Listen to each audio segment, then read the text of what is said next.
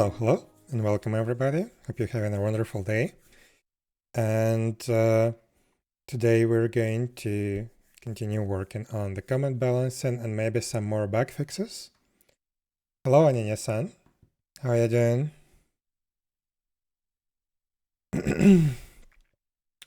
So yeah, I'm trying to set up the server right now so I can see what's actually happening. So we need move, we need stop packet, and I need move to position action.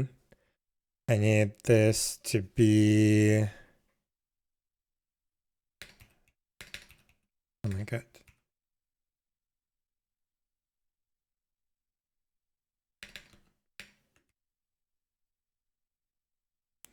I need this to display on start, and I need this to display on stop. Hopefully that will be helpful. Stay fine. I hope you have a great day. Yeah, thank you. Thank you. Yeah, I'm okay. Doing good. So, what I'm trying to do right now is we have some kind of synchronization problem with monster movement when a monster movement gets interrupted and the monster changes direction. Or, well, I think I know what's happening, but I want to double check. Not sure if it's gonna be easy to check or not, but we will see in a moment. I need a monster with a cast sensor. 1 second.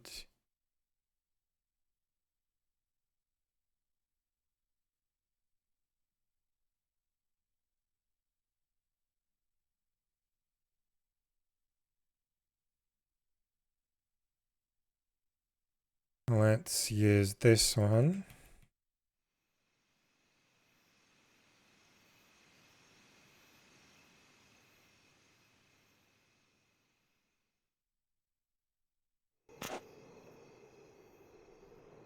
So I disabled all the monster spawns, but I want to spawn this one, the same monster. Oh, the problem is I need this monster to move around to reproduce the bug. Because yeah, everything's fine if the monster is standing still.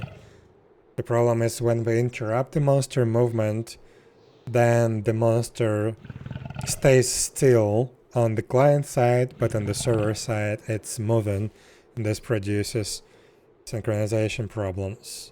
I believe that's on the server side. So what are we gonna do?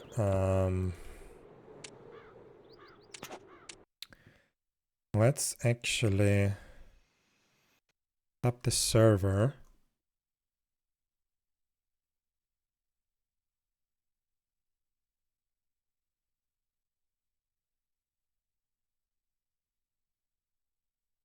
And I need to check a bunch of other movement interruption problems, potential problems.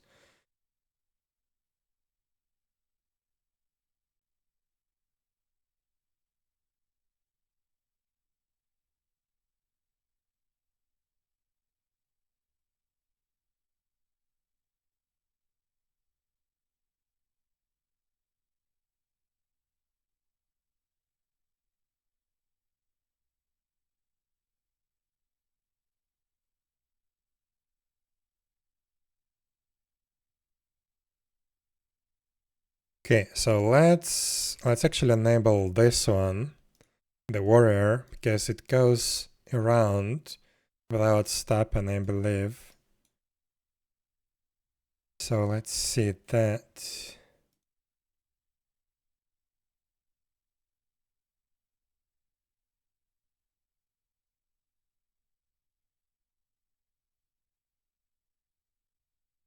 Yeah, enabled test 0 category, so let's check this one.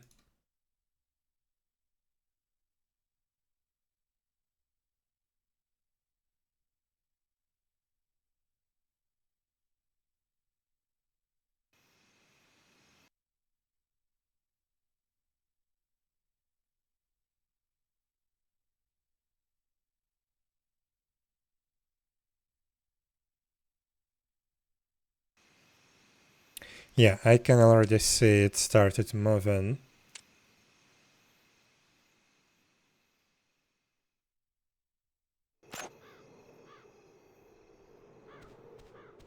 And I'm receiving some movement packets, but I think I would have to actually record a video and analyze it, because this is going to happen, all of this is going to happen very quickly. So where is the monster? It's somewhere here. There it is.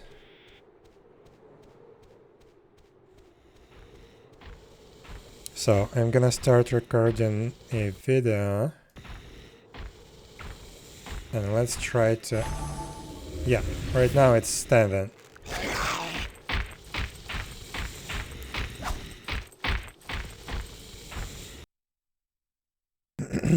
Hello, Selgas. Hi, how are you today? So let's go and analyze the video. I think I already I've seen the problem, but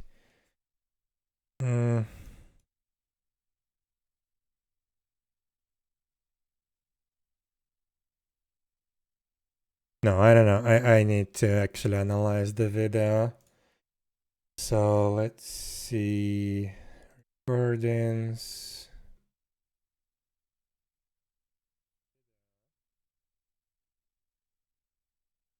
So let's take a look. So we have this on start, and then we received the movement packet. This is when the monster started to move to the next waypoint, right? And then let's see what happens. Selected it. So we still have this move.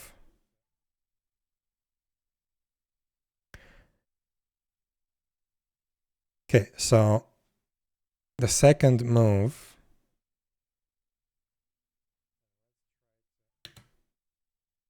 Then we have on start, then on stop. Then we receive move and stop packets.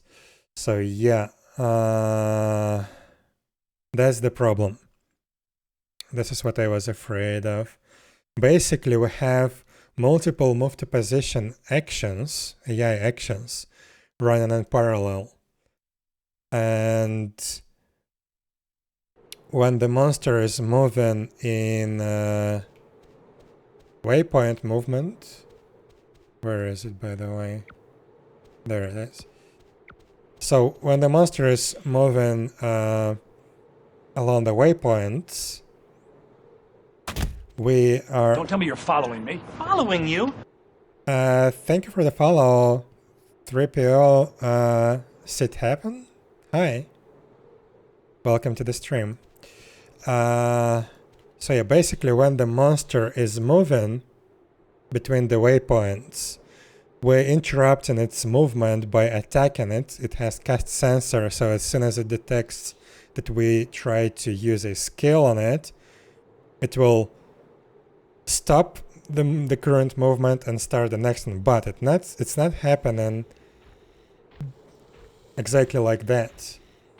The problem with this is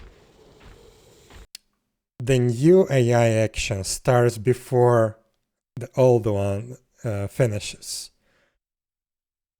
And I'm not sure if I can fix it like in the AI, on the AI level,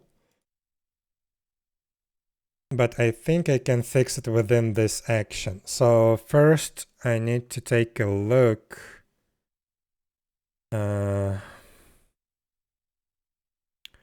Where is it?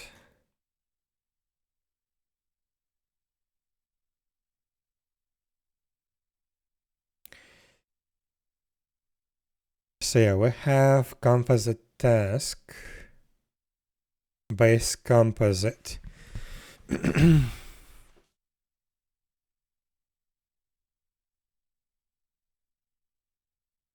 And in addition to this, I need to take a look at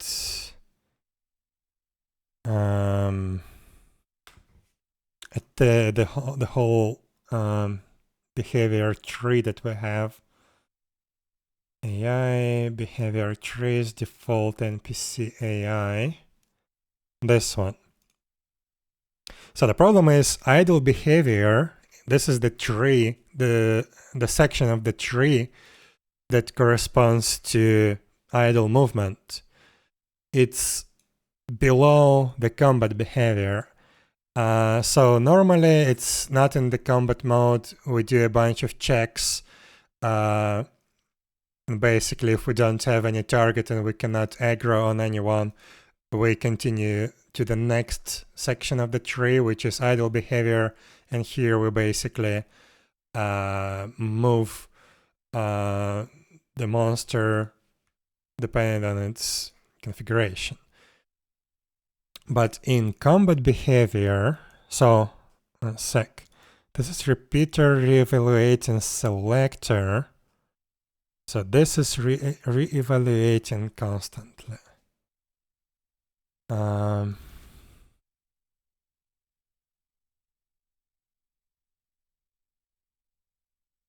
The problem is because of its constant re-evaluation, it's constantly trying to execute all of the sections of this tree, including the combat behavior. And in the combat behavior, again, we have re-evaluating sequence, which checks if the monster is in combat and then proceeds with the movement.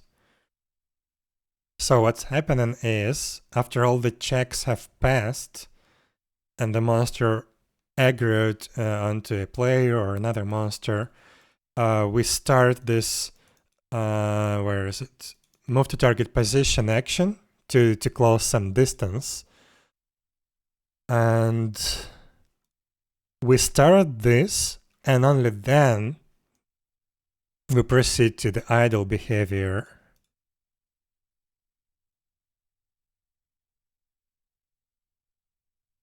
Just because this is the re-evaluating sequence,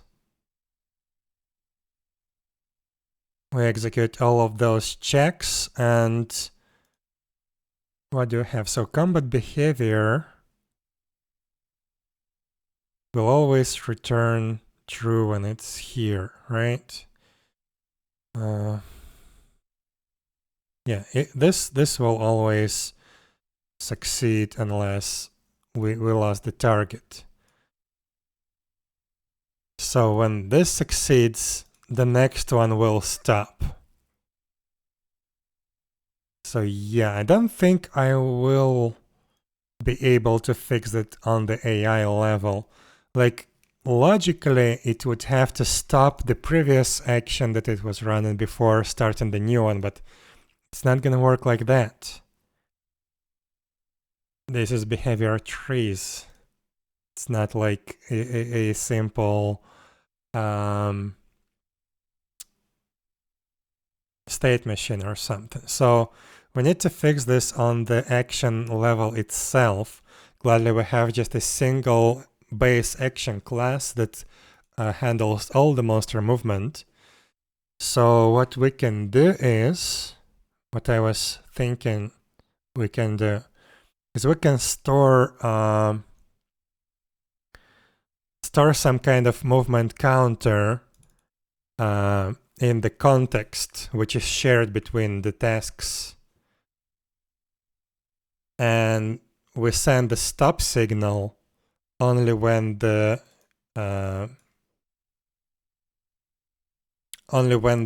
counter reaches 0.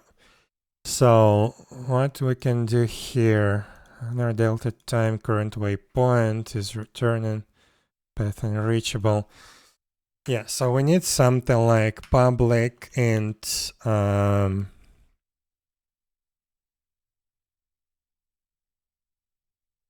active movement counter. It's gonna be 0 by default. So then in this move to position,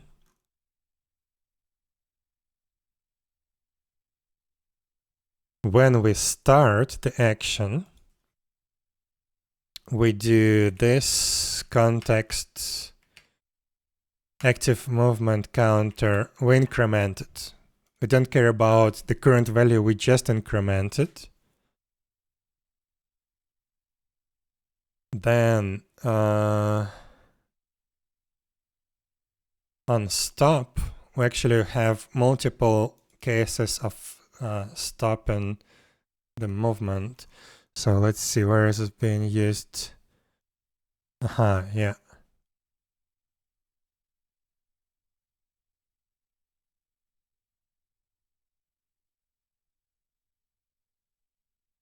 So a movement can be stopped either by stopping the action, the AI action, or when the monster has temporary movement impairment. But in this case, we don't decrement active movement counter. We only need to do this here. So let's do that. So this context active movement counter minus minus. So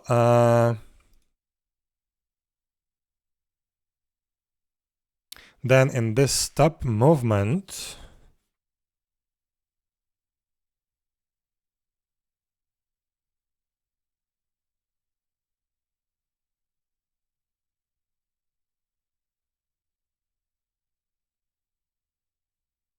yeah, in this stop movement, what we need to do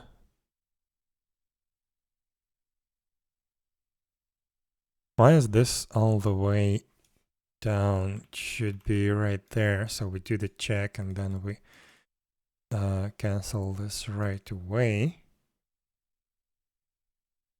So what do we do here? We calculate the speed. We update the state. We update the movement direction. We set velocity to 0 and we notify everyone. So we can skip all of this logic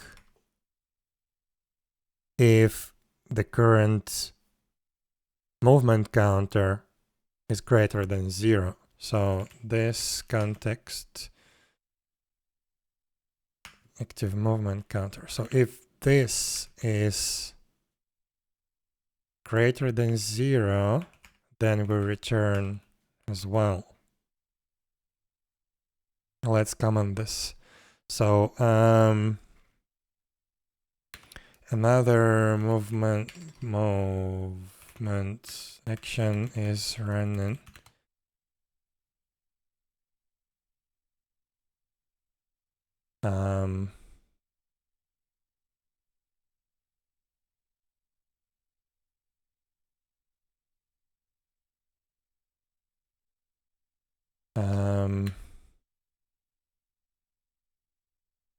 Another movement action is running.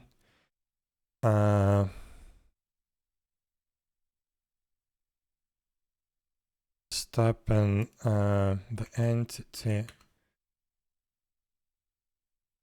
movement will break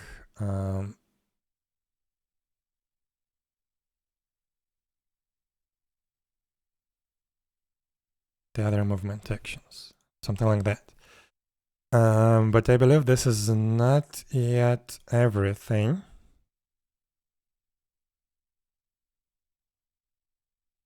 I think when we start in the action, we need to take a look if the active movement counter was greater than 0. Then we need to send the stop and packets before starting the movement. Because otherwise, I think they're gonna be a desync, but we can try. Maybe we don't have to do that. So let's save here, log out.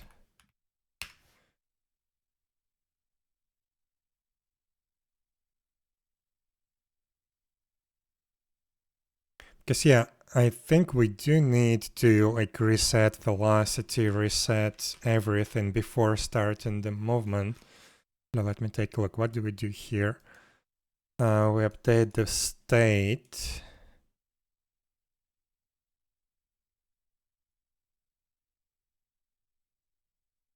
we reset velocity and movement direction, and we notify everyone that the movement stopped. I don't think we need this. Maybe there will be a desync on the client side, but we can fix that on the client side. Because for players, that's definitely not the case. You can change like movement direction without stopping, without any problems.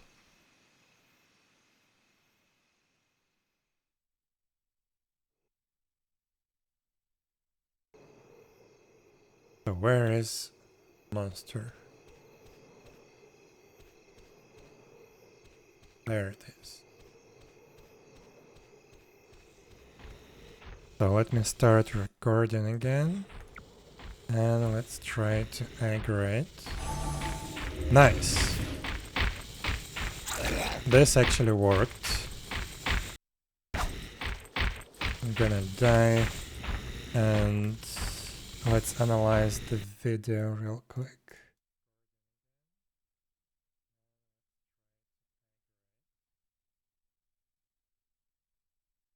So we have start, stop, move. So this one. Wait.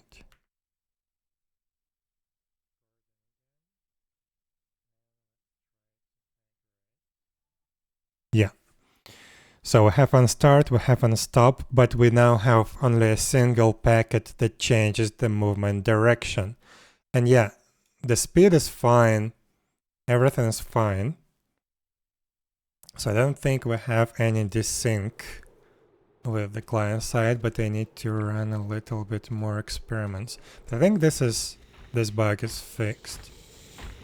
Let's try a few more times.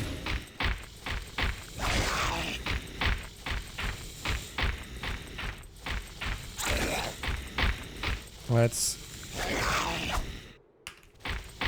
get some speed during these tests, because I want to check if the synchronization is working nicely. Also, having bleeding on me is not helping. Okay, so now this is a different action. It's the returning action. Okay. There is still some desync. Like the monster did go... Oh, this is another one that we need to check.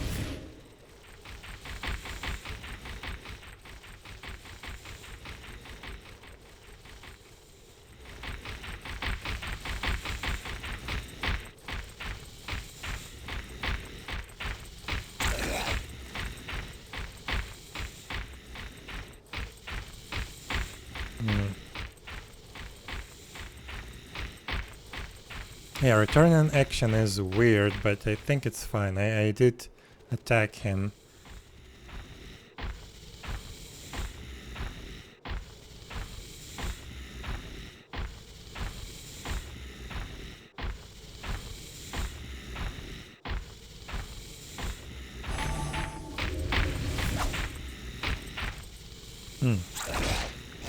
There is something weird.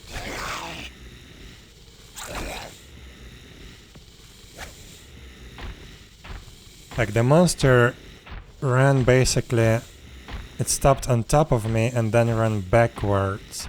So there's still some kind of movement desync. But I think it's visible only on fast monsters. Let's actually try on wolves. That was extremely fast.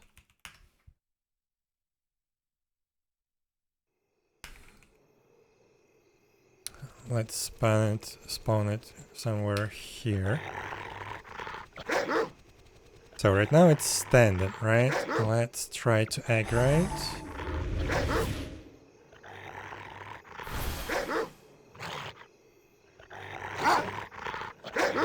Yeah, there's something weird going on.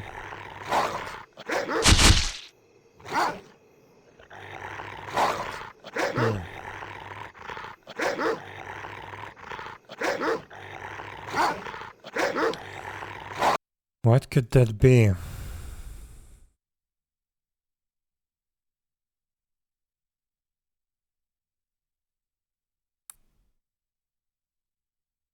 Oh, I think I know.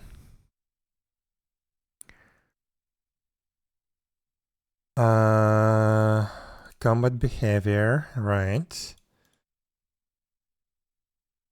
Maintain desired combat range. So this is the action that's being used in the combat to move the monster around.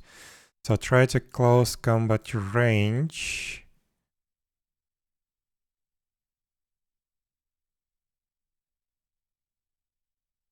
Set target position from target. Then move to target position. Transform target position. Yeah. So I think what's happening there is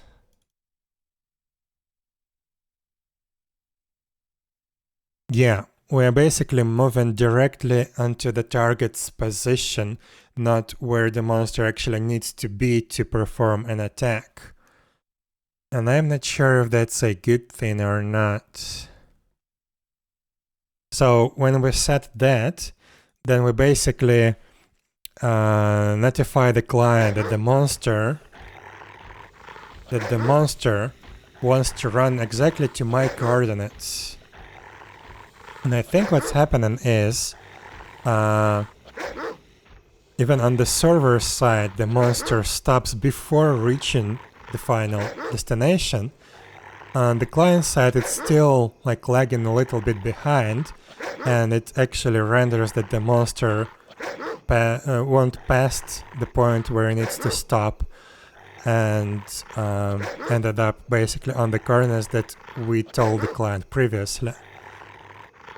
So what we could do is we could actually calculate the actual position where the monster needs to be in the end to perform an attack, like somewhere here.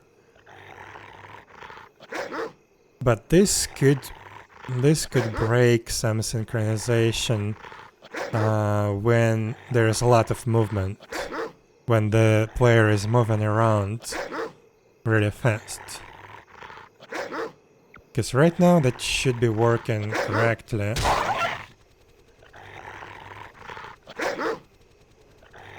Like, I think it will affect the ability of the monster to attack you, which is not good.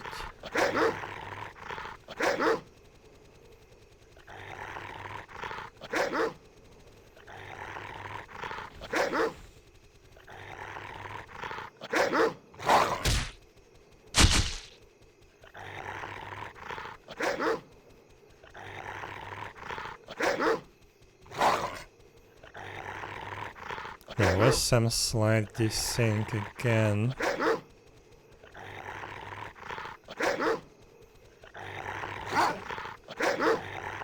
Yeah, there's another problem somewhere here. Let's try to record that in video. So I need to reset this to, I don't know, test 1.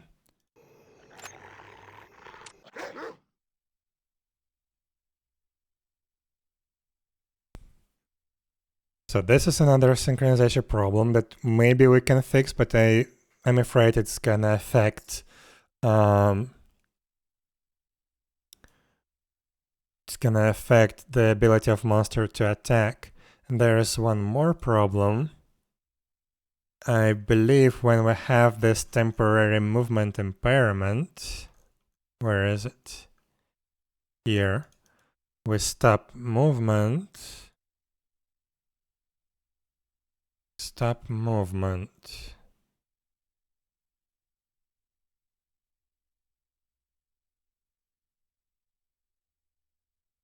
Notify everyone. We change the velocity to 0. So all of that is good. But then when the movement starts, it looks like it starts in a different position or something. Like the monster teleports a little bit. Notice that even before when I was actually working on this movement synchronization. But okay, at least this is working correctly, I think. So, yeah, let's try to debug this.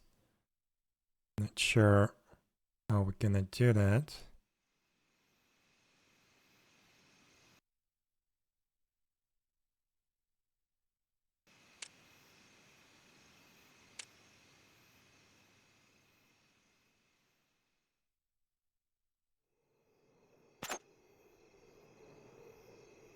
So I need the same monster, I need the speed, I need the wolf.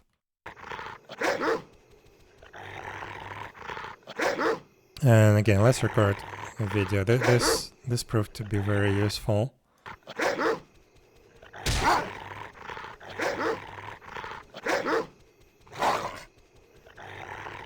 Yeah, there it was. So let's see.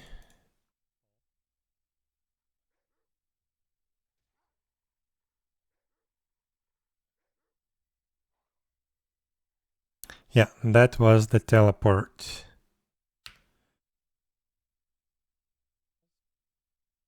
Wait, what?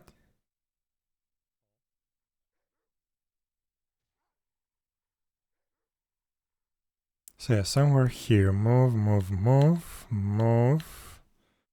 I need to disable stream avatars while I'm doing this. There it attacked, actually. I can see the block already popping up. So at this point it should be stopped. But it's not.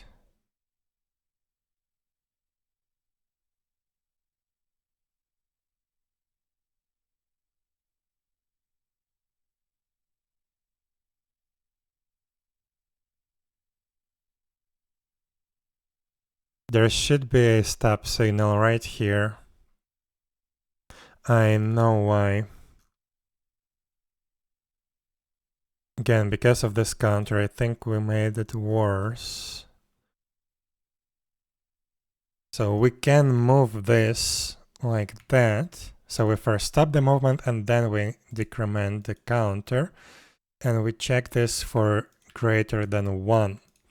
Because yeah, the movement could be stopped right here. And at this point, we still have 1 active movement counter. So yeah, we need to assume that when this method fires, our current move to position action actually counts as active movement counter. So yeah, it should be something like that.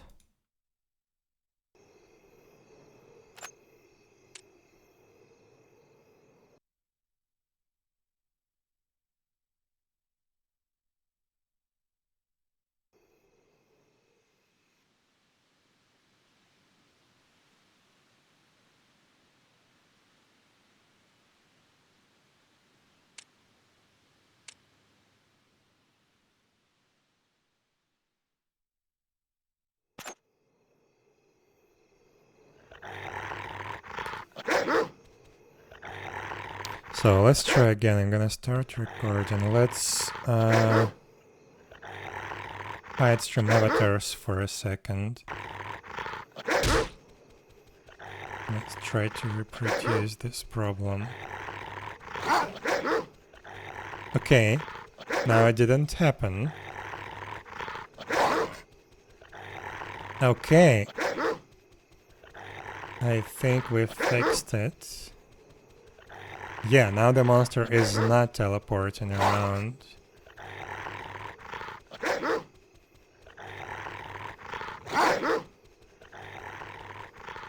Okay, I think we're good.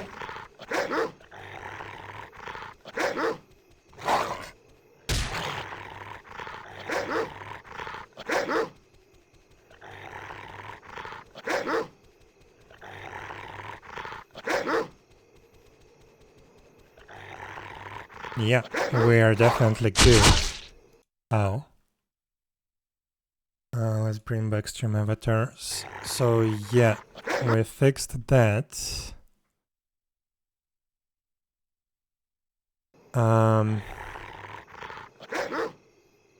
Does it still work when I try to cancel the attack? Okay.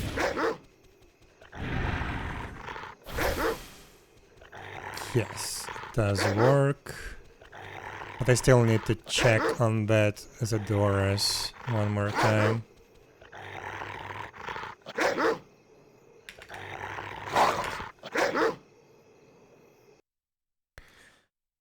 Okay,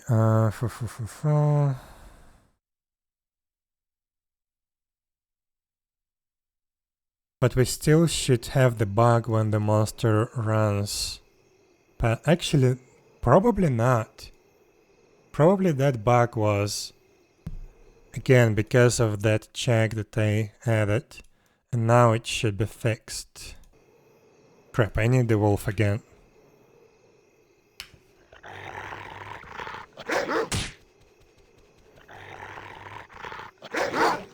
Yeah, it actually stops.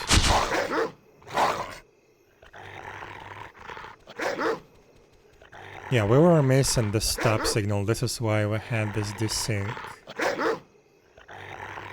Now it works.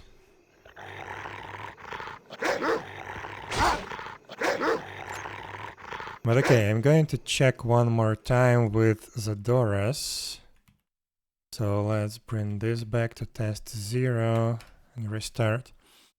Have I fixed the bug where the character's body rotates when casting a casting skill? No, I still have no idea why it happens. But yeah, we'll try to fix that.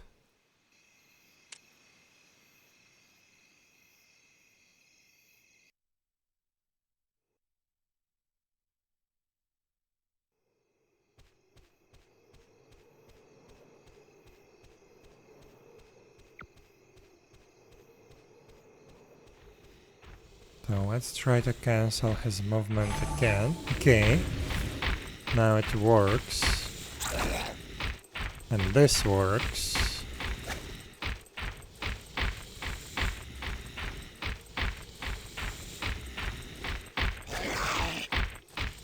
And it looks good.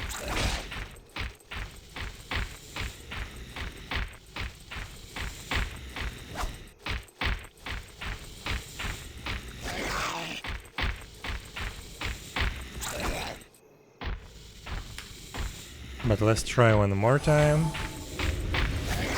Yeah.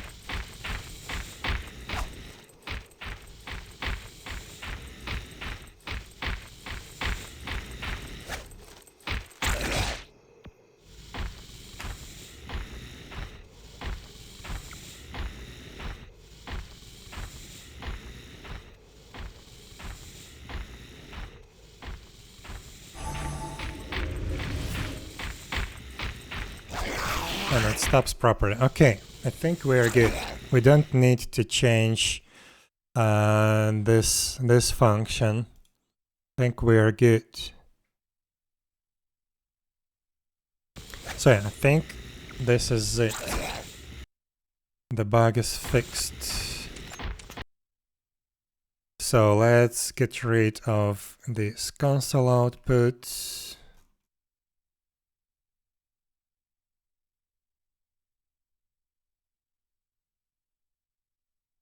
This can stay for now.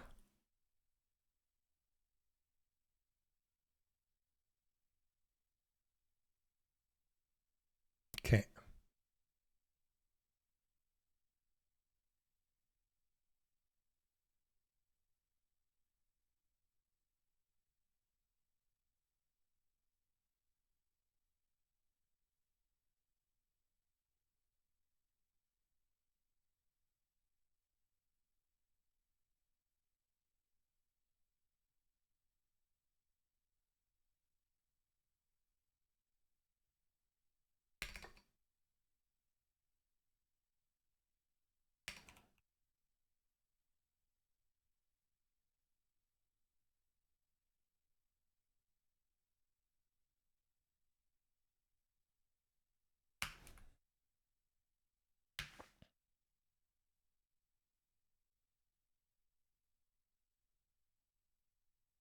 So yeah, I think we are good here. Let me mark this as done.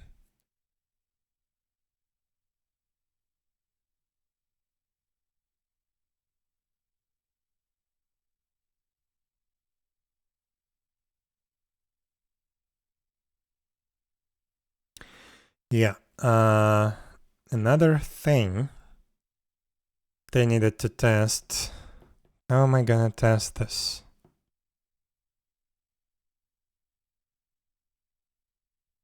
When a monster stuns a player, on the server side, the monster still thinks that player continues to run.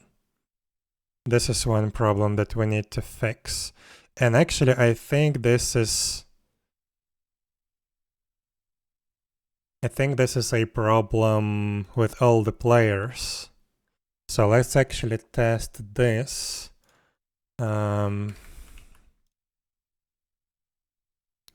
One sec.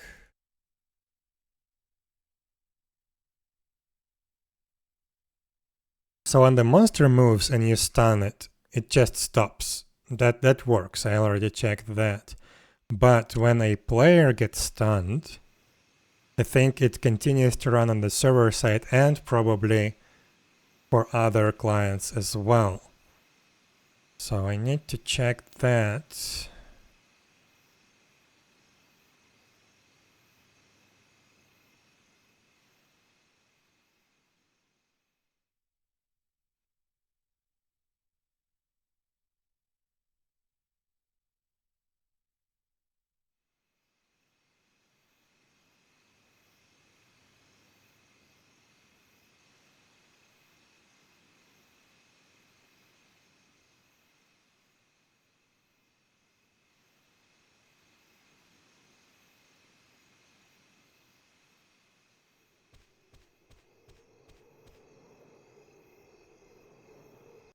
And I need the ID for the stun status effect.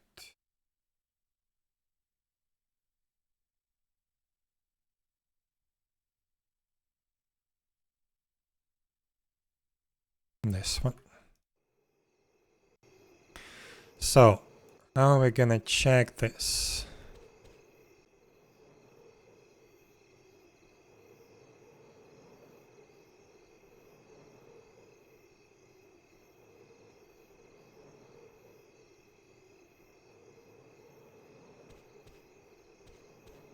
I think I'm going to assign aura for 3 seconds to this adventurer, like that. But we need to make it run first. So let's start running. Then here we... Yeah, this is the bug. It continues to run. Even though here it is stopped. Okay, how am I gonna fix that? I mean, ideally the client should send the stop signal, but yeah, it's not doing that. We need to protect against that somehow on the server side.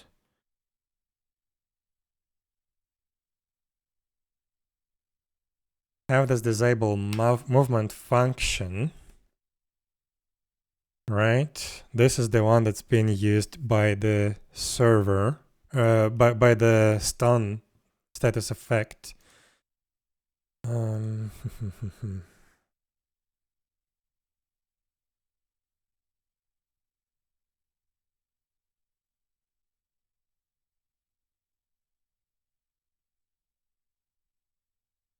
Aha.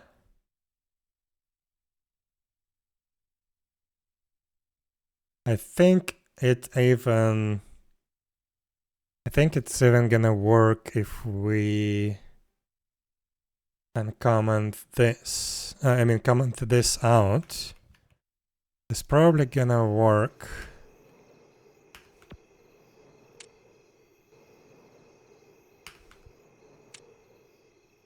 But I want to double check.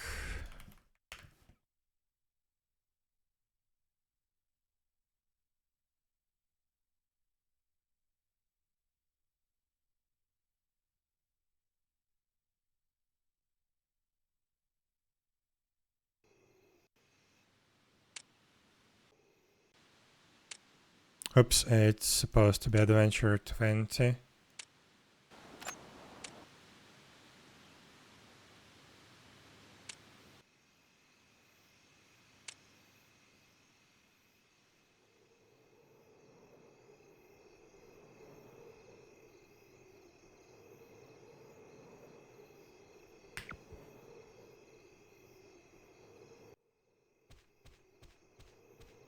So let's try again.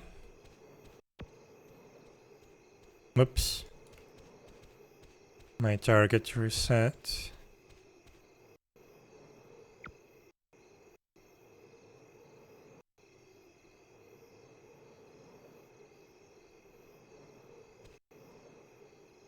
Okay. So yeah, that was the problem, but we cannot trust client here for movement stop packets, I think.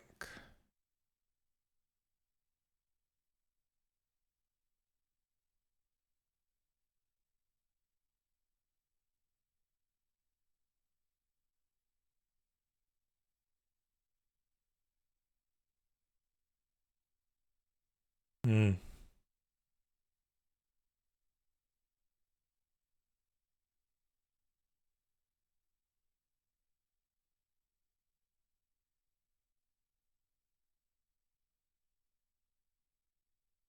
Oh, I know how to do this.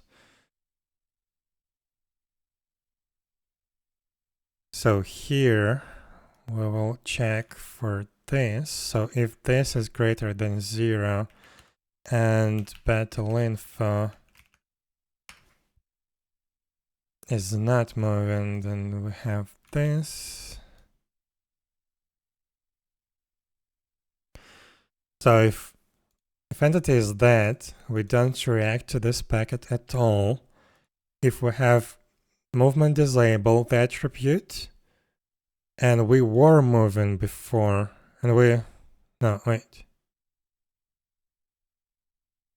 Yeah, if we have the disable movement attribute and we were not moving before for the server, then we skip this. If we were moving, then we can proceed with this packet. This should fix it. This should fix it, and we still would have some very simple protection. So let's test this.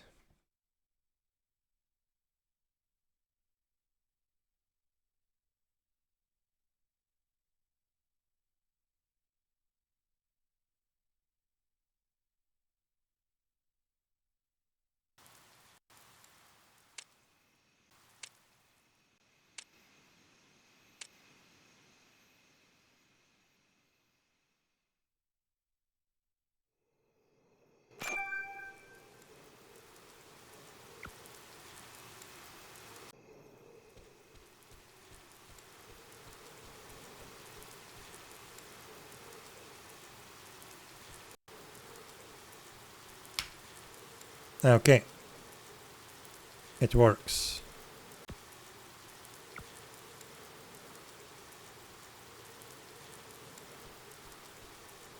So now if I spawn a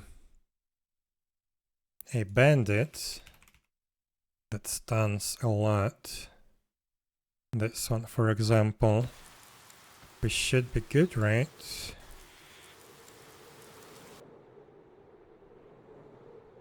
Yes, it was very prominent when fighting these guys.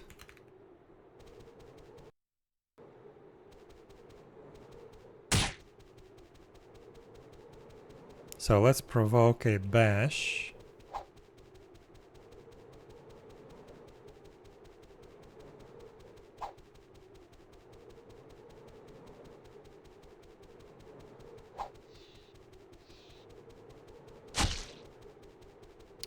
Okay, it didn't stun me, unfortunately, so we need to wait for another bash.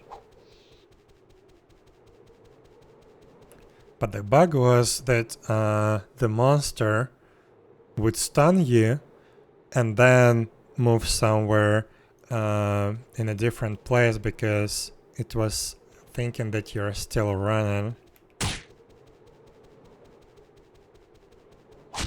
Here we go. And it works. Okay, good. Okay, that is fixed.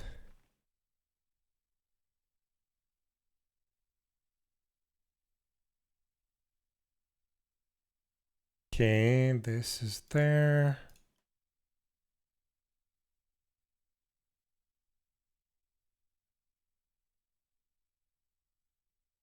Okay, another thing that we need to tackle is expert punching. Because for some reason it was really hard to land. Where is actually expert punching? Do I have it on this character? Yes, I do. Okay, but yeah, we need to test it on a proper monster. Well, actually, we can test it here. So, I had a lot of trouble with expert punching when both monster and the player is moving, but I want to check if this is still the case when just player is moving. Maybe I was a little bit too far away, but I don't think so.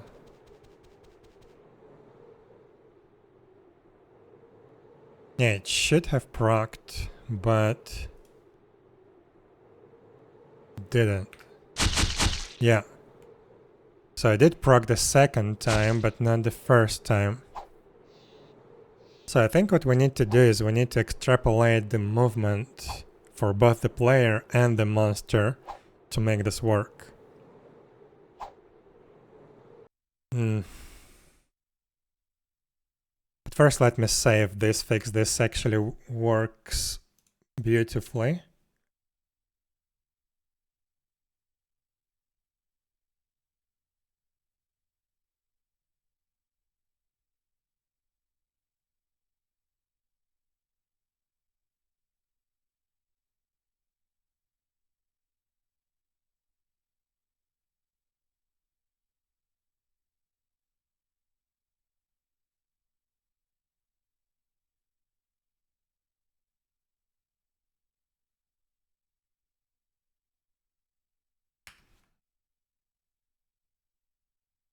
Okay.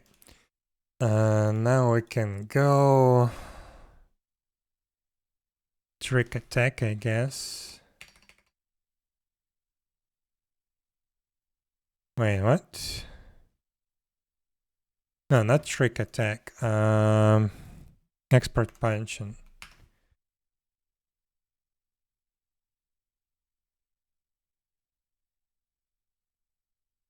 Yeah, so instead of this position, we need to extrapolate our current position.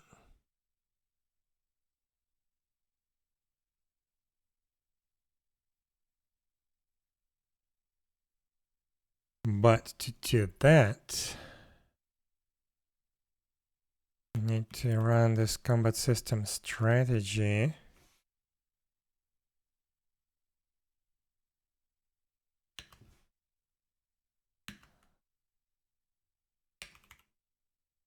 Extrapolate movement position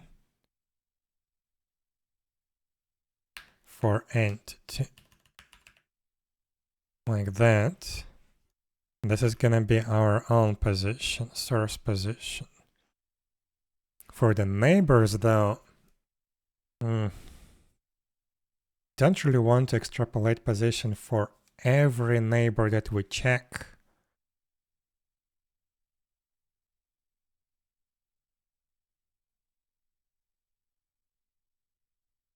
Calculate distance. This actually extrapolates.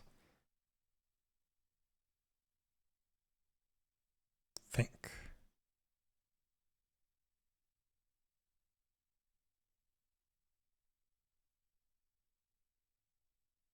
Yeah, this actually extrapolates the position. Why was that working then? So the range should have been fine.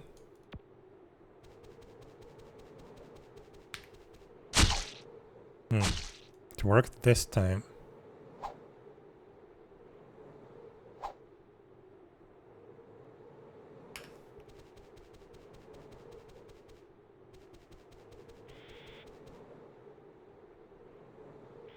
And this is probably way too far away.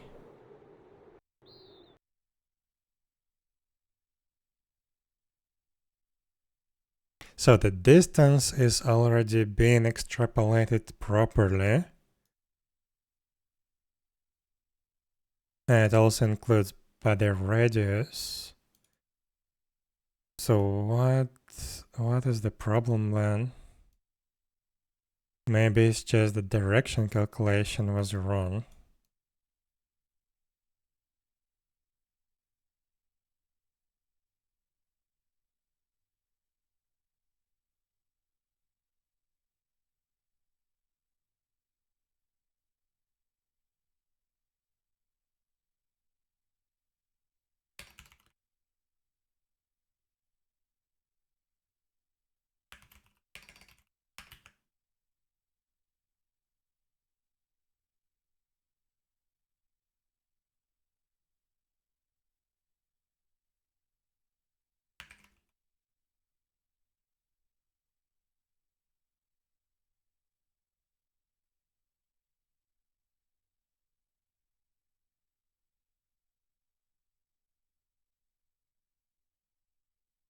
But I don't think this is the case, but just let's check. I don't know.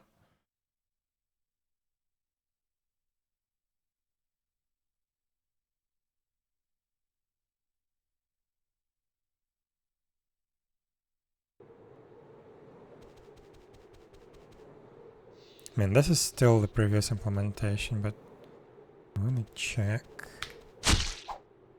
That worked. I think that was just the problem with the monster moving around.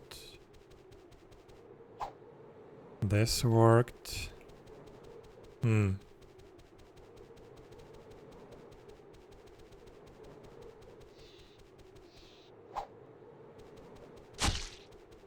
don't know. I was struggling a bit with this skill. When I was fighting Zadoras. It works actually. But yeah, maybe it was just the rotation was not calculated properly.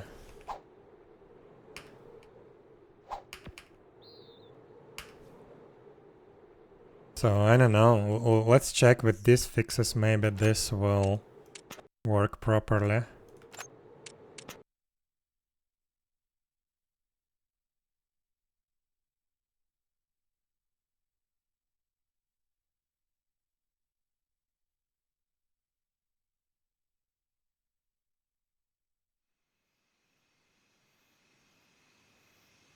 Oops. The server is still compiling.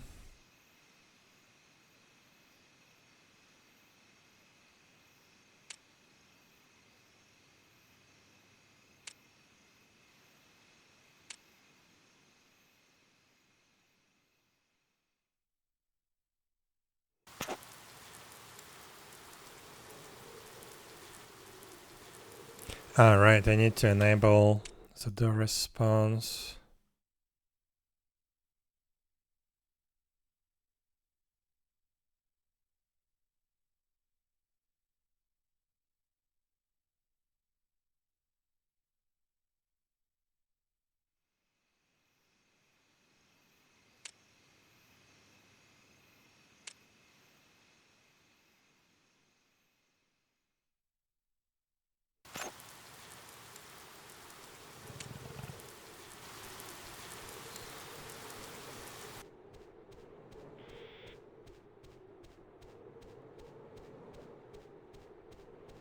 So yeah, let's try to fight them again normally. See if that helps.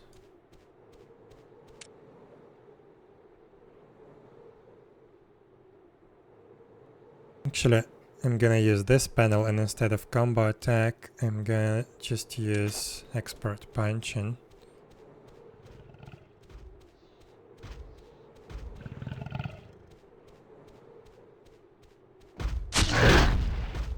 Okay.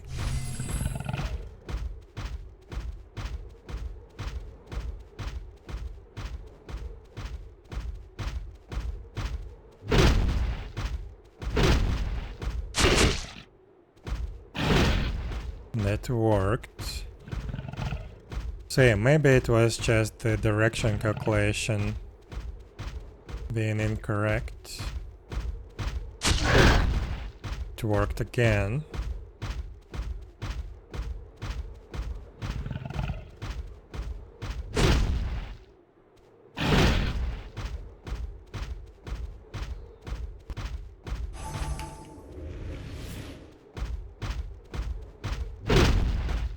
Here. It was fine on my screen, but I did miss it. I'm not sure how.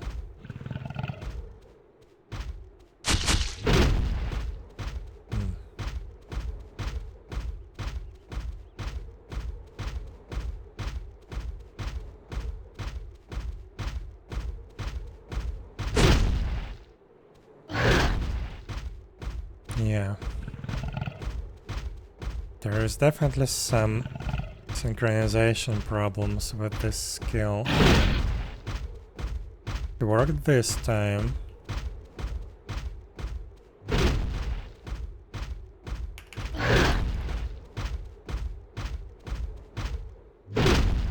But not this time. Interesting.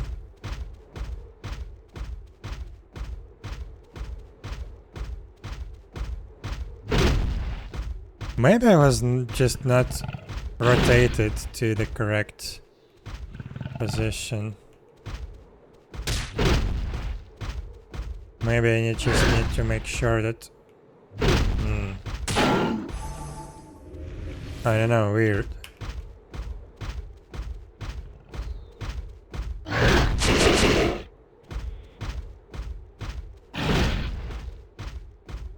Maybe if we do some short casting period for this skill, it will solve the synchronization problem, because the character would have to stop for a moment. That will give the server time to synchronize properly. Okay, it mostly works, but it's a little bit weird.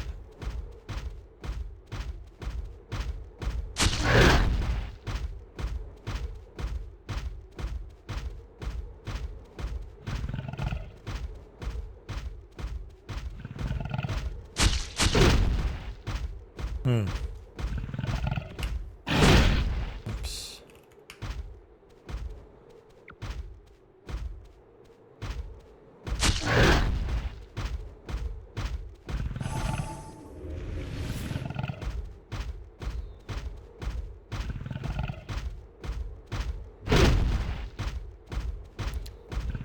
Yeah, I think it's just because of the rotation.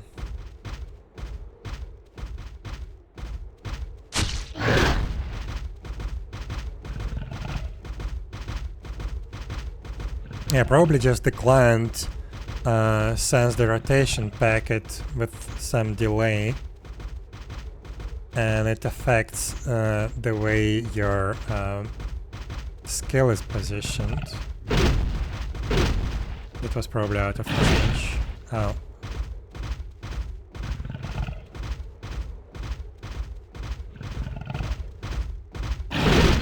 Why did this miss?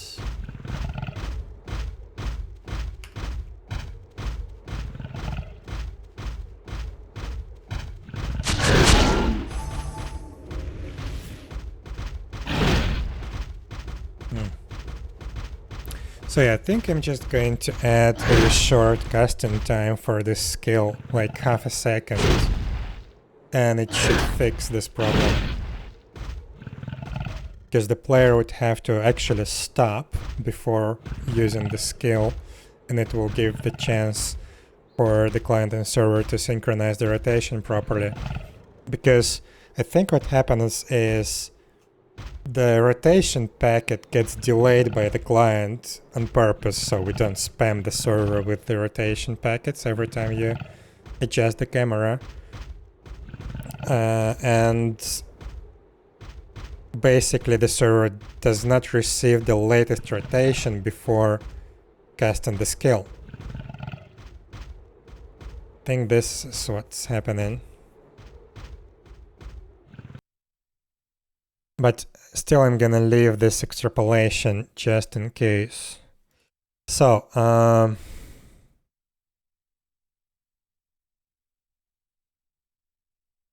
we need to add some casting time.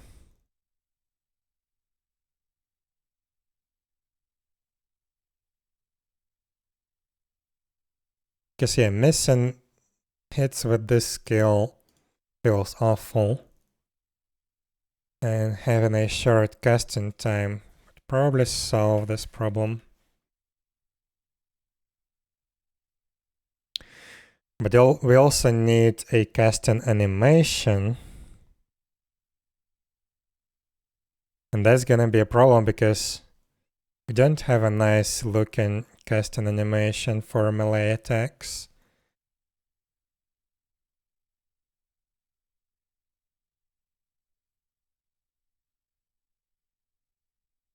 I have the magic animation. I have Magnum Break.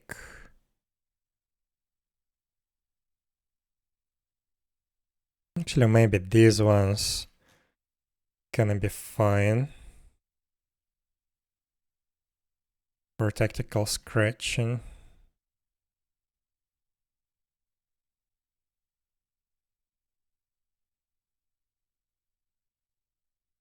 Let's try that. Yeah, we need to exit the game completely. Export the data. Restore the server. And recompile the data for the client.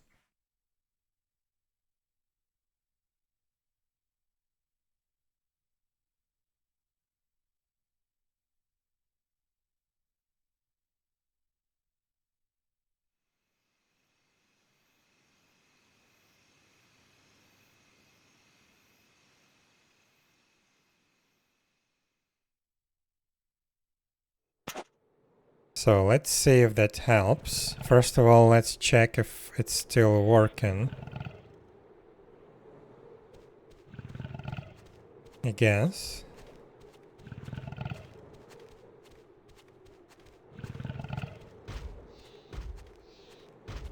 Yeah, you do need to stop a little bit. There is no visual effects for casting of this skill, but I think it's fine. The main thing is we need to make the player stop for a brief moment.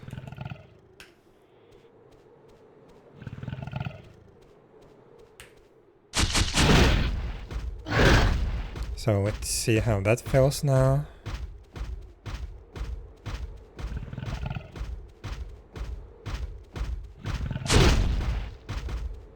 Okay.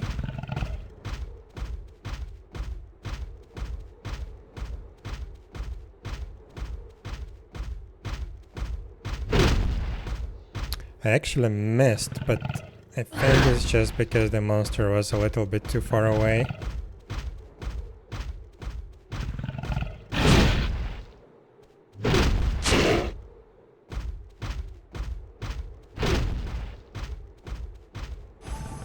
You still need to be careful to actually cast it at the appropriate range. I was not rotated properly.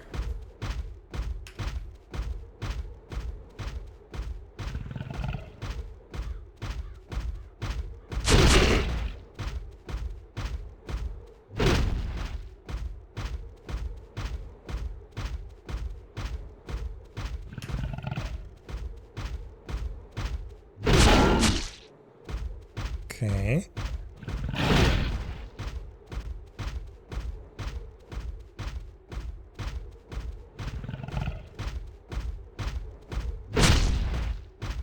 Yeah, I think this is better. There is much less chance to miss these attacks.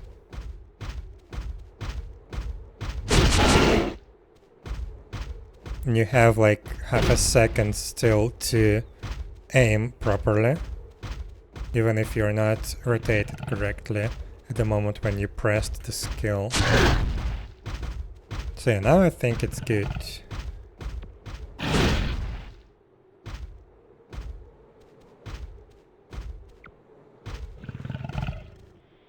That was too far away.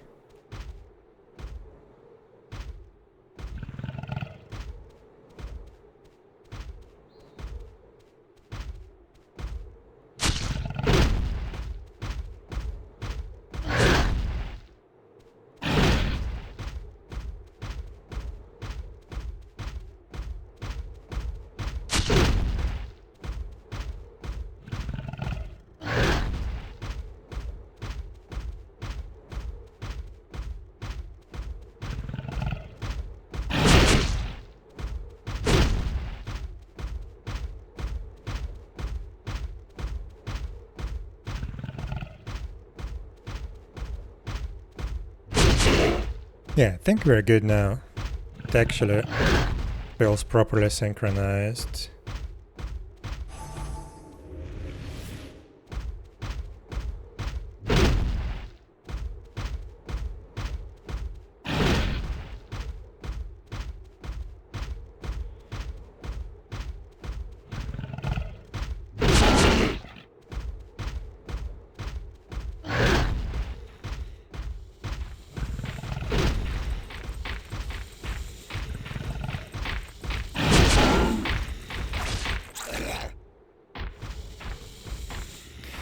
Okay, I think this is fixed. Yeah,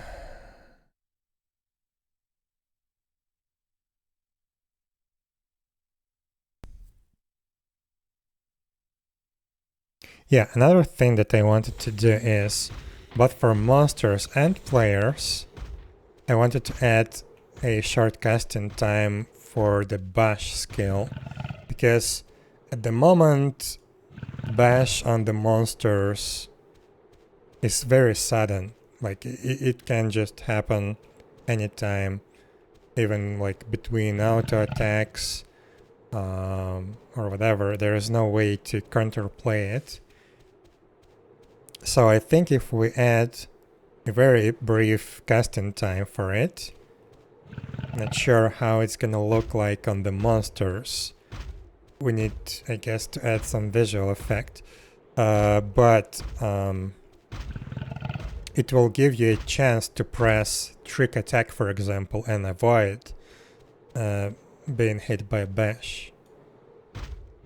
Should be very nice.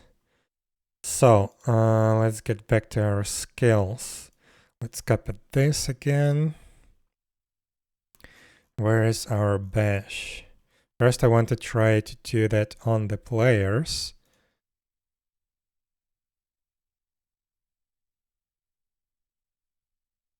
And you see how that fails. We need some kind of visual effect for a bash.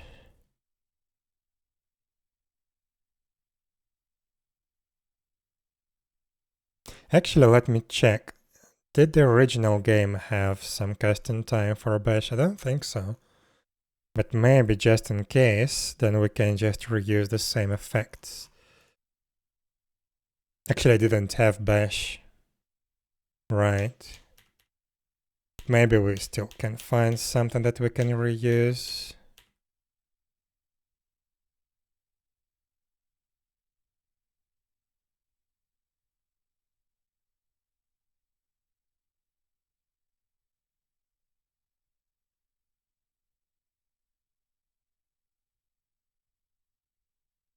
Have mastery of King with a casting time. This skill will increase your attack damage while using a short. Oh, this is a buff. Okay.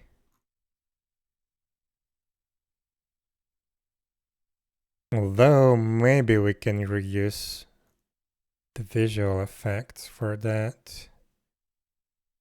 𝙽𝙴𝚁𝙀. That's just a normal custom visual effect. Maybe we can use that, at least for now. Bash effect cast.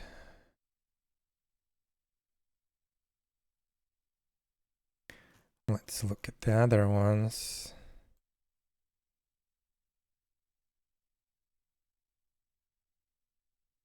Magnum break, that's not an option. Predator focus. No. Yeah, the original game didn't have a lot of casting effects.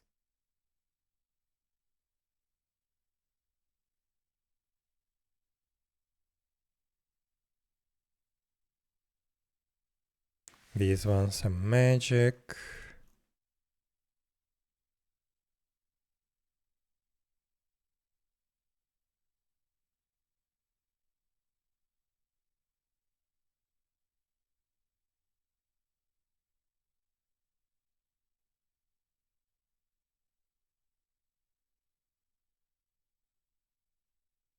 Yeah, not a lot.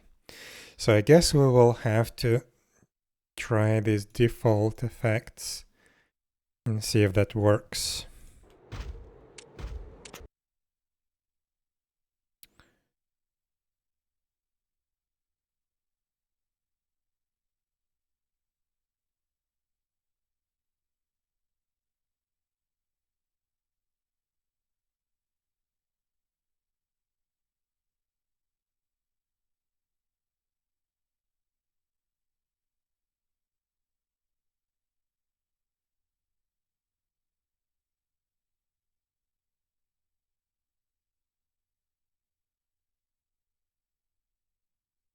So I need to log into Berserker now.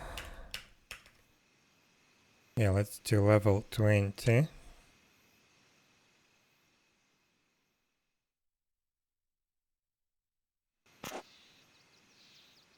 Yeah, it's in Printera. Now I guess let's just go to Zadorus.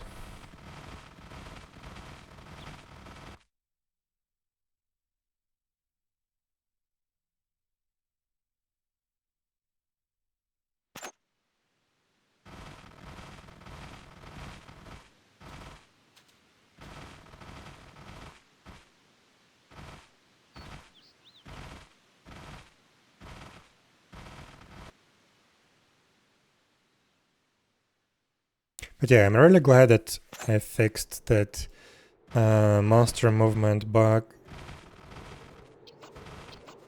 because that, I believe, was the last one desync bug that we have. And now everything should be pretty smooth. Hopefully. So let's see. Let's take a look.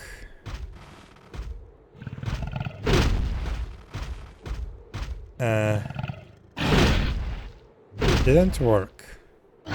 Casting time instant. What?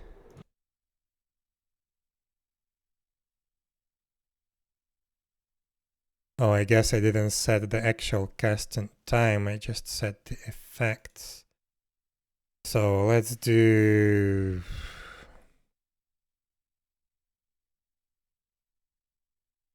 1500 milliseconds maybe?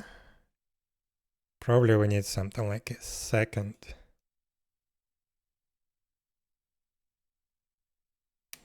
Yeah, I think we would need something like a second, but okay, let's try this.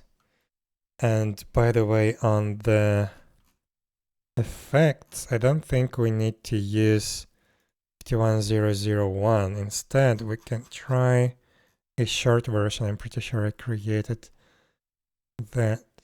Or maybe not. No, probably not.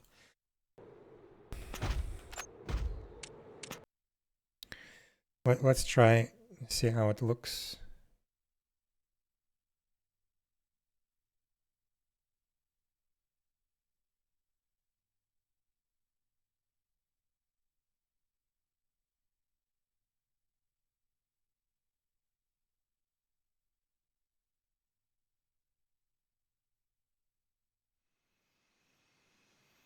Because even in the original Ragnarok Online, Bash did have some very short casting time.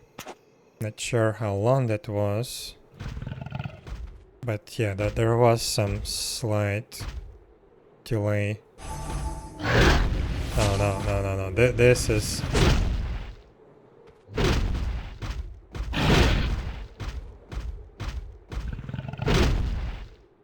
Wait, the monster uses the same bash skill?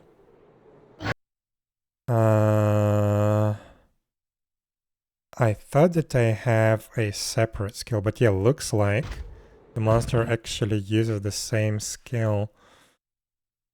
Where do I find this?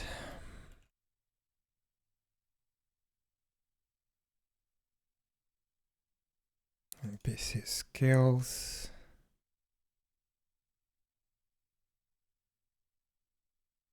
Yeah, that's actual player's bash. So yeah, changing player's bash will be basically the same for the monsters. Okay, but yeah, second and a half, that's definitely way too much. Probably we need like 1500 milliseconds, but I want to try something in between, like 800 milliseconds.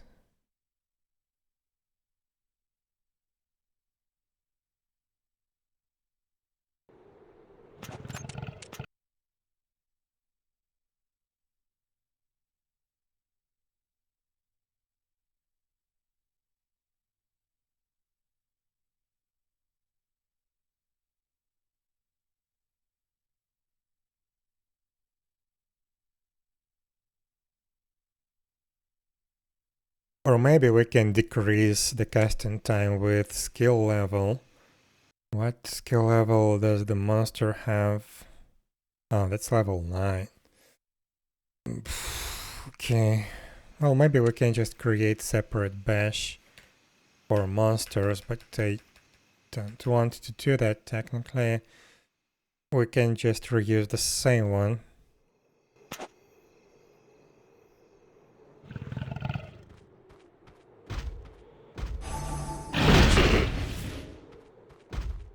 Okay, this still feels a little bit too long.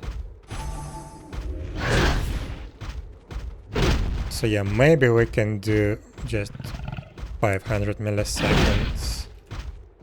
This one doesn't have any dexterity, so this is another thing to consider.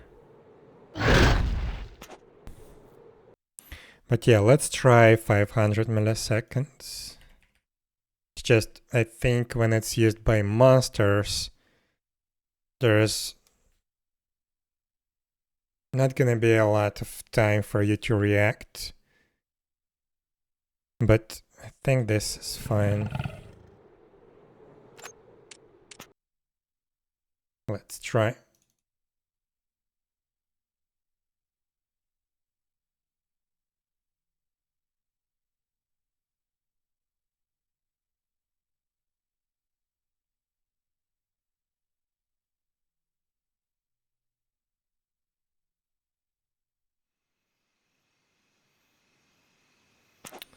Right.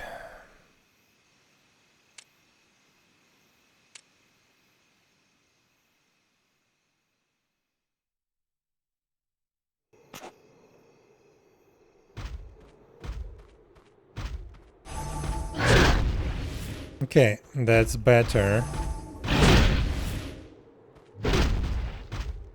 But yeah, on monsters it feels a little bit too short.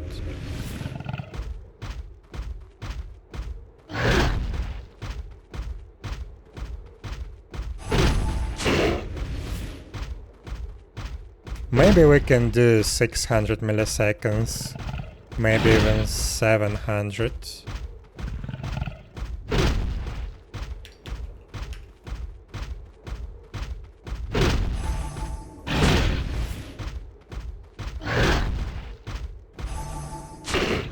Because yeah, technically you will have to invest some stats into dexterity.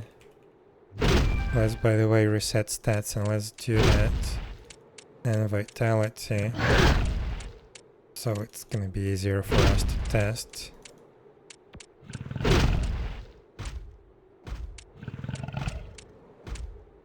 Yeah, like if we have something like 27 dexterity, this cast is gonna become much shorter. Yeah.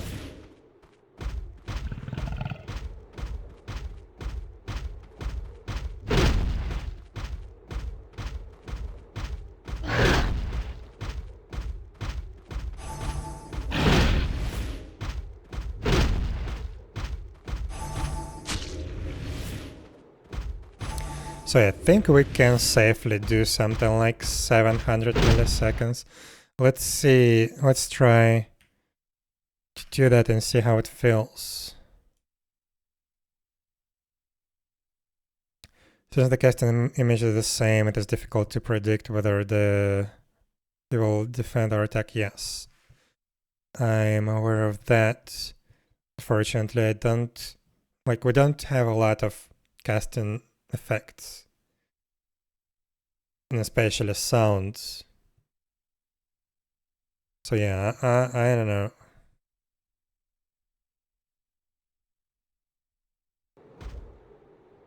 Let's take a look at Magnum Break. Oh, no, oh wait, it should be here.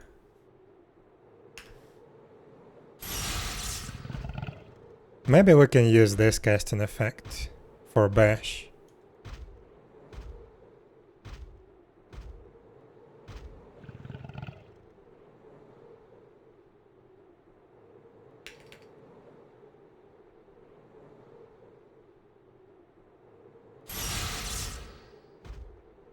Yeah, I think we can use this.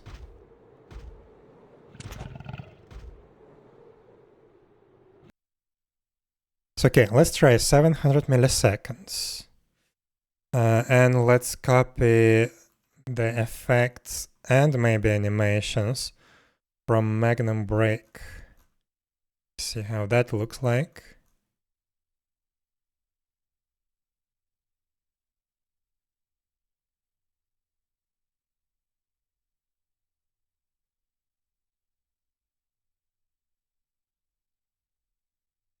No, it's the same animation. So we can just copy the visual effects, I guess.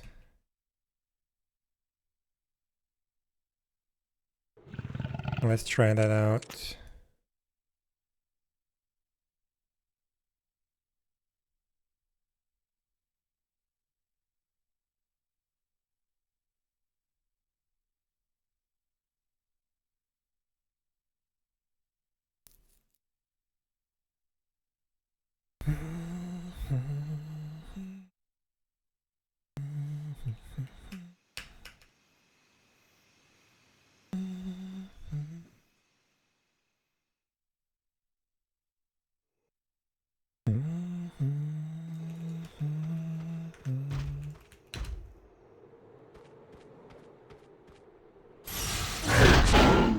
Okay. It feels a little bit too much for this skill. I don't know. Like, it feels a little bit too, like, too powerful, I know.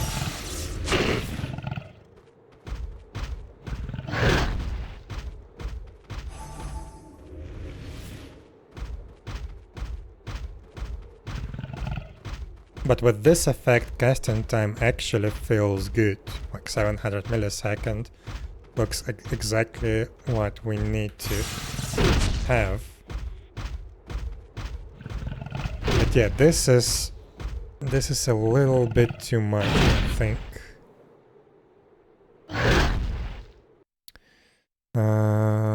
Let's see, 52009.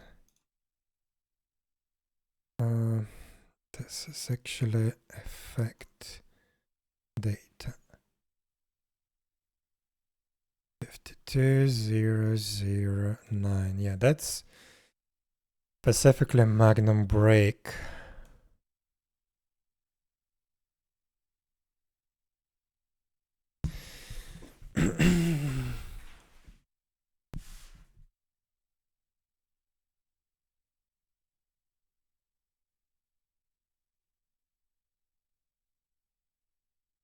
Let's try to find something else. And yeah, it's weird that magnum break effect is being used as a casting effect. So yeah, maybe we can try to do the same. And just use some normal effect as a casting effect for bash.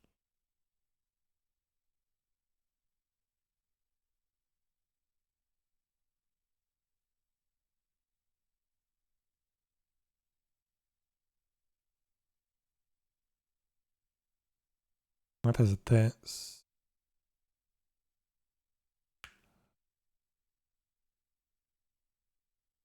No, that's too much.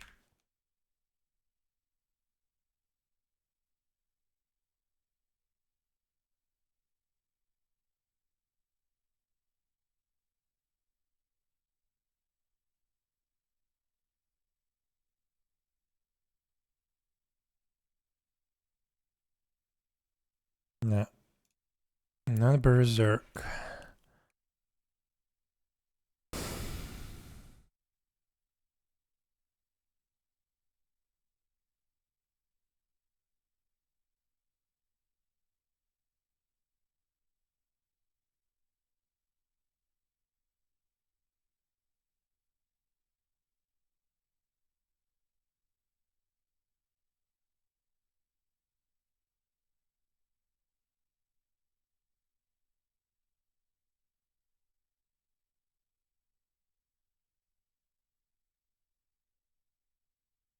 Hello, 𝙽𝙴𝚁𝙠𝚂. How are you doing? This could be the damage effect, I guess, but we need a casting effect.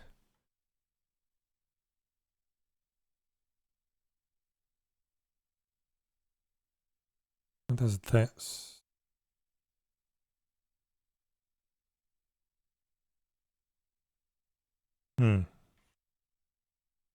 This could be it.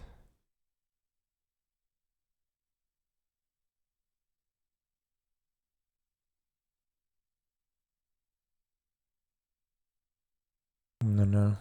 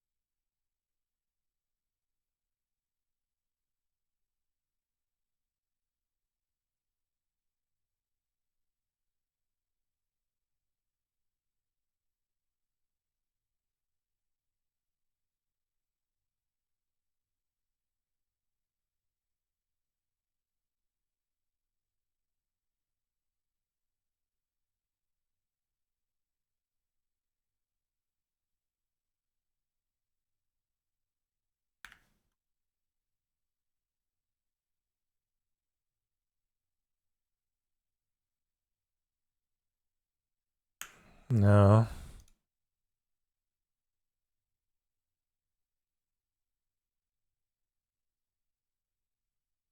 This is way too quick. We need something for the casting effect. Saturday burn in my home. Terrible. And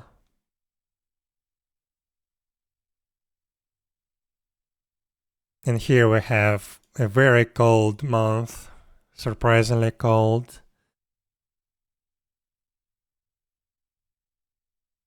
Like it's supposed to be around 0 Celsius tonight. And it's middle of May. So yeah. Weird.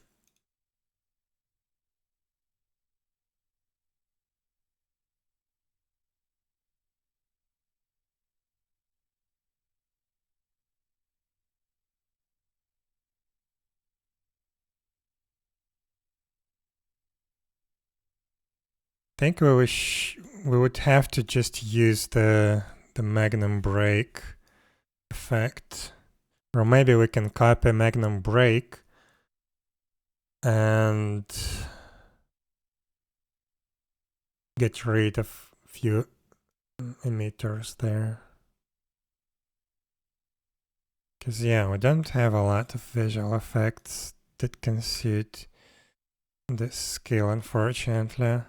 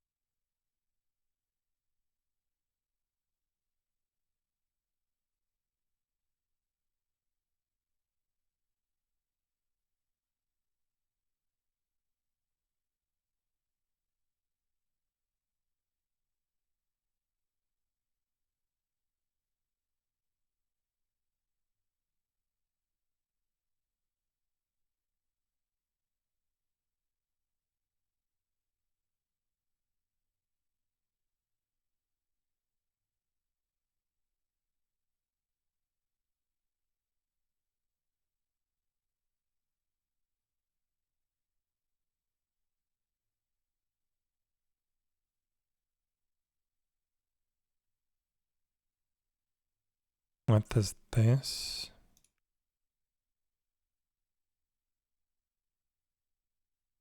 No.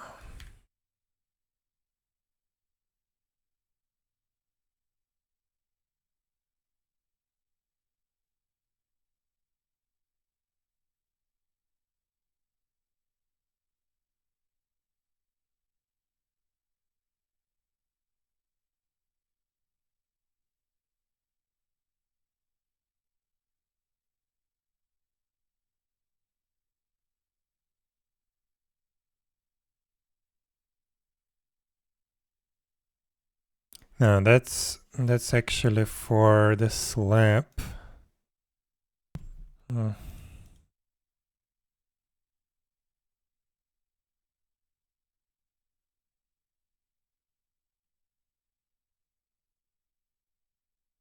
Wait, maybe this one? No.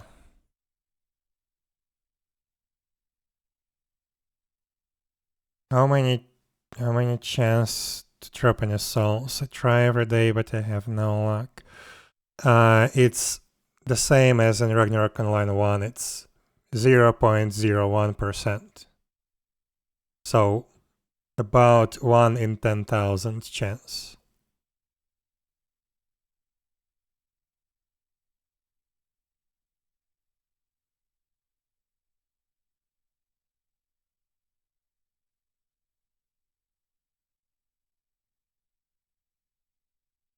This was the old Magnum Break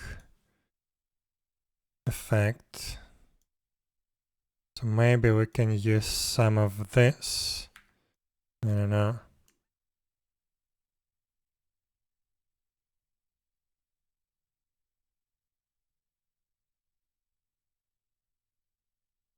Yeah, really rare.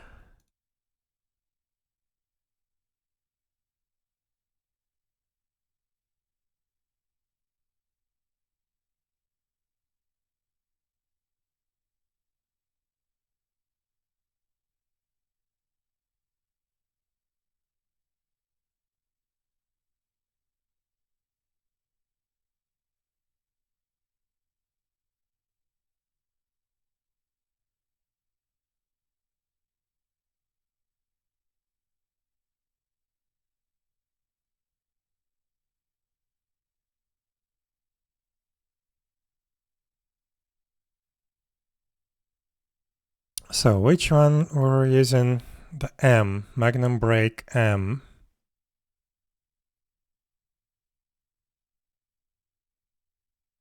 This one.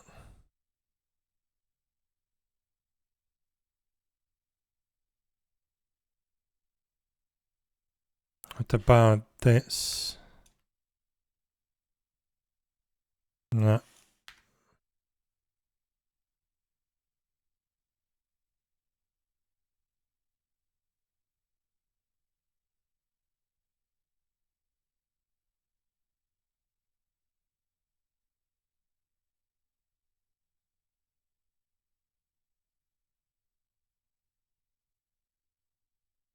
So I think we're gonna just copy magnum break M and disable some of the visual effects.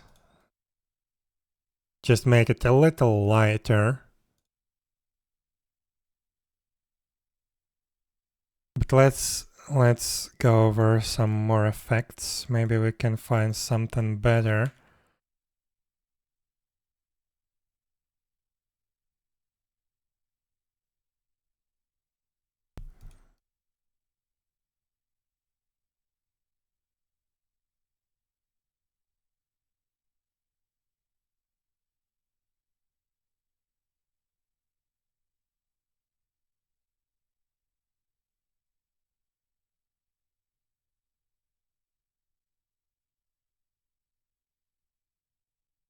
What are these raptors?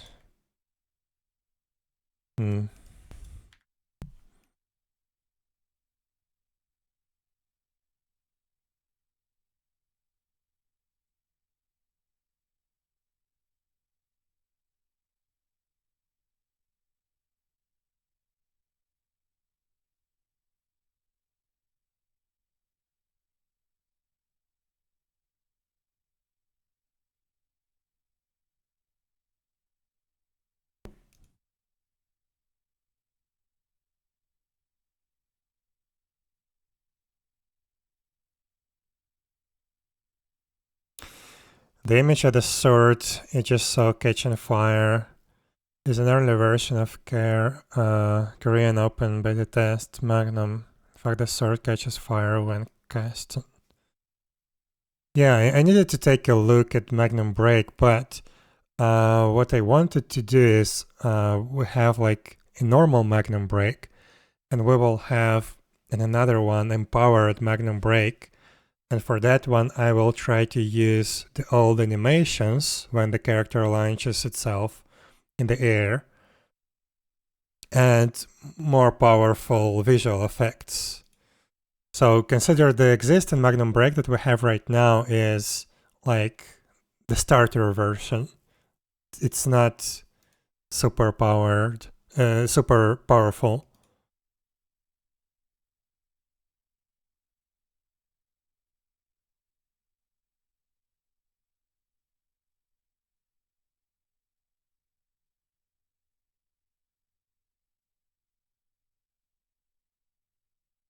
Well, actually, wait. Let me take a look at this.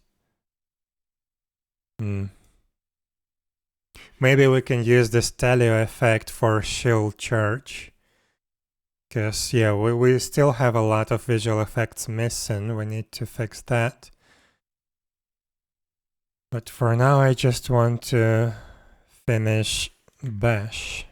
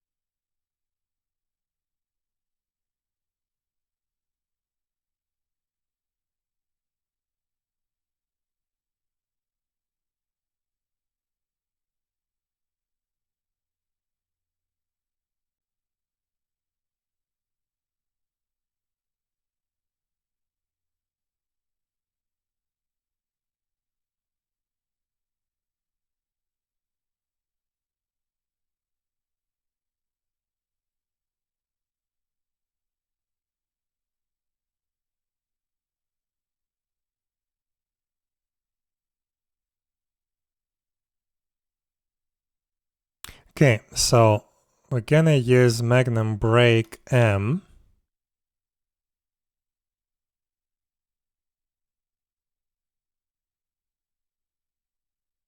Let's put that into the scene.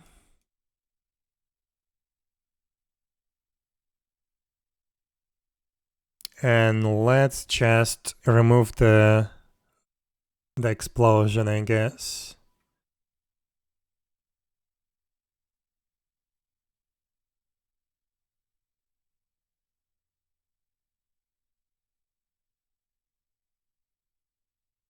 So which one is that?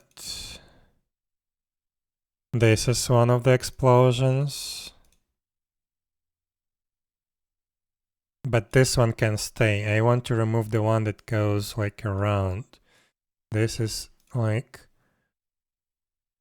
a radial one. That's fine. This one. We need to get rid of this. So I'm gonna copy the script.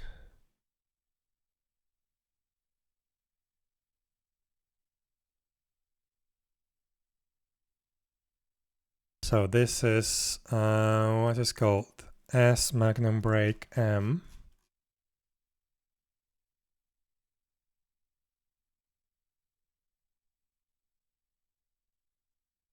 Let's copy that to S bash M.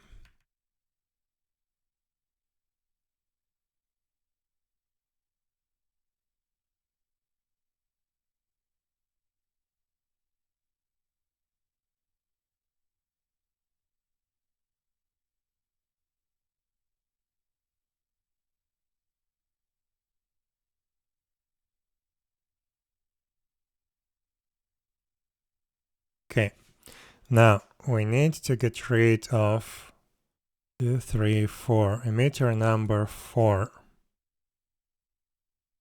So 1, 2, 3, 4. Can I just make it disabled? Because I don't want to completely get rid of that. Let me see how disabled one looks.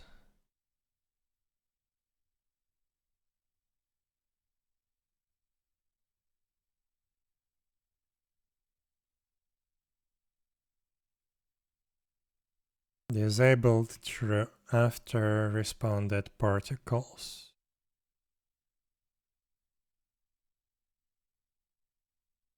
Okay, so we disabled that.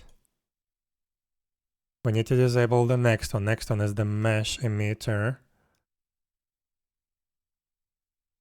Yeah, this is a mesh emitter. Disable.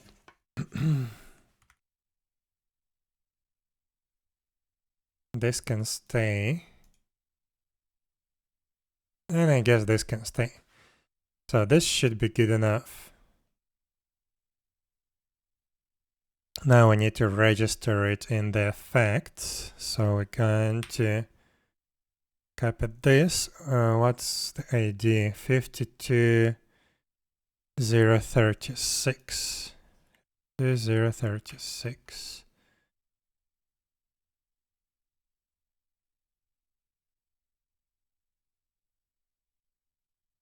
Why is it tied to a spine? It's not going to be tied to any bone on monsters. That's impossible. Why is it tied to a spine on players?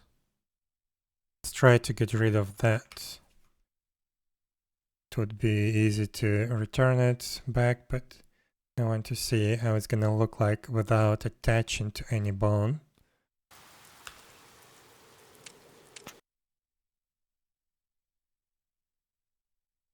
So let's take a look. We need to export this, file this, file scripts. So the skills, where is the skills table? Oh yeah, here we need to set a new ID. 036.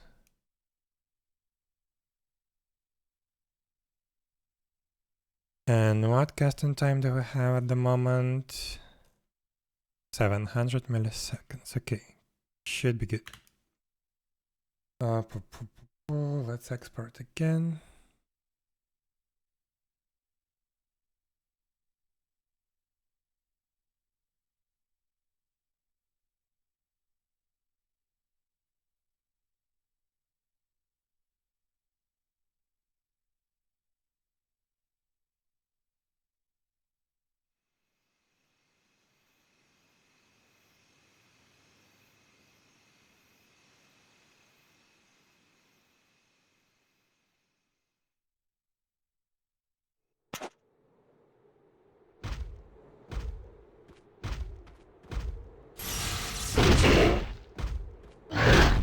Okay, that looked good, but still it's a little bit too much, I think, for a bash.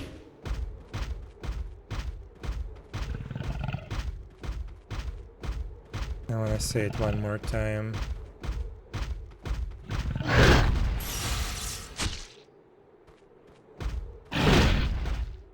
Yeah, it's a little bit too much. How can we make it like less I don't know how to say this.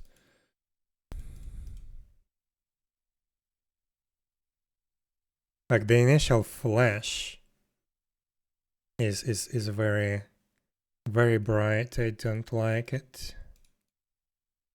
We need to find that emitter and fix it. I think it was like first or the second one.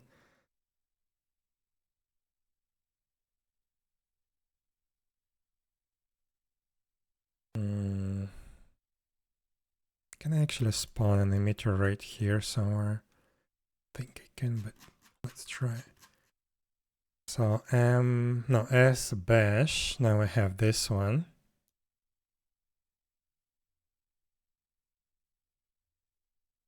Yeah, this place doesn't work. We need to load the test map.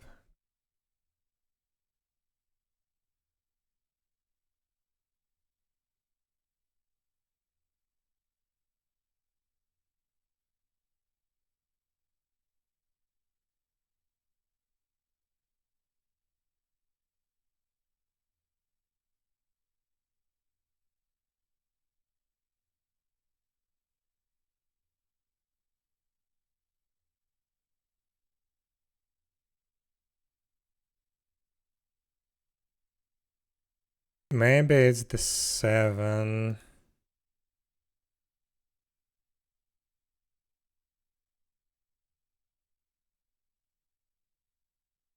Or the 9. Maybe it's this one. Let's see, responded. Yeah, it's this one. So can we just disable the next to the last one? Where is the disabled attribute?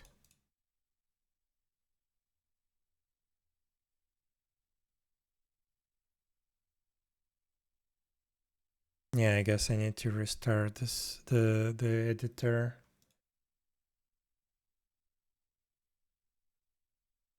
This is not very convenient, but I guess it is what it is.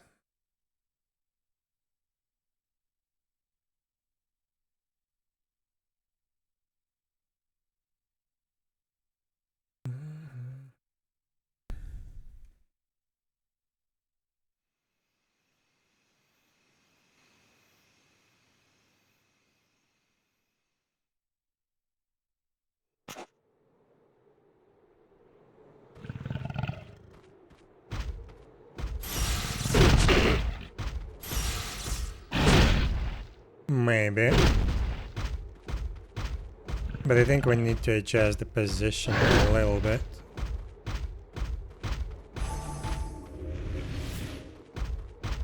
But yeah, now it's even looking very similar to the bash from Ragnarok Online.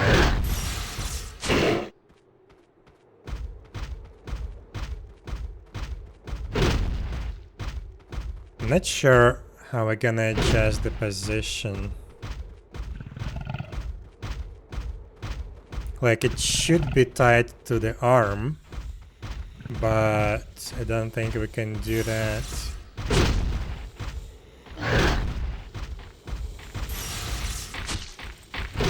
So maybe it's gonna stay like this. Or maybe we can just make an offset to the right, if that's even possible. Let's go to the training dummies. Actually, my level 25 characters should be there. So let's try to move it slightly.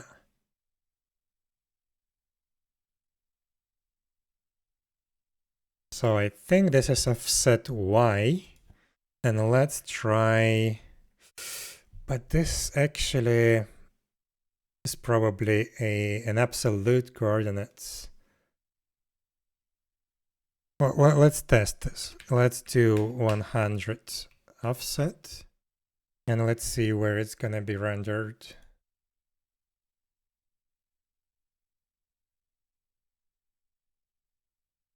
Because yeah, I think this is a little bit bugged and gonna be absolute position, so it will depend on where your location is facing.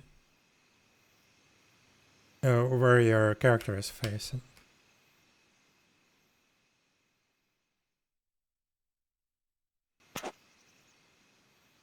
Okay, let's go to the training dummies and let's save there.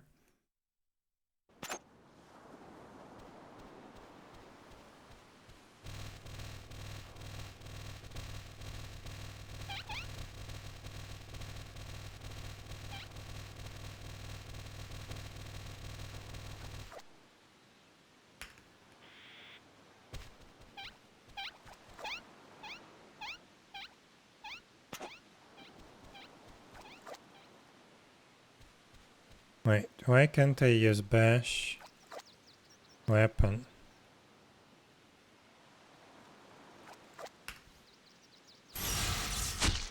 Okay, so it rendered to the left of my character. What if I stand here?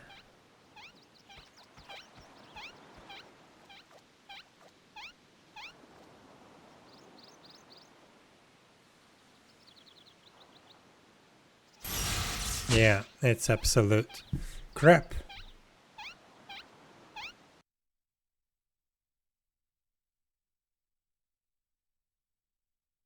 So even though it's attached, this offset is absolute. That's bad.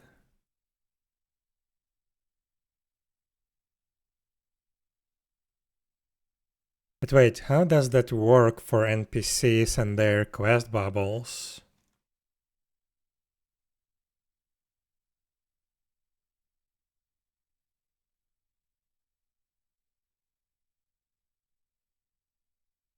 Yeah, it's a long cooldown, but it's fine, because the skill is pretty powerful.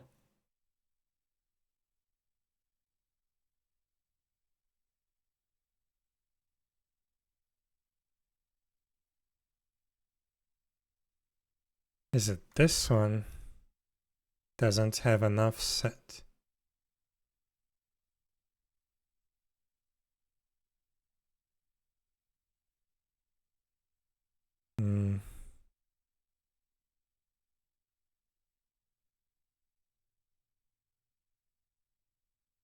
I don't know.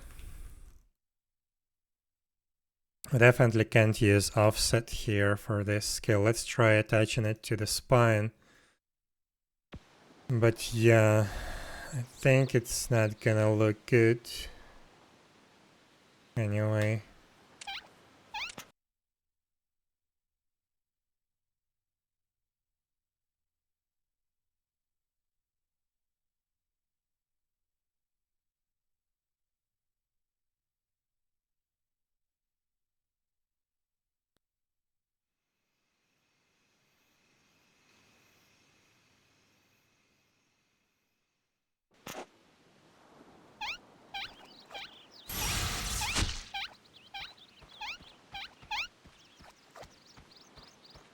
That looked weird. All of a sudden I have more visual effects. Weird. Let's try again.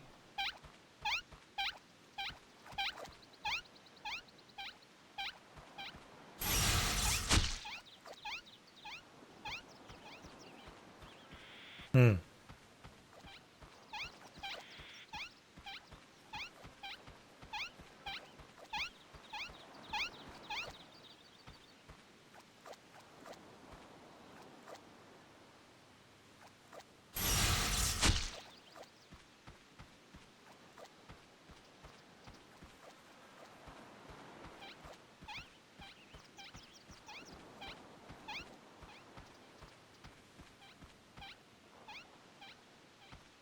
I think we can get rid of a couple more visual effects, but why is it doing that?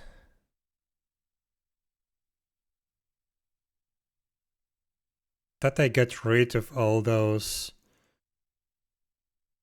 surrounding effects. Weird.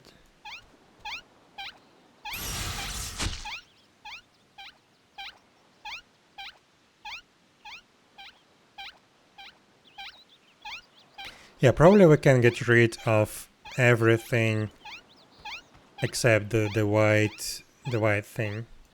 The white flash.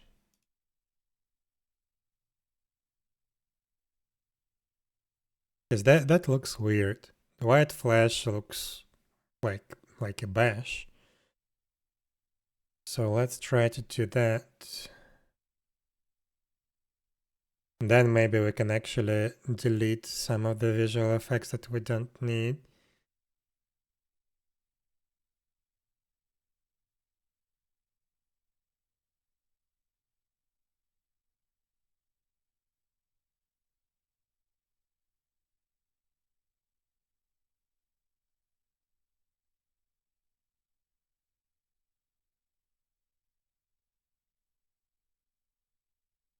So let's see.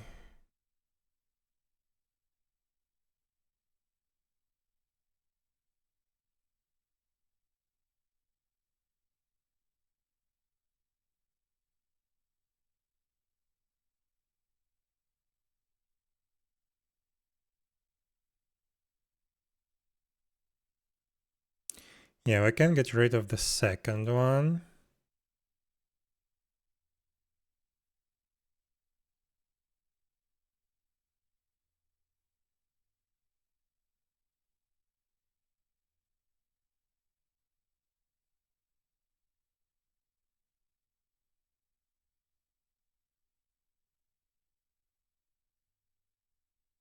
Maybe even the first one. It's like... I don't know. But yeah, the second one definitely needs to go away. This maybe can stay. These are disabled. This needs to stay. This is like the damage. Maybe this can stay, but yeah, the second one definitely needs to go. Let's try this.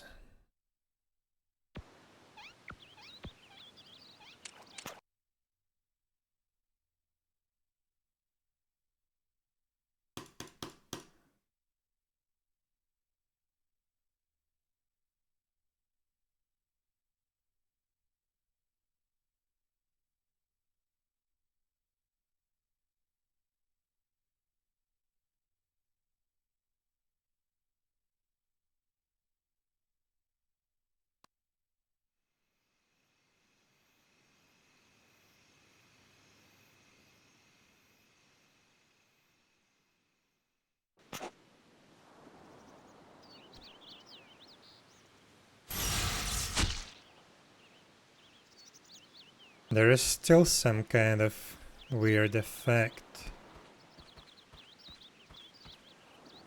Or do I have some damage effect? Yes, I do. That's the one. I'm sure. So if I do floppy dummy level 3 and I miss my attack, no, it's still there. So I think it's like the combination of that red glow, red circle, and the green one.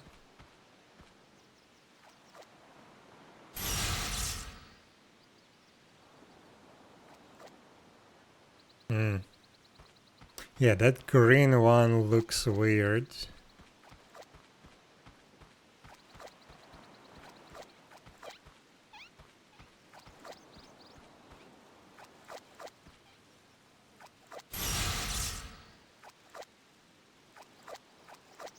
Let's try to get rid of that. And let me take a look at the damage effect.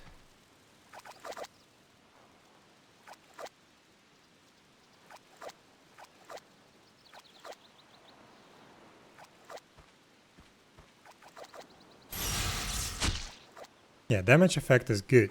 So yeah, we can get rid, I think, of both the red glow and the green effect. And we can just leave the white flash, because we do have normal damage effect. It's nice, it's cool. We just need this white casting effect. So let's do that.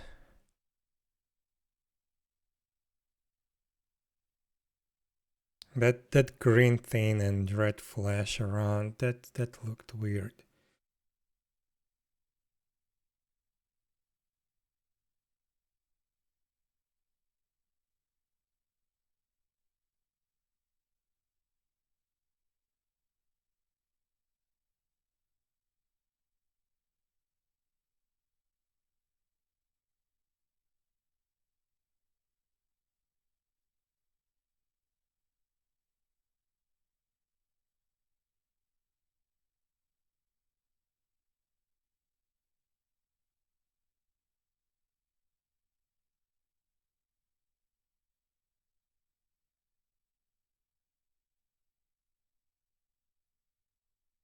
So which one is it?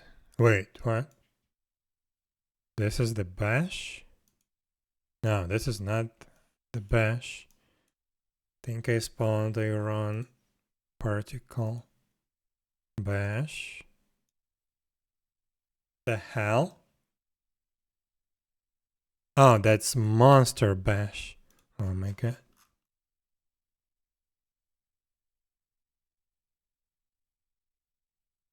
Here we go.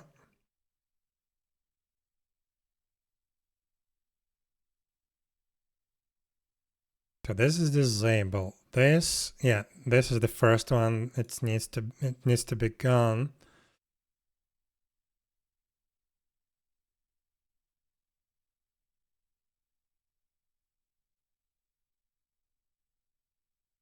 And this one, I believe. This is the bluish glow. This is disabled. This is disabled. This is disabled. Yeah, we only need this white glow. So the third one also needs to be gone.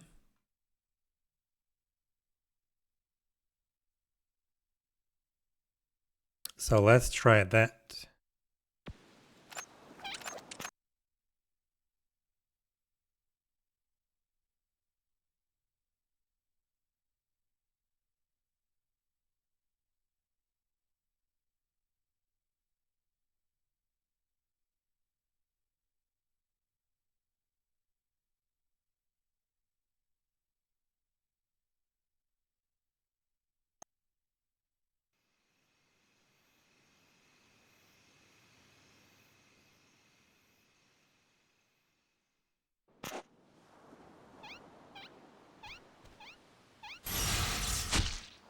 Yeah, here we go. This is now looking like a proper bash.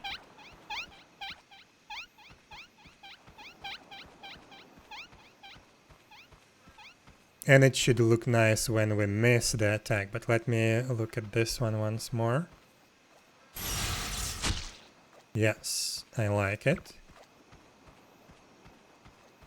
Now let's try to miss the attack.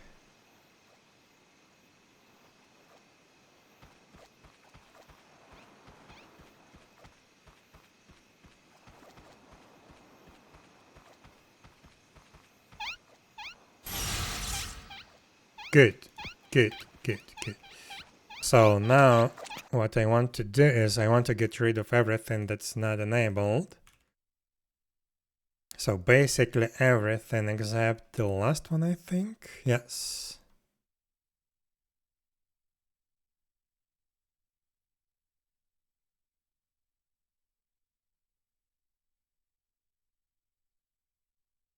This now emitter 0.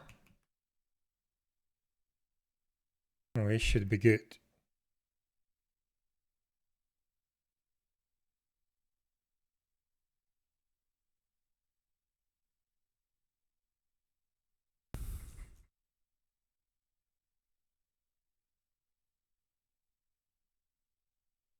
Yeah, 700 milliseconds looks fine. And yeah, you can decrease that a lot by leveling up your dexterity. Yeah, let's do one final expert of everything.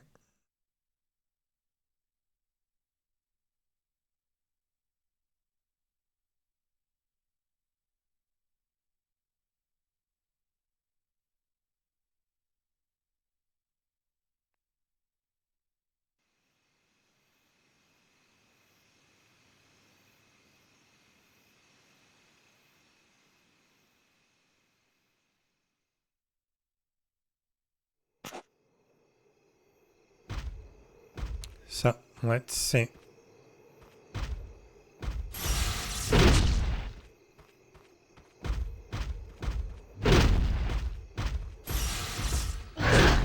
Yes, okay, good. Now, can we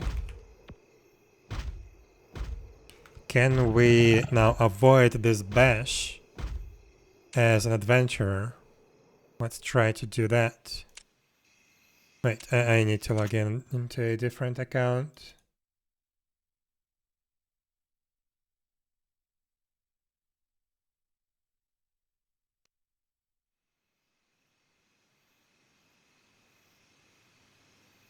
Now we should be able to use trick attack if we can make it in time to avoid getting hit by bash. So yeah, instead of expert punch, and let's put trick attack there. And let's see.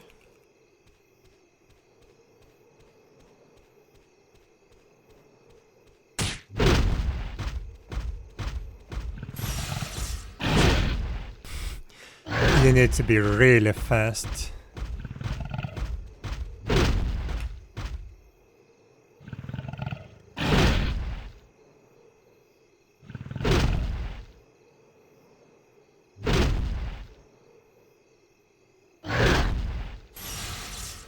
Here, no, wait. I did press it, but I think that was still too late.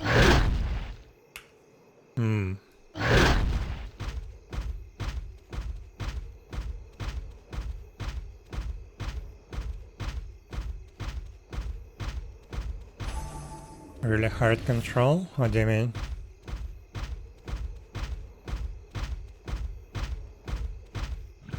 Yeah, I think theoretically we can use trick attack, but yeah, it's still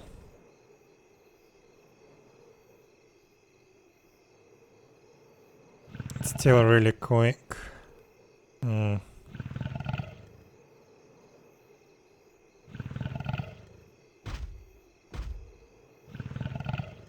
I don't really want to increase it to like 800 milliseconds or even 1 second casting time, because that would feel weird on the berserker.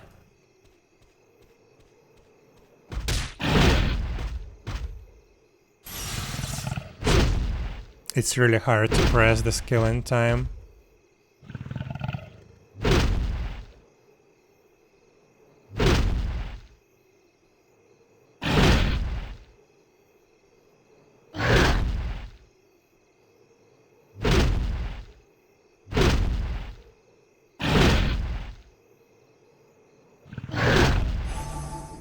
Oops. I reacted to the defense, to the shield skill, and used my trick attack. So let's run around for a little bit, wait for the skill to go off the cooldown.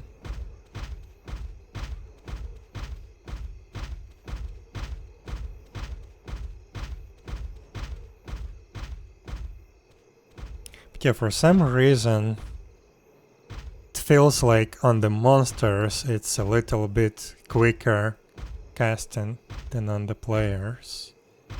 Could that be the case actually?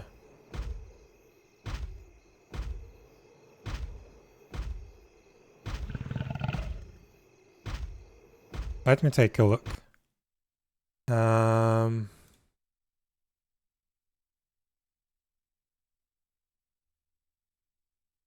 What's the idea of the monster? 79.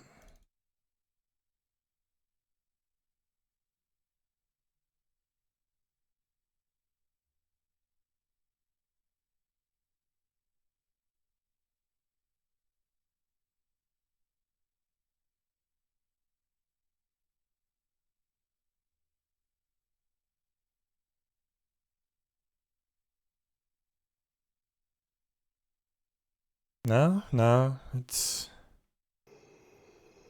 normal speed.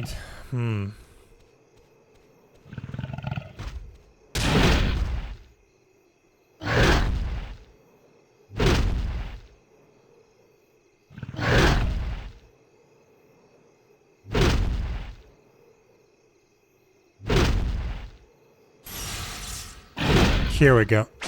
Yeah, you can avoid that, but it's really hard. Like you need to react instantly.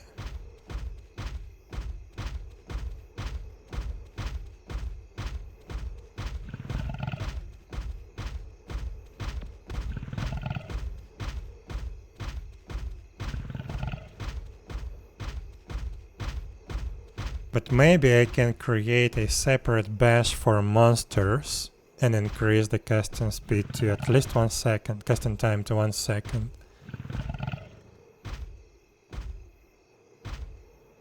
Actually, let me see, what was the casting time on the bash skill in Ragnarok Online 1?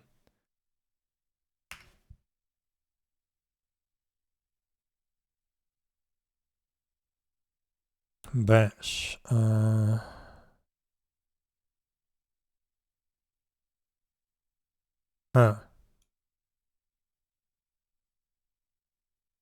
What is the casting time? There was definitely some casting time for this. Why is there so many of those?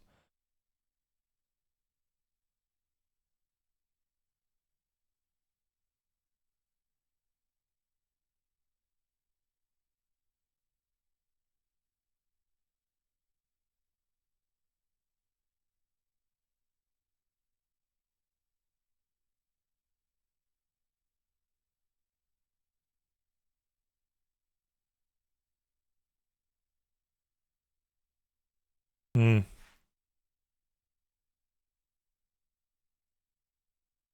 don't know.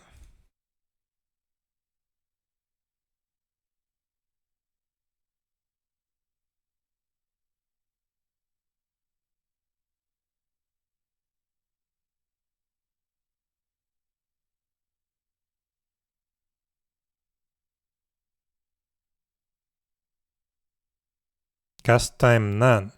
There was definitely a casting time for bash. It was slower than your normal attack. Or maybe it was counting as a single animation. Then what is the duration of that animation? Cast delay attack speed.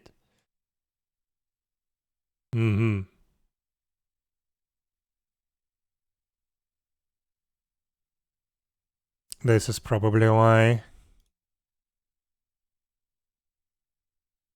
But yeah, it definitely felt like it has some slight casting time.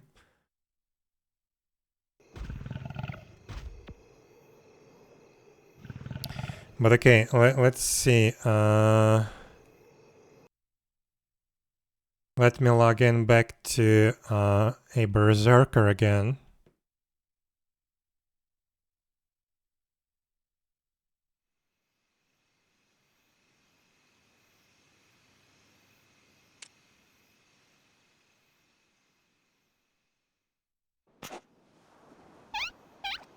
Can we increase this casting time?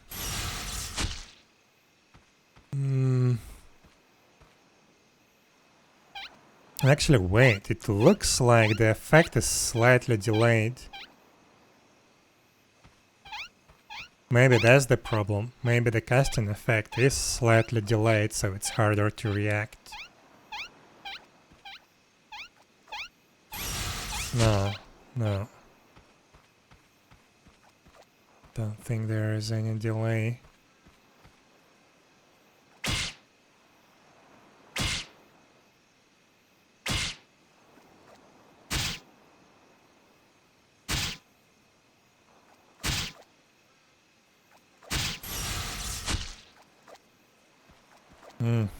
Can we increase that slightly?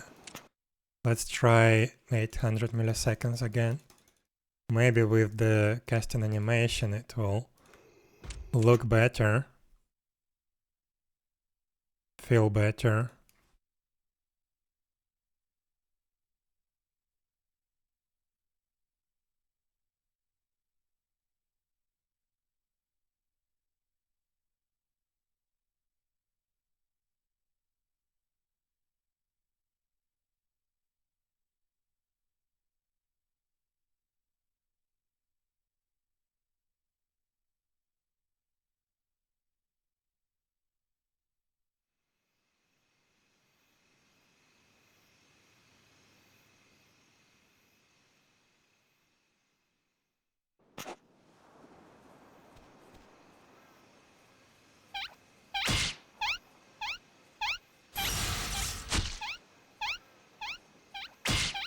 I don't know. It feels a little bit worse, but maybe it's fine. Maybe it's fine. Let me try one more time.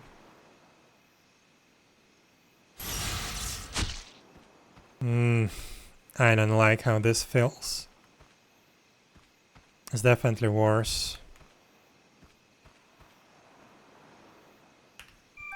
Let me put everything into dexterity and let's see what's gonna happen.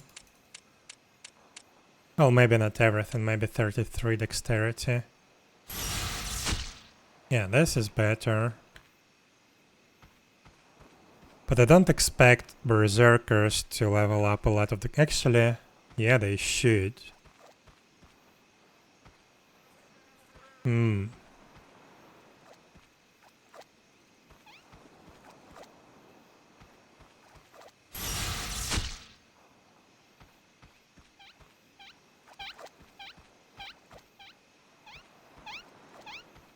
Okay, let's do 0.8 seconds. Let's see, does it help in avoiding the attacks?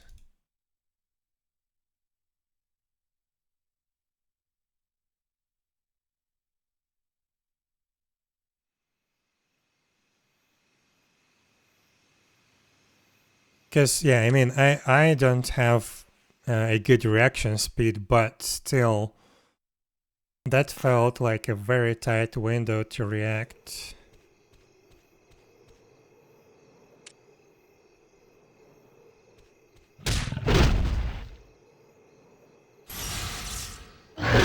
Okay.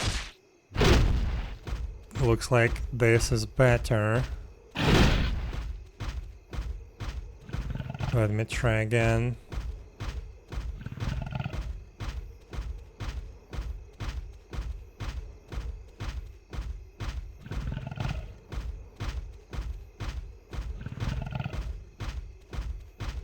This should be off global cooldown, right?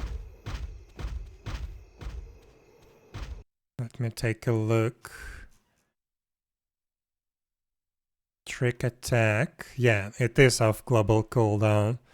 So yeah, you should be able to use it to avoid a bash.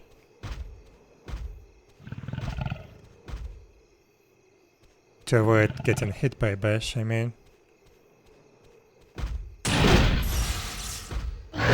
Okay, now it feels like there is much more time to react. Just 700 versus 800 milliseconds feels like a huge delay. Huge difference. That's weird.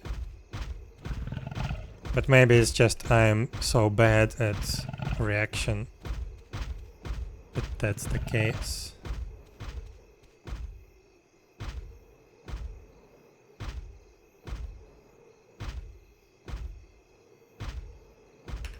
Now let's try to actually fight him.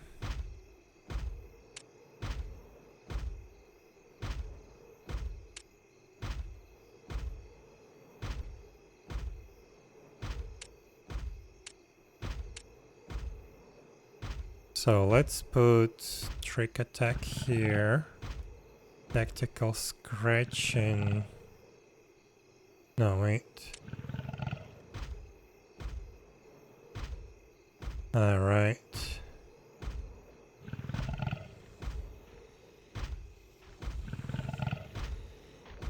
Guess we're gonna put this here and trick attack it at 1.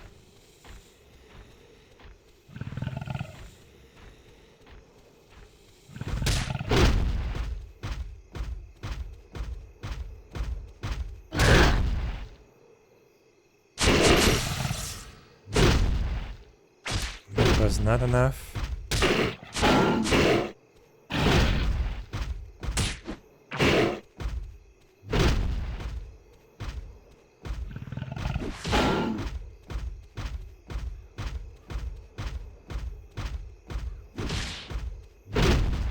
Ow.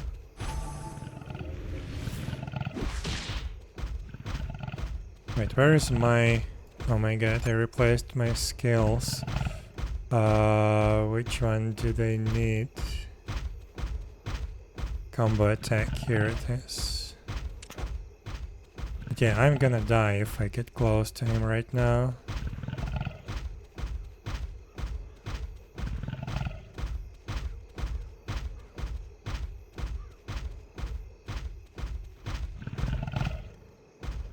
Okay, let's reset.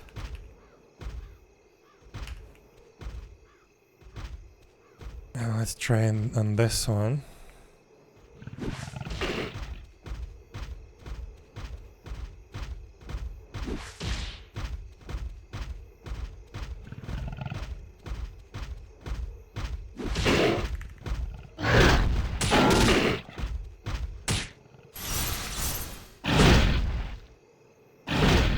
Yeah, it's still really hard to...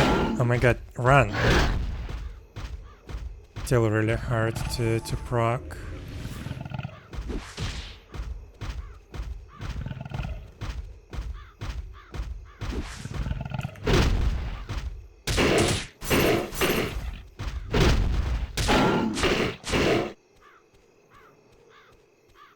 And I'm out of mana, I should have just stayed and hit him.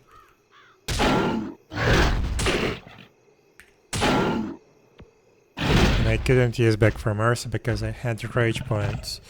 Oof. Yeah, I forgot again how to fight as an adventurer. I did figure that out last stream, but I forgot again.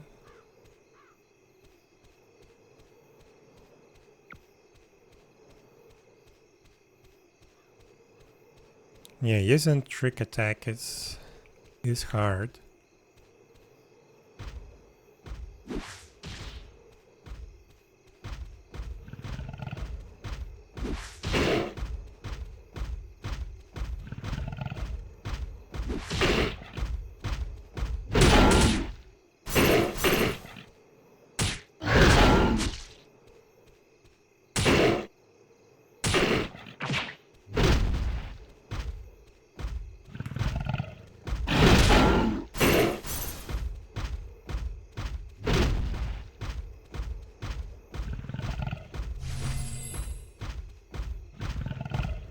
Come on. Ah, yeah, 5-second cooldown. I need to state that in the description, by the way, because it's very unobvious why you cannot use skills after running.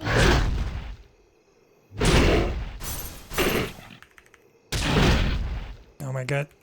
Die, die, die. Okay, good. Oh, I'm fighting with a sword stick. This is why I'm so bad. Yeah, I needed to empty hands. No, wait, how did I think I switched into sword stick accidentally in the middle of the combat? Yeah, otherwise I would not be able to use tactical scratch and...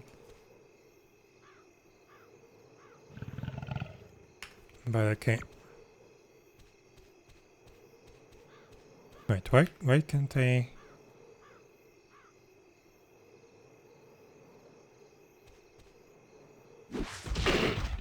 Yeah, weird. Accidentally switched, I guess.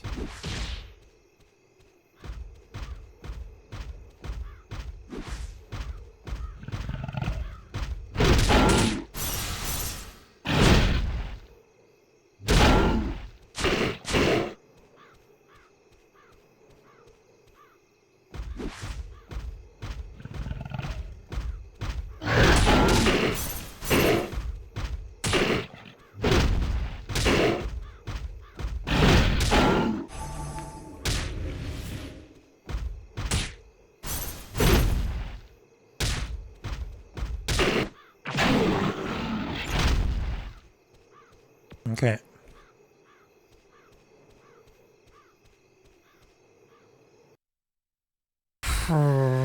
Alright, I think we're good with Bash.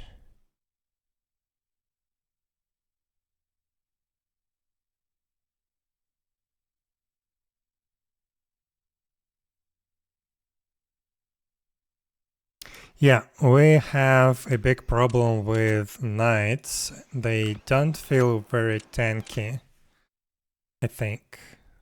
So we need to, at least on the higher levels. So yeah, I need to test that a little bit and figure out what to do with that.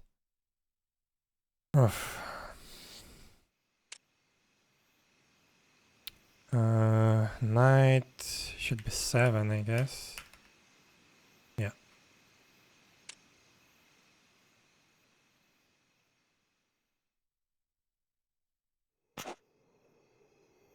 So level 20 knight. Actually, let me check in the Prontera. Do I have any skills that I'm missing? It should be actually everything except devotion and something else. Let me take a look.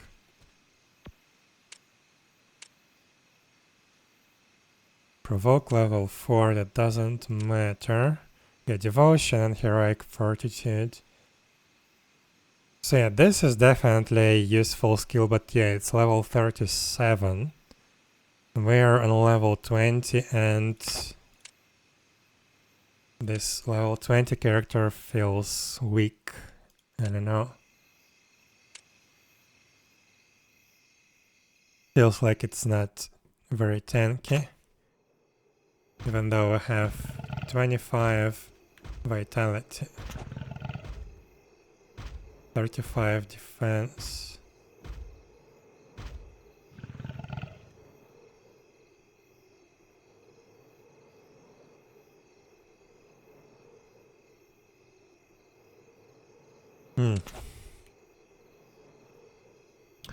So what do we have? We have a stance that increases our physical defense by 12%.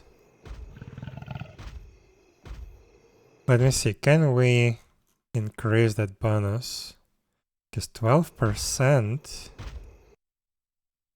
they nerf it or something.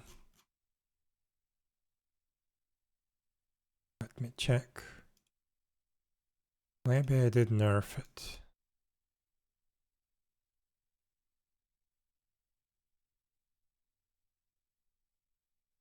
No, at level 2 it's 12%. block rate plus 10%. So maybe we can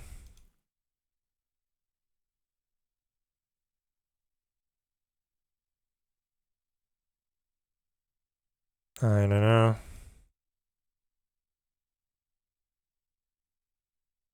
Maybe we can buff this skill.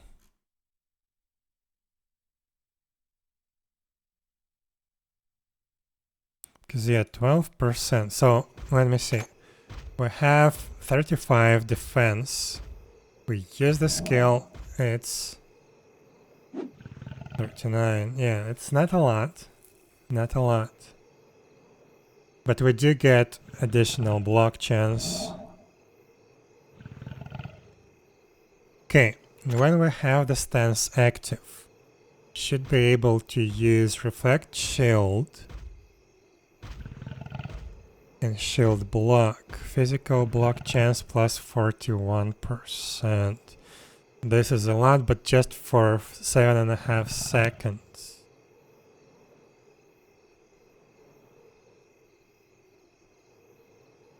And this is it. So this is basically our only active defense skill when we are in the stance.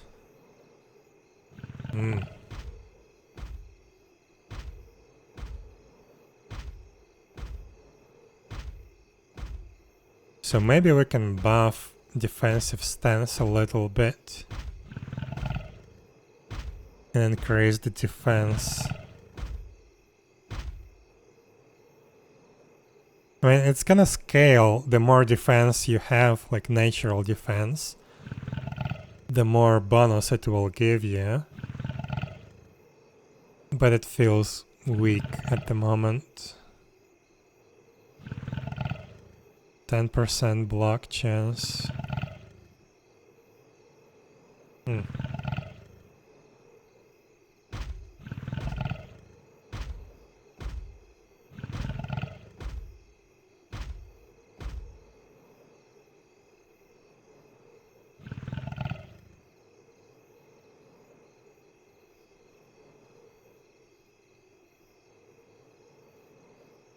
Shield strike is basically 100% attack damage. Skill. Provoke is not very useful as it is. If we just want to tank as ourselves. Does produce a lot of enmity though. 9 strike, a lot of enmity, that's good.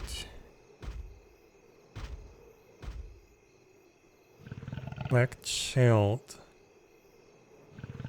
It's nice, but yeah.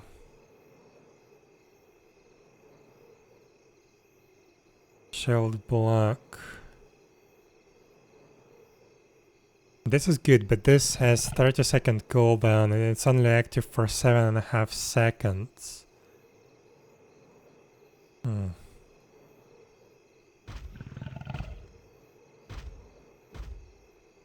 This is good, but it needs... You need to have an ally.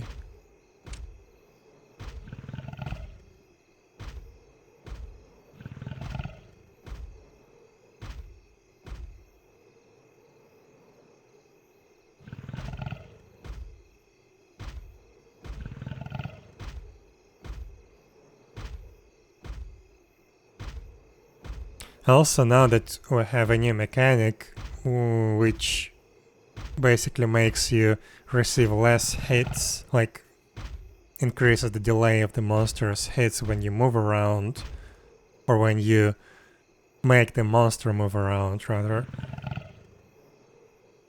This feels like a disadvantage now because you cannot move around. You just tank all the hits.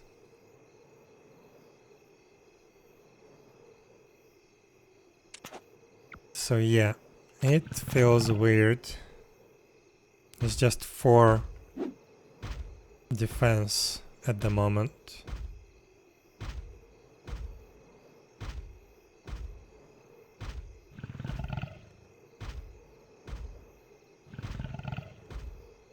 Maybe we can add a passive that will give you more defense, like flat amount of defense, while you are in the defensive stance. But then this stance buff feels weird. Plus 12%.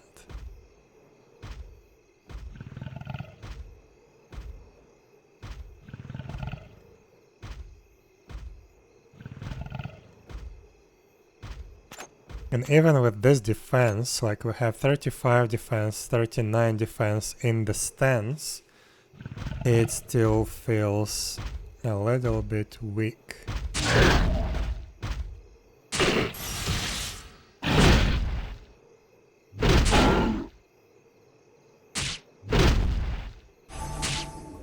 Why can't I use shield block? Oh, rage points. Right.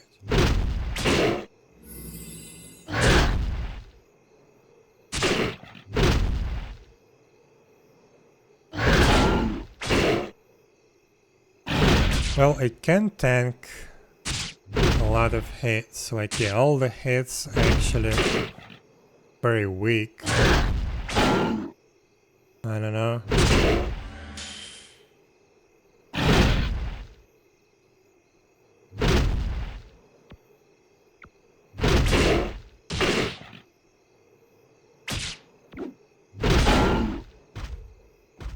But my attacks are also weak, but that's expected. It's just expected to last a bit longer in the combat. But technically, this was 89. This was a critical hit. If I would receive that as an adventurer, for example, that would be like almost 200 or something. So yeah, we do reduce a lot of damage with our defense. That's good.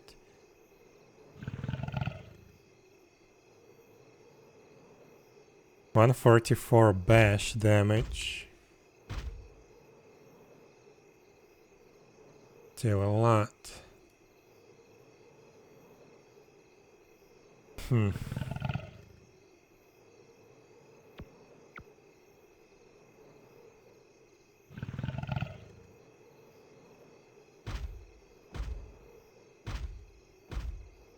Oh, one more thing that I needed to do for sure is to implement combat recovery skill for a knight.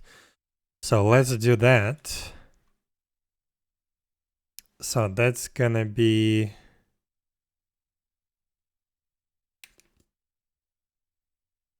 a passive skill, yes. So we can probably copy this shield mastery.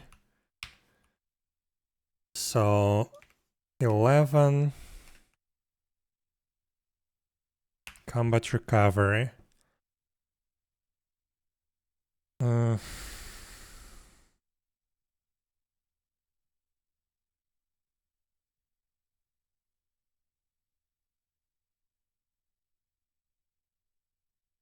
Now the question is, do we make it available for the whole? Yeah, let's do that for any type of combat that you have. So,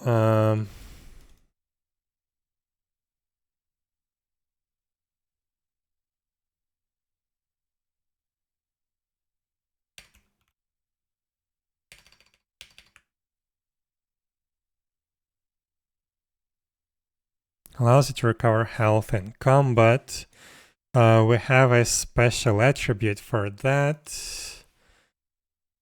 Where was it?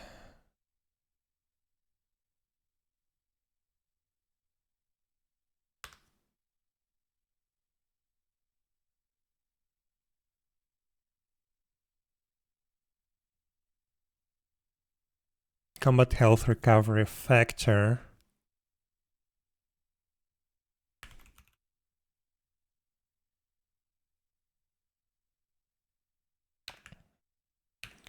Um,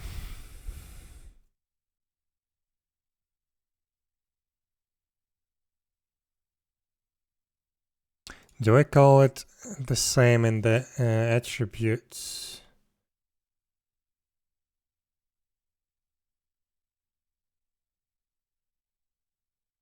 Yeah, combat health recovery factor. It's in percent.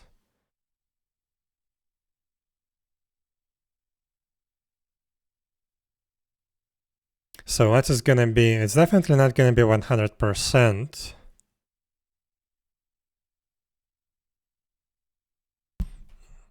We can make it from 20 to 50%, for example. 3% per level.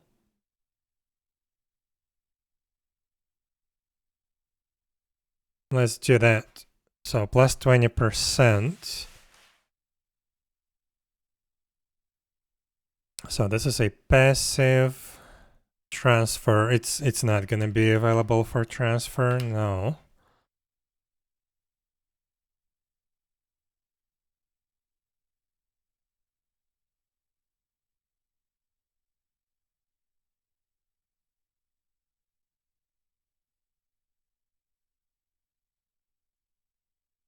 Status effect, yeah, we would need to set the status effect, but for now it's gonna be null. Only for knights. What about weapons? Any weapon, yeah. It should not require a shield. It should be natural. Okay.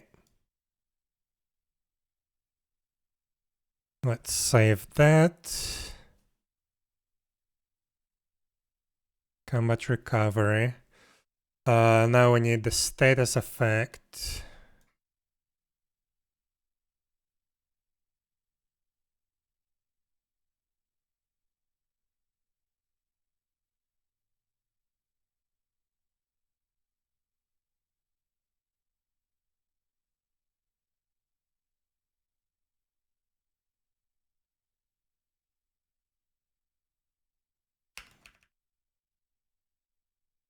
I can just copy this here. So here we need combat health recovery factor. So this is 0.1. So for 20%, we should set it to 200.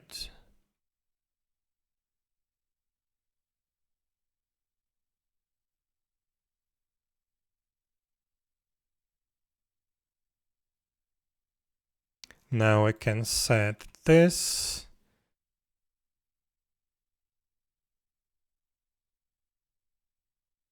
And we should be good.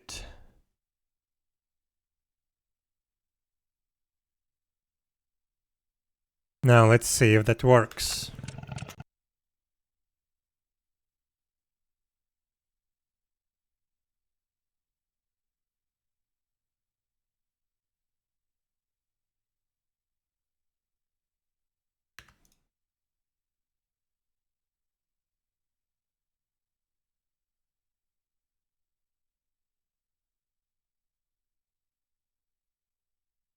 So if we have 200 divided by... Wait, what? Yeah, 200 divided by 1000, that's 0.2. Yeah, 0.2% of your natural health recovery. 0.2 just period, so 20%. So let's see how that feels.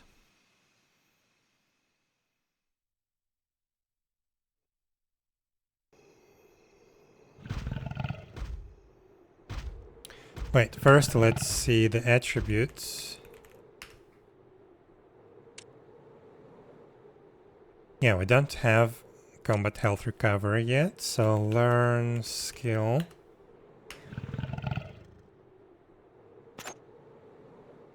Combat recovery. Let's see the attributes. Yeah, combat health recovery factor 20%. So let's see what it's like in the actual combat.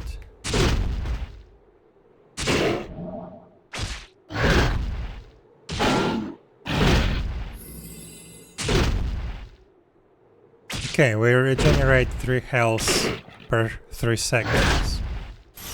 Okay, it does work. Although we just had our armor broken.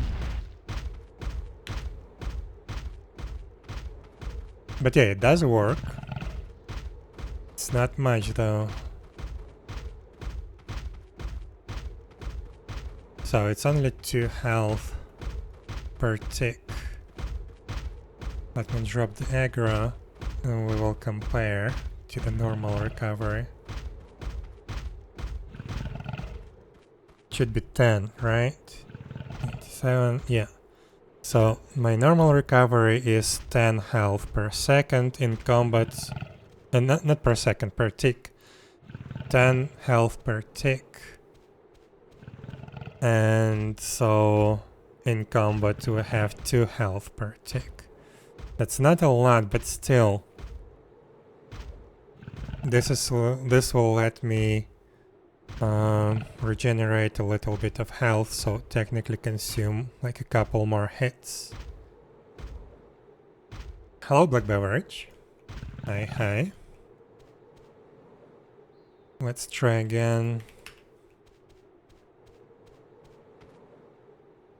Hello?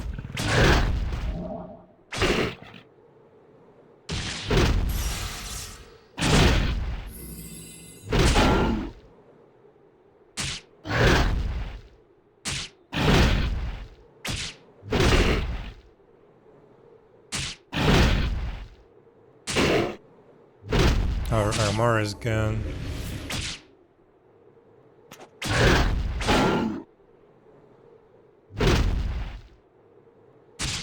But yeah, it doesn't feel like a lot. So I'm not sure what to do with this, although I can tank some hits now. Like, well, I need to test a little bit more.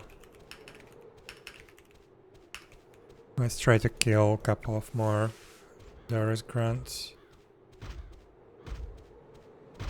But yeah, that one felt okay. I could tank it, so yeah, like 2 health per tick did a lot of difference, maybe, but maybe I was just lucky.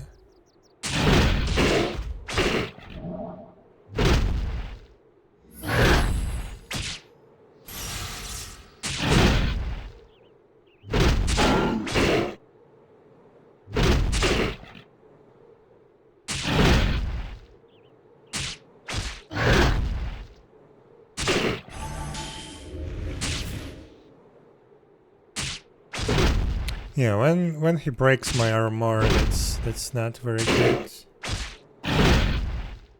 I'm dead. So yeah, probably I should wait out that armor debuff and his shield probably.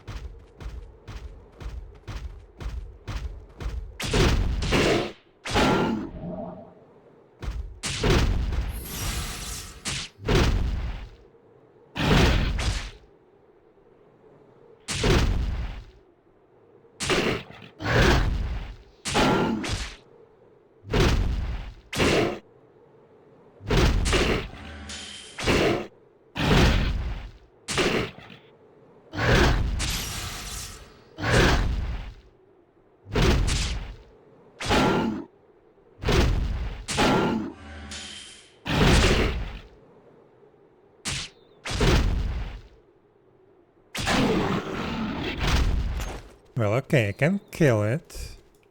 As long as I don't have the armor debuff. I can tank the hits.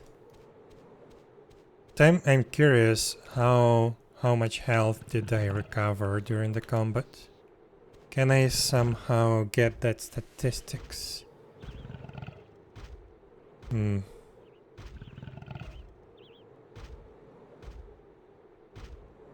don't know, probably just measuring the time. Yeah, let's try to do that. Let's try to measure the combat duration, and then we can just multiply that by 2. No, not by 2. We divided that by 3 and multiply by 2, and this is our damage that we regenerated. So I need stopwatch.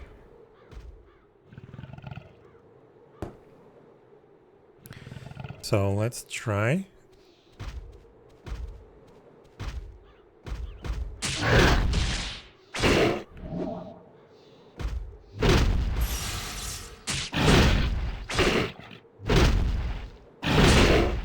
Wait, my stance didn't, and I forgot to I forgot to enable the stopwatch. Let's reset. I forgot to start the stopwatch, and I somehow didn't enter the stance, or maybe I just exited it right after I entered the stance. Well, let's try again.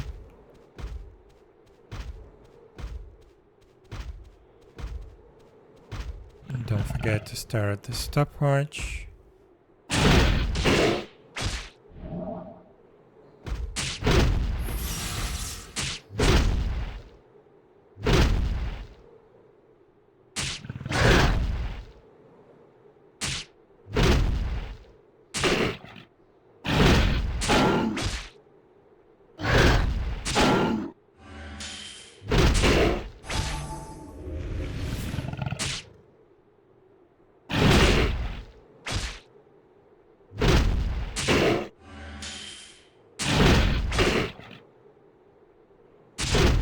Almost.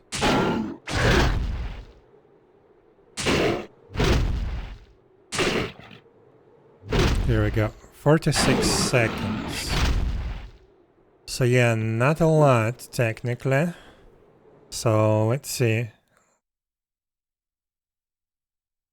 46 divided by 3 times 2. 30 damage. We only recovered 30 damage worth of health. So yeah, I don't know. But. Now, if someone would give us Magnificate, that would increase the regen by a lot. Let's test that.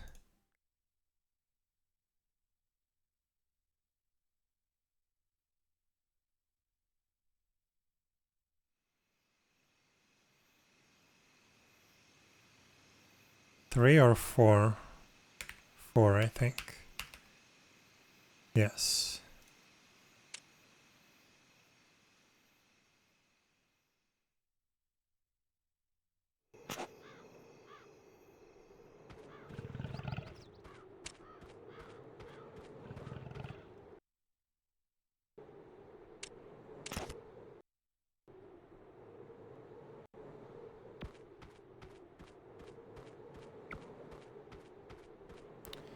So Magnificate, where is it? Here. Plus 120%. So it's more than double. So we should be... Also need to fix this bug. We should be 4 or 5 damage per tick. Health per tick regen in combat. Let's try that. Does it have range? Yes, 12 meters, so should be pretty close.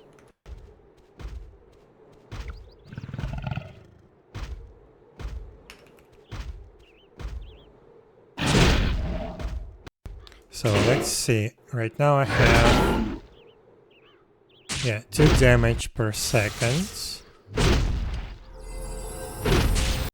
2 health per second. Yes, now it's up to 4.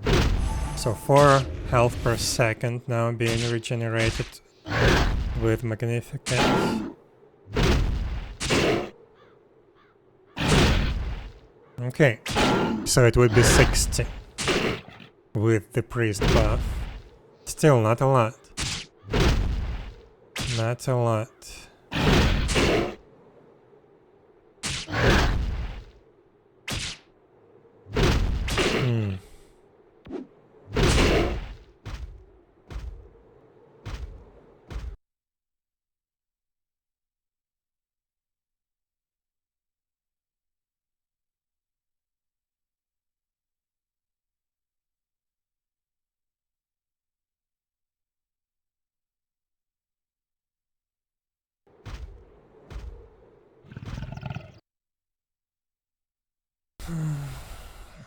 What would be the level availability on this?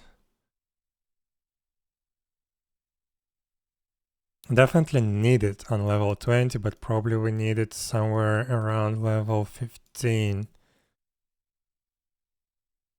Well, maybe we can start giving this skill at, I don't know, like level 17 or something.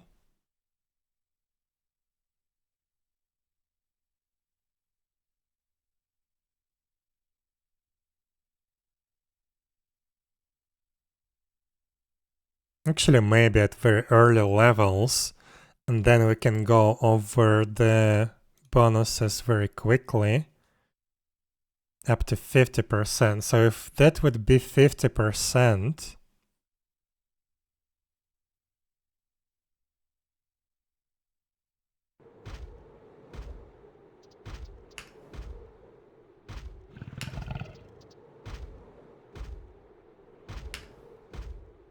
so yeah, my natural regen is 10 health per second, right? 10 health per second.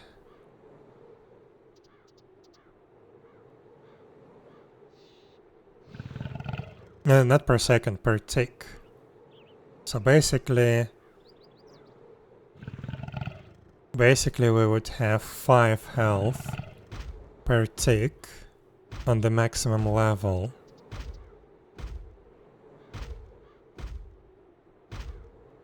That's quite a lot, to be honest. No, maybe not a lot, but yeah, still... Yeah, not a lot. It should be fine. So we could do 50%.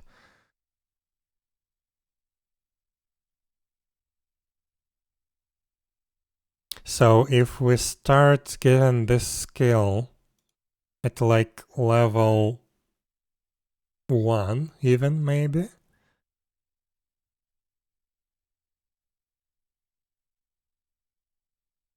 If it's gonna be level 1 skill, then maybe it would be like 1, 6, like 15, you know, somewhere around 20. It would be like level 5, maybe. Level 5. Let's just create the rest of the skill levels. 2, 3, 4, 5, 6, 7, 8, 9, 10. Maybe even 11. But let's see, let's try the 10 level.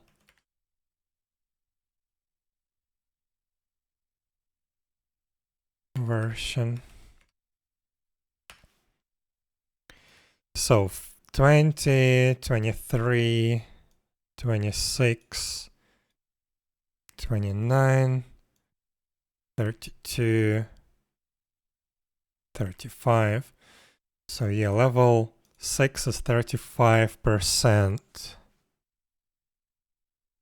Okay, 35, then 38, 41, 44, 47.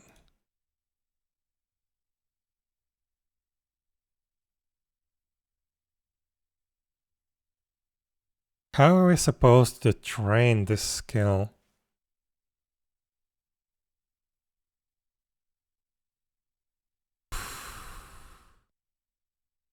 I don't know. I guess I will figure that out later. But yeah, let's leave it at 47 for now. Probably I will create level 11, the star level. But for now, this is okay.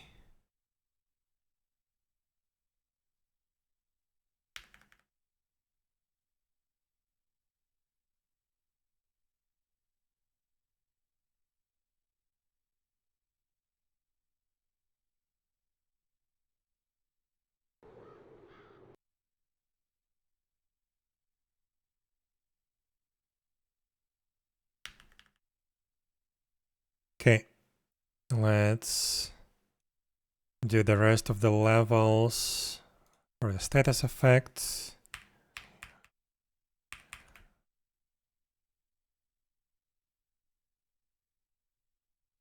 So 23, 24, 26, 29, 32, 35, 38, 41, 44, 47.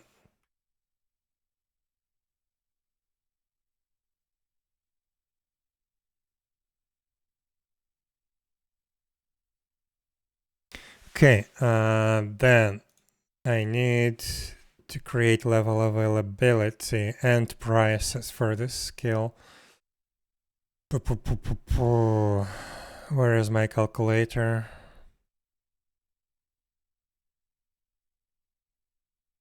Skill books.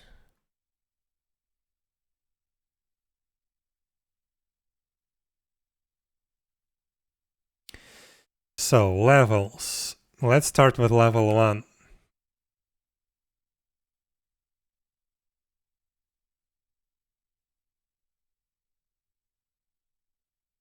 And this already looks good. This progression. 1, 4, 8, 13. It's actually right in between these levels. So 1, 3, 4, 8, right in between again. 13, between these two. 19, right there. 25. Yeah.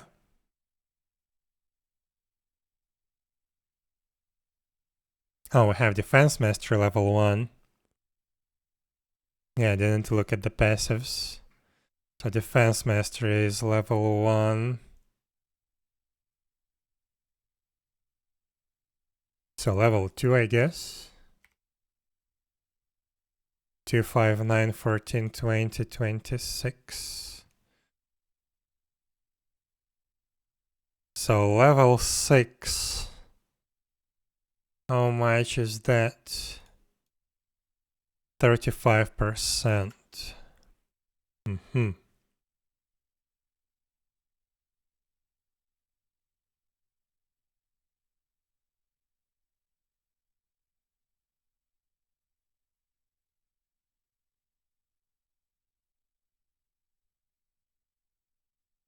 Up to level 70.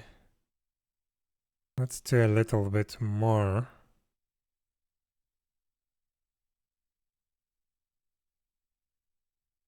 Like that, 77.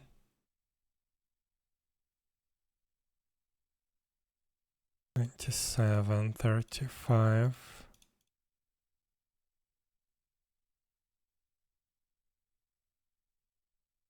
Okay, so if we do like that, then on level 20, it's level 5. It's going to be 32%. 32%. Which is basically 3 health per tick. Not a lot. Not a lot.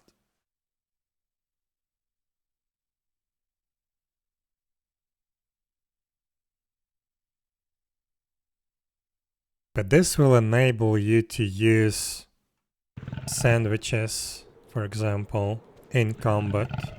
Because right now they're not effective, I guess, right? Let's double check that. Sandwich.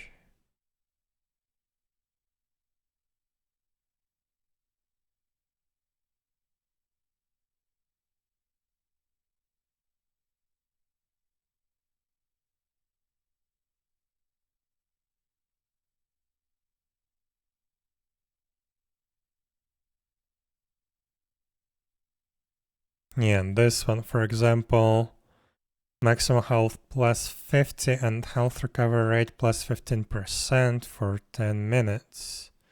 This is your natural health recovery.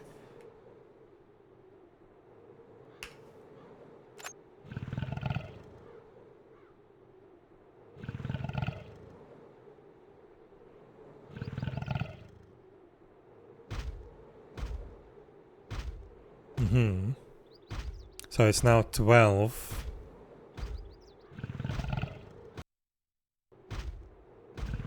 Is it gonna work?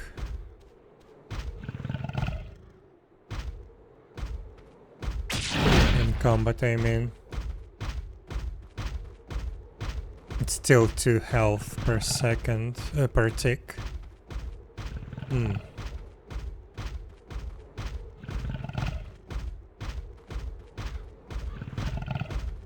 They should work. These sandwiches should work properly. It's just probably this 15% is not enough to break the round and down.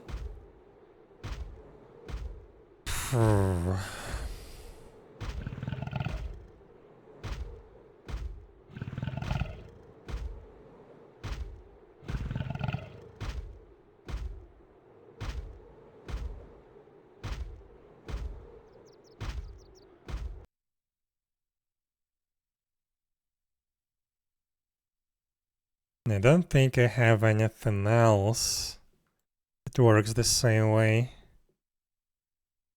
Increasing the health recovery rate.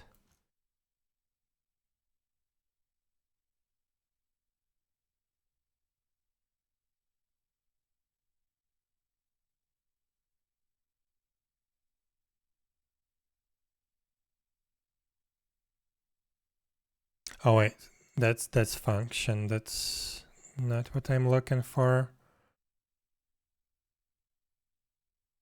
Bonus health.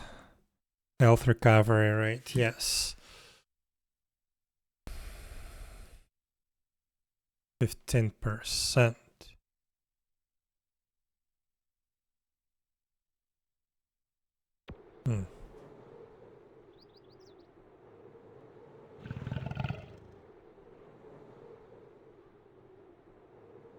Yeah, that's not a lot.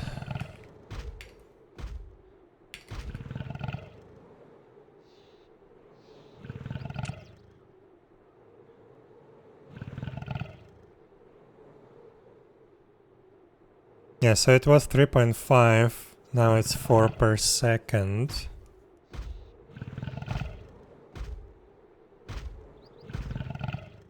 So let's say 3.5 times 3, that's our tick, times 0.32, that would be in combat with level 5 combat recovery. 336. If we do 4 with this bonus, so 4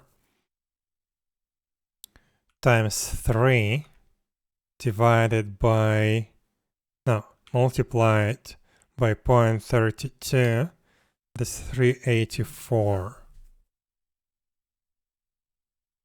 Yeah, it gets rounded down to 3 still. Or, wait, I think it's like a normal rounding in this case. So maybe we will break to 4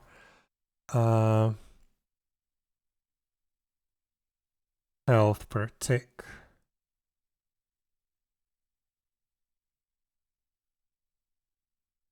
In combat. I don't know. But yeah, I feel like this is gonna be good. So let me see. I created the skills, right? Combat recovery. I need to set the status effects because they're the same. Here we go. So I created the skills. Now let's create the items. So we need the books.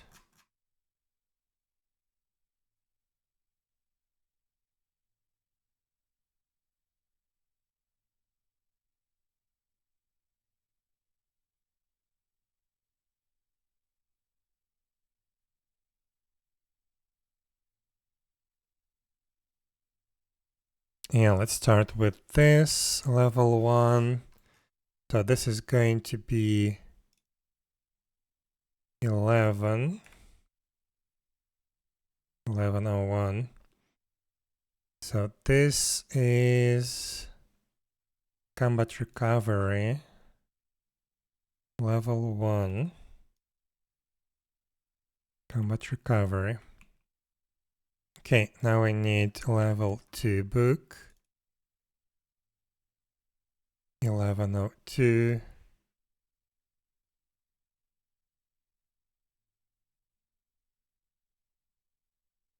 Combat recovery to level 2. And yeah, we need a bunch of these. So 3, 4, 5, 6, 7, 8, 9, 10.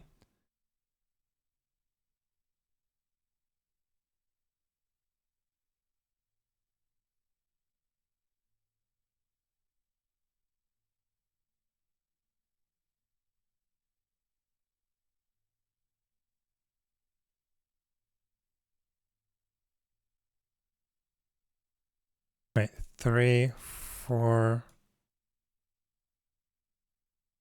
5, 6, 7, 8, 9, 10.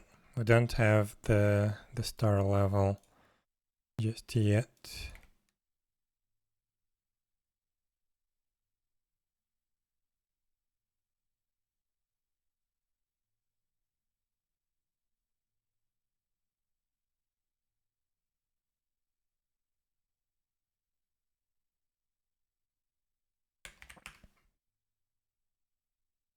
Okay.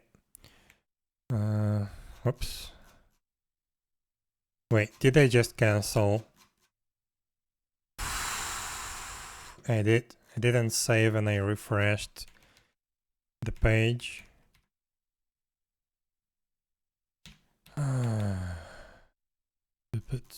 Stupid. No, we have combat recovery. Okay, good.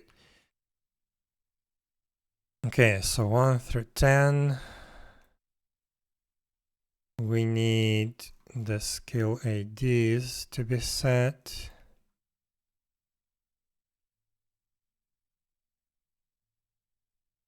These ones.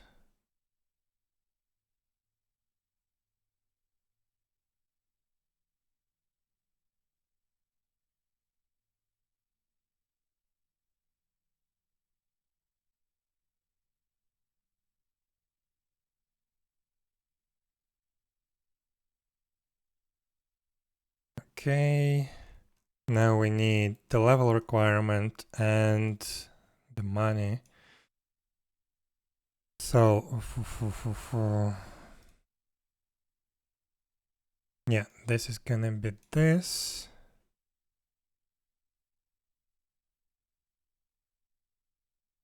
Yes. Actually, wait. Probably we can set it to 0.8 progression. Or was it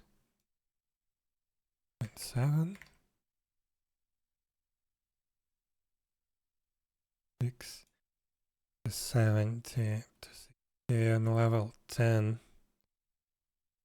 259 2026.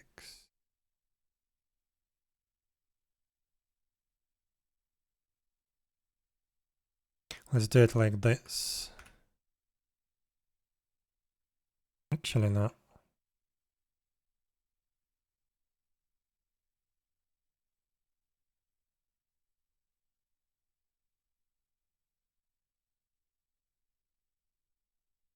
Let's do it like this. Up to level 56, you will have your 50% recovery at level 56.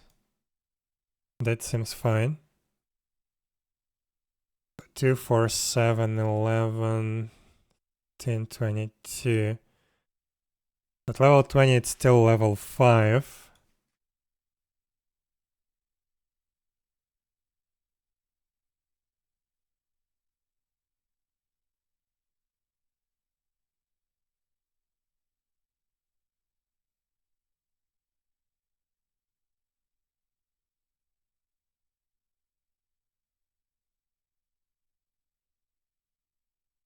Yeah, let's do it like this.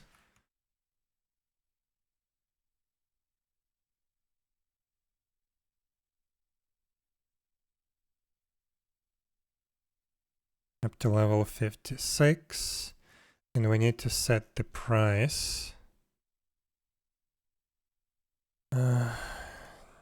Shouldn't be a lot.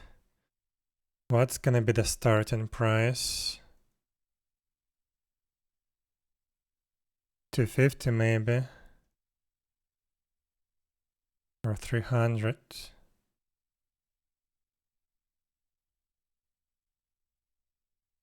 Actually, even at level 1, it's gonna give you plus 20%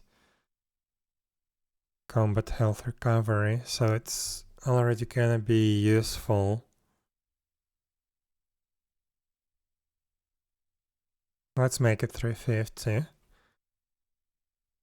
No, progression power. I need to redo these formulas, they're extremely confusing.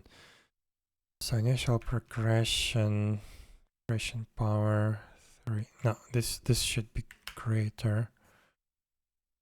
Like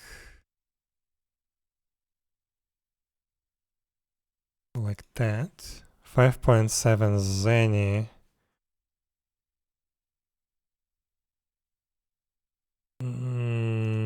That's too much, I think. 4.2 at level 10. So level 5.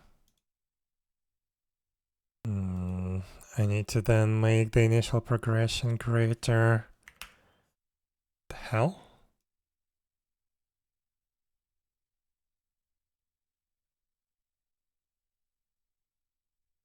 Oops. Yeah, maybe something like that.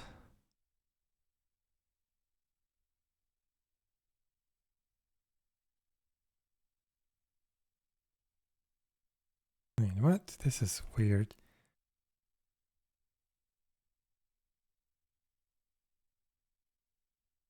Ah, I see, okay.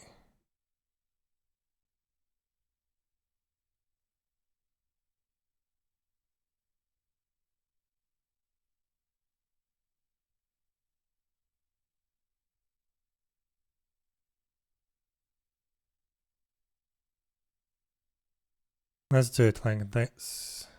7.4 𝙽𝚂𝚂.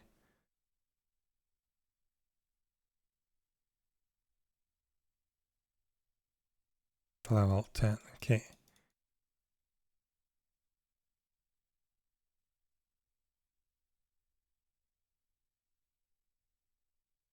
Alright, so we created skill, we created the status effects, we created items for the books.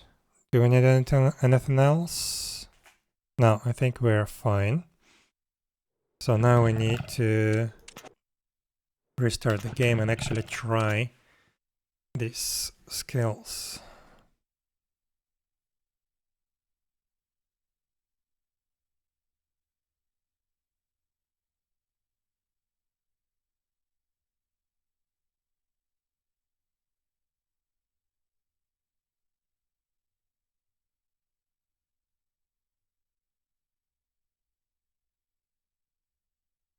Now we need to be careful because this skill is going to be available basically from level 2. So right from the start, you will be able to regenerate health. So let's see, T7. Let's try level 8 knight.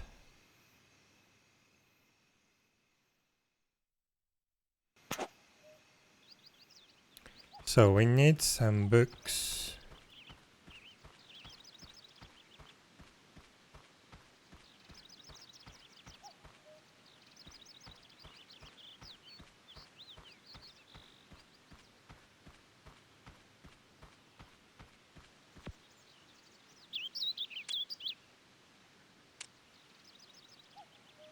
Oh, I didn't add the books to the skill shops.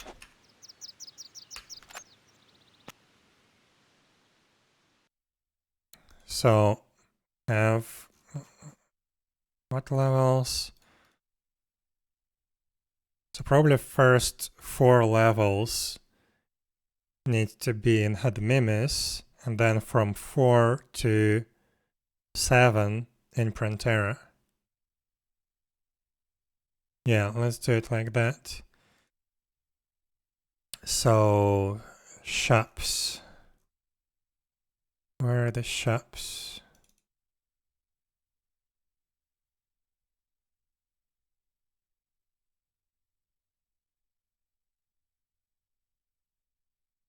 So here, this -1, 2, 3, 4. 2, 3, 4. And then starting level 4 in Prantera, night,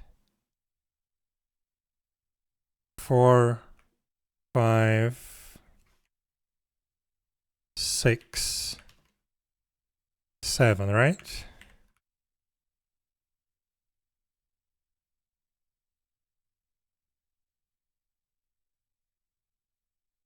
Yeah, from 4 to 7. Okay, we should be good. Now export data. Oops.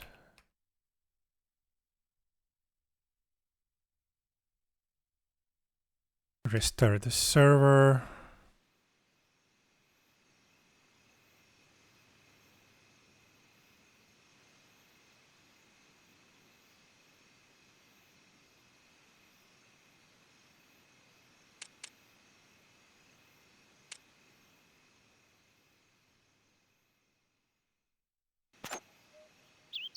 And let's take a look. So books, night, we go here, combat recovery level 2. Oops. No, we're good. Level 1, level 2. And this is it. We have just 2 levels available to us at this level. But still, this is nice. This is 23%. 23% of 6. So 6 times 0.23 is just 1 health per tick.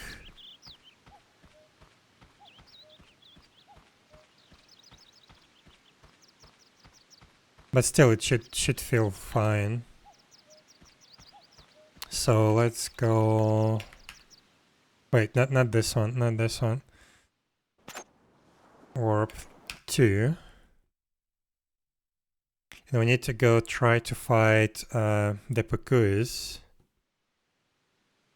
Actually, no. Let's start right away with the bandits.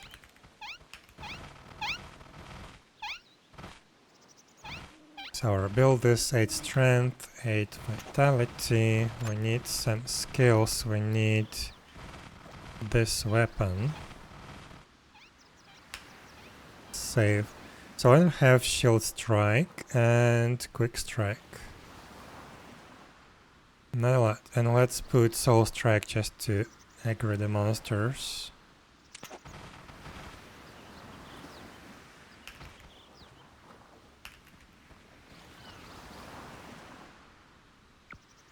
So yeah, a lot of passives, but only 1 active skill on the night.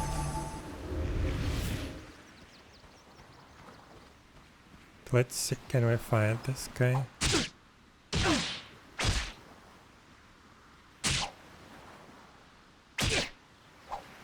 Yeah, it's 1 health per tick. But yeah, we can fight this. No problem. No problem at all. And 1 health per tick, that doesn't make huge difference. So I think we're fine.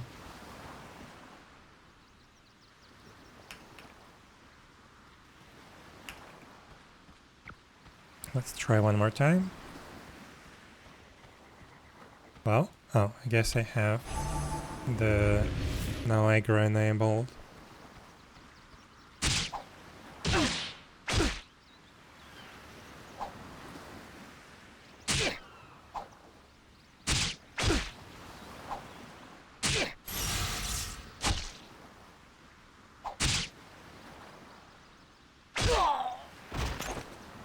Okay, so yeah, we can tank some damage and deal some damage. I'm not sure if this is optimal. Maybe knights are a little bit overpowered at the beginning. But yeah, they definitely did fall behind on higher levels. Hopefully now with this skill it's gonna be easier. So let's test level 20. Let's see the final result.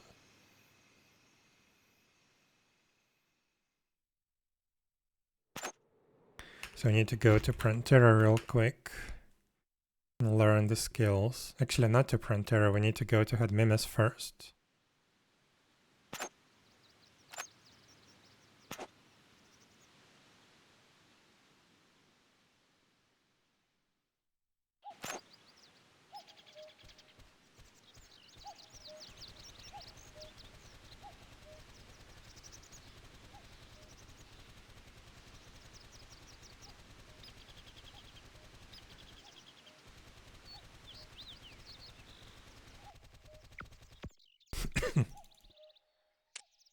So, Knight, let's go here. Combat Recovery. We can learn everything.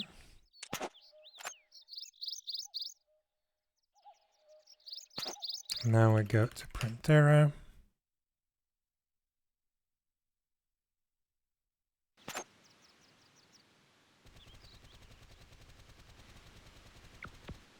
Also, I need to reorder the books because right now, like, these books should be like on previous pages, not right here, but it's fine for now. So level 5, level 6 is not available yet to us. So yeah, it's going to be plus 32%.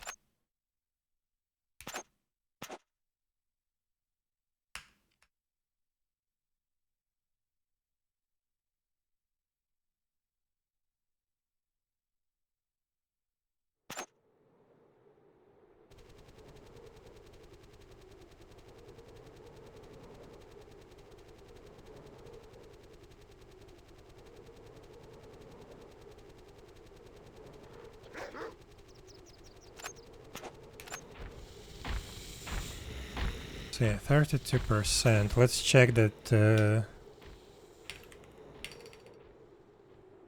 attributes are assigned correctly. Yeah, 32%. Good. Now let's see.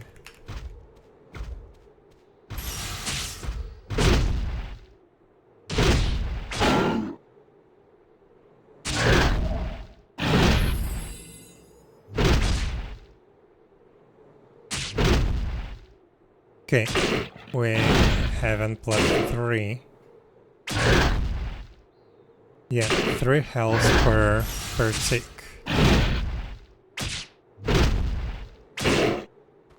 I'm gonna die because I had this debuff I didn't notice. Actually, let's die. Let's try again. But yeah, now we're having 3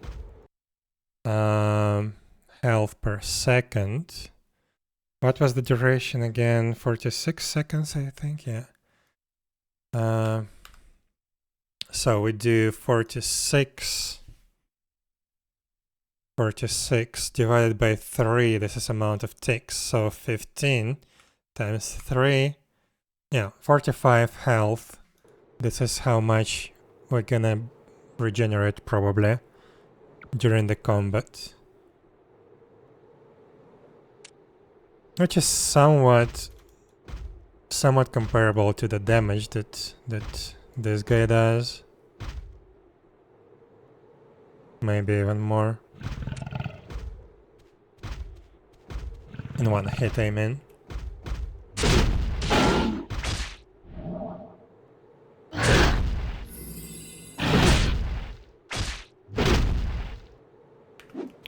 I mean, again, I'm not being careful. That was bad.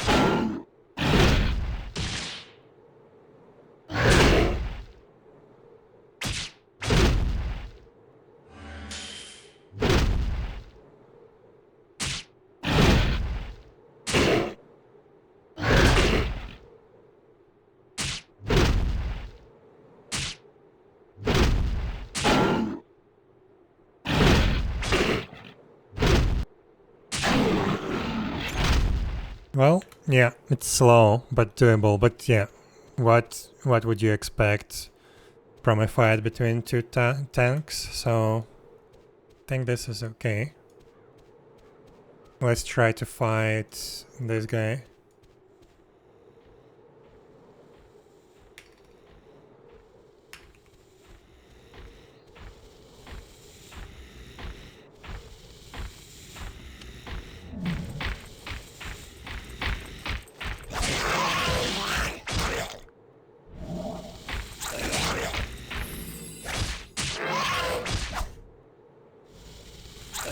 And I have a bleeding, that's not good.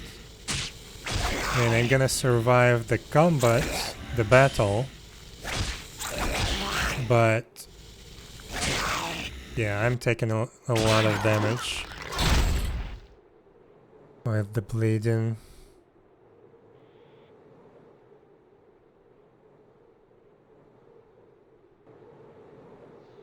Probably I'm gonna die, yeah. Oof. Oof. Okay, yeah, bleeding is bad. But yeah, it's normal.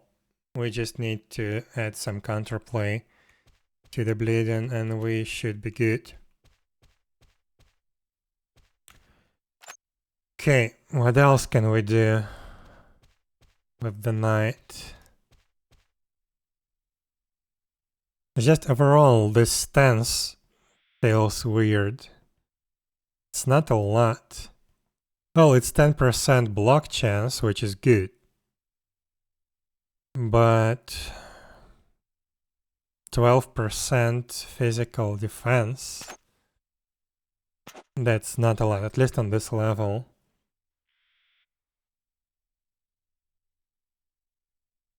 So yeah, one way to fix that would be to remove this percentage bonus for physical defense, and instead we could add another passive skill that would work only when you have a stance active, and that would add like flat amount of damage, a flat amount of defense. And we can tweak that according to the level of the skill. I'm not sure if that's a good idea. But yeah, just for defense doesn't feel a lot, like a lot. Maybe we could do like 20%. That would be much more noticeable. especially since you cannot move with this stance, and that would mean that you would take a little bit more hits from the monsters just because you're not moving. The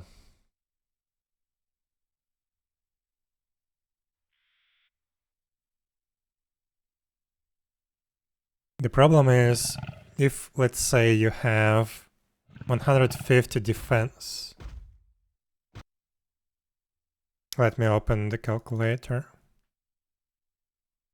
Because we may have a problem if we do it like that, we may have a problem with high levels.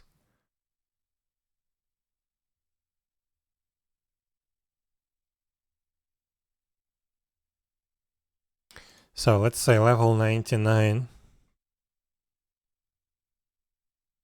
99 vitality. Let's say you have a bunch of bonus defense. So like 40 at least. Probably even more. So what that would be the damage? Oh. Right. 1 sec, I need the charts.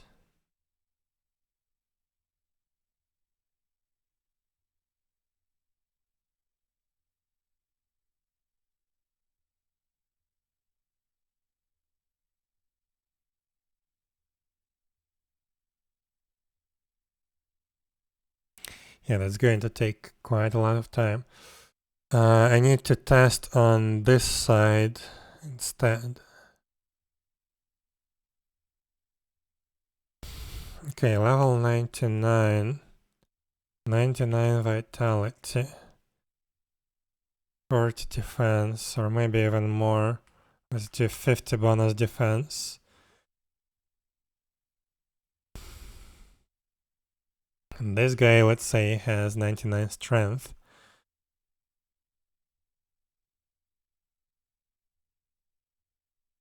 So, wait, without bonus defense, say all natural defense,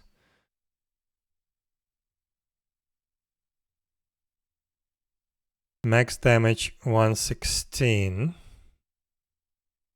If we do plus 50 defense, that's 74 damage.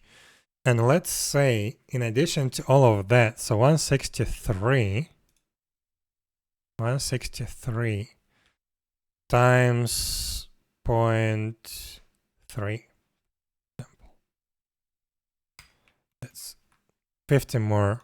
So let's say 100 more defense.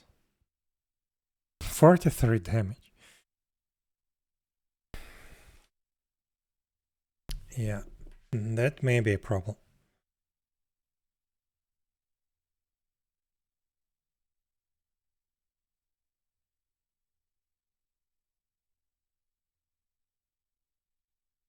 So without any defense, like minus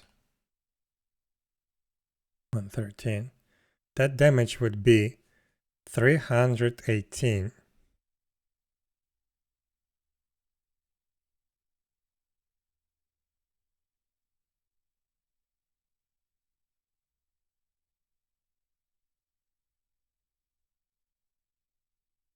Yeah, it's like 13.5% damage only goes through your defense. I mean, we will have some defense penetration as well. So that's gonna affect this, but still, I don't know about this skill.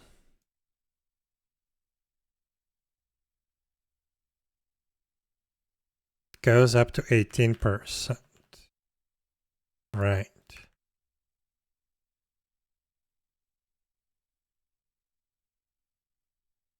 So the problem with this is on low levels, it's barely noticeable.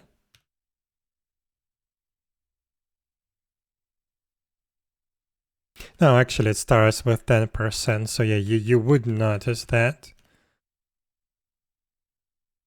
But yeah, that's not a lot. So if you have like 10 defense, it will be just +1 defense.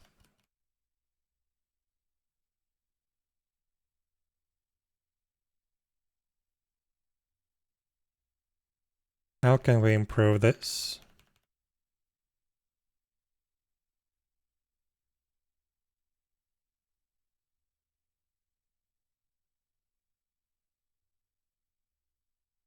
This gives it 22 defense. I think we need to nerf defense a little bit. Because even on low levels, it's extremely powerful. And on high levels, you still have like this amount of damage consumed just by the defense itself. And then it applies, in addition to that, like after decreasing the damage by this flat amount, it will also do the multiplication. Like, I don't know.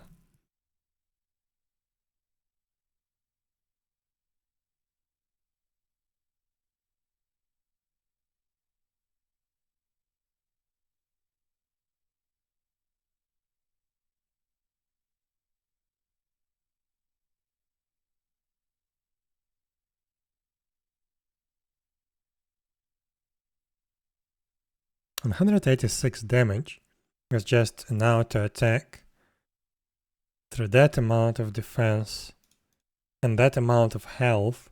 You would probably have a bunch more bonus health. I don't know. I don't like this.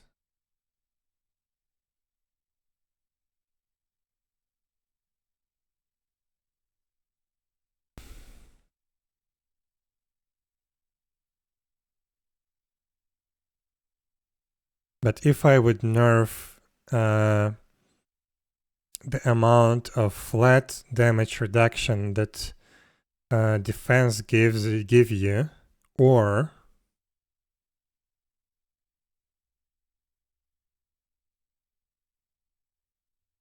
what we could do is, actually wanted to try that.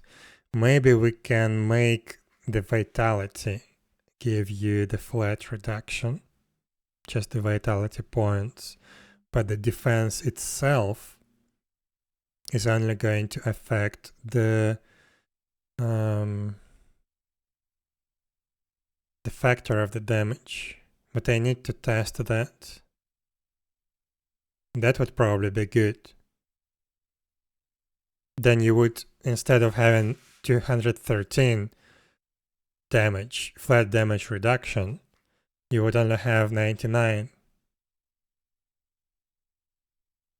And everything else would be affected just by the defense factor.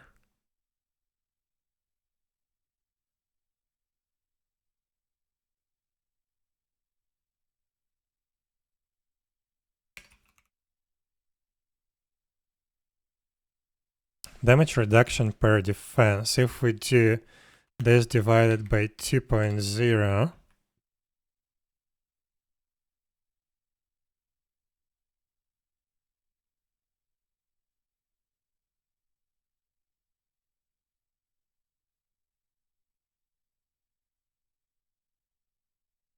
$133. But yeah, to make it work as a vitality thing, 155.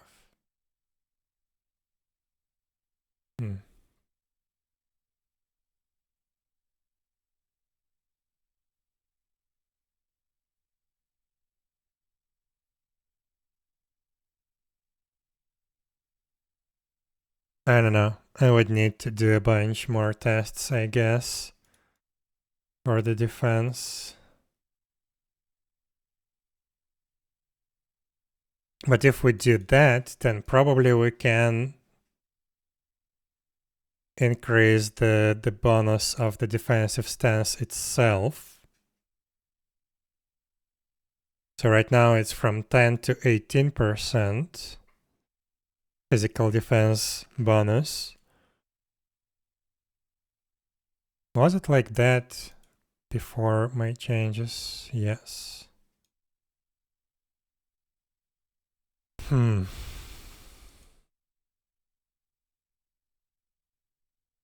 But yeah, maybe we can increase that bonus.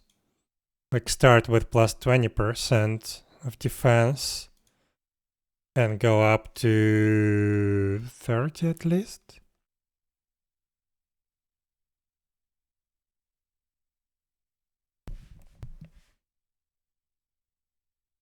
Or maybe 40.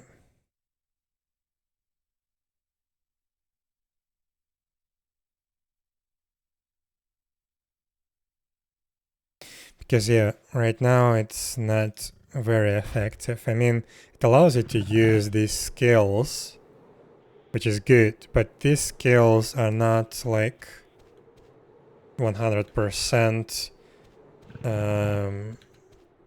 They're not available 100% of the time. This one has a long cooldown, 30-second cooldown.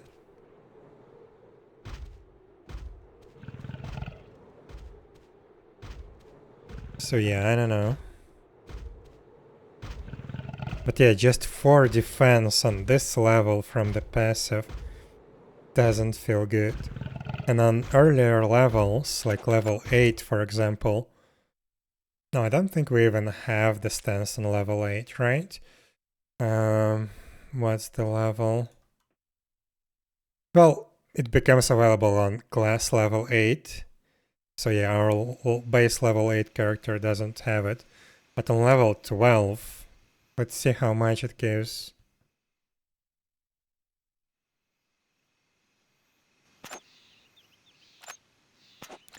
So we have 22 defense on level 12, right? If we... yeah, it's just 2 defense points. If this stance is meant for taking, tanking maybe some protection against being critically hit or stunned would be good. Not sure if you can add this. I can add this, but I don't think I like that idea.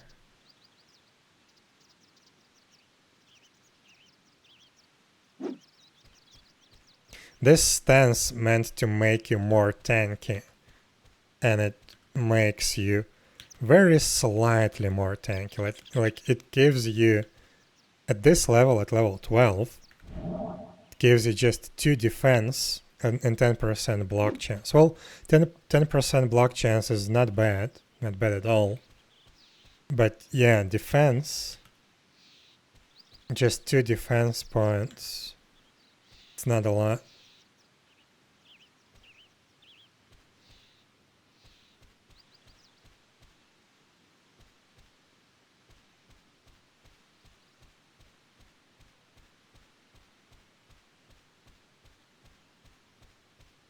And defense itself right now, I feel like is a little bit overpowered, at least on the early levels.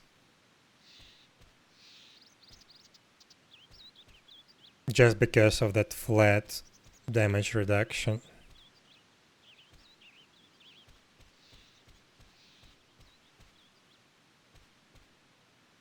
And you can get that flat damage reduction basically from anything. So if you wear this wooden chest piece, that's 5 defense, which is at least minus 5 damage to any hit. 10% chance is very nice, but it also roots you. Also some bosses like to stun a lot. Well, now if you level up strength, wait, is it strength or vitality? I think it's strength. It will give you the reduction, the resistance against stun. So this is a new thing that's going to be available with the next patch. Basically, all the stats, every stat gives you some status effect resistances. And you can, for example, get resistance against stun. I think with strength. Yeah. So if you level up strength, it will make you more resistant to stun. Remember when we did 𝙽𝙴𝚁𝙸𝚂 boss stuns or so on? Yeah, well, bosses right now is a bit weird. They need to be fixed. So right now boss 𝙽𝙴 is so strong because it actually drops a very important item that you cannot get otherwise.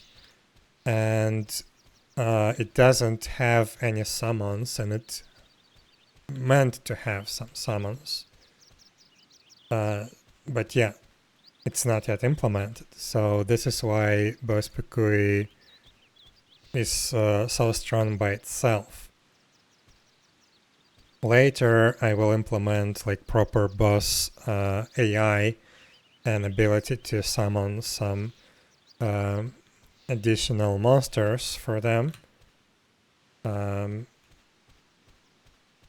And then I will relax those stuns and make it a little bit less strong.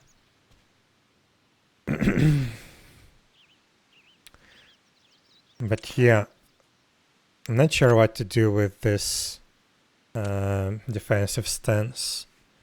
It feels weird. Like, yeah, 10% block chance is a lot. It's good.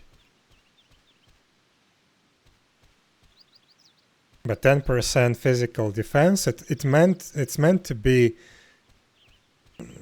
good, to feel nice, actually feel some reduction in damage. But in fact, it gives you just 4 defense on this level. No, wait. 2 defense on this level, 4 defense on level 20 with that equipment that I have, that amount of vitality. So not a lot. Not a lot at all.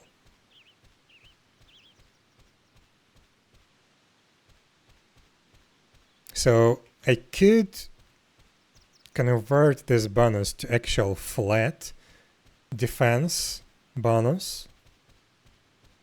And let's say level 1 would give you plus 10 defense. That would feel much more powerful. Something like that. When I change the defense to resistance instead, another multiplier. What do you mean?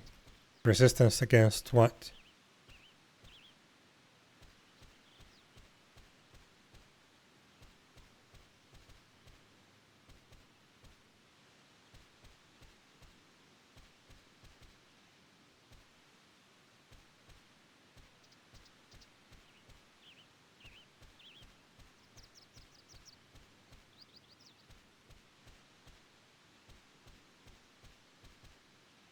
Against physical attacks.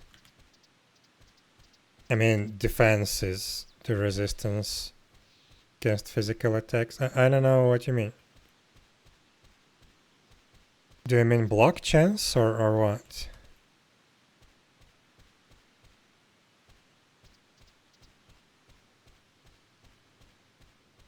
Why not change the defense to a resistance instead?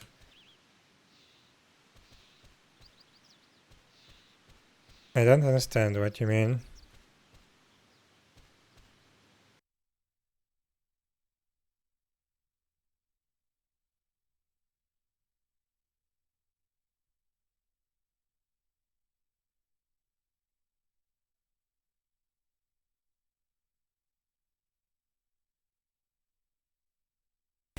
So, yeah, there's definitely something that I wanted to try for a long time. So if we keep this bonus that your vitality gives you defense, as much vitality as you level up. Oh no, defense per vitality, this is actually This weird formula, yeah.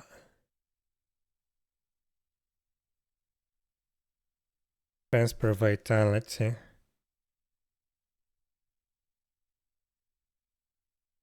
Oh no. I see. This old formula needs to go away, actually. Crap, this will change everything. Oof. But yeah, the problem with this formula is it's exponential, so it gives slightly more defense the more vitality you invest. The problem with that is our stat distribution, our stat point distribution is linear. You get 2 stat points per level. And this formula is actually inspired by Ragnarok Online 1. Maybe it's actually the same formula as in Ragnarok Online 1. Probably. Yeah, I think it is. But that formula was designed for the stats that slow down. How do I explain this? Basically, the stats in Ragnarok Online 1 can be increased by more values early on, but then it decays, and the more vitality you want to get, the more stat points you would have to spend on each point. So that formula made sense. But here it doesn't actually make sense. Because of this formula, I believe now we have it was very weak on the early levels because it was basically giving you nothing. And I had to add the flat bonus, flat damage reduction for defense.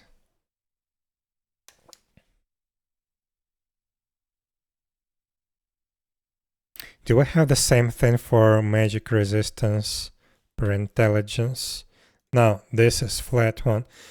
So yeah, this needs to go away.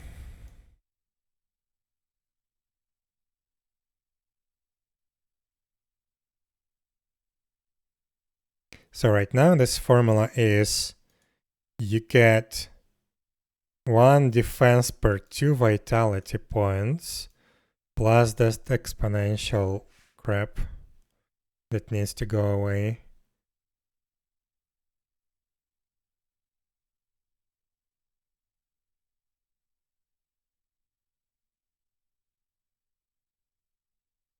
Wait, why is damage reduction per defense is linear?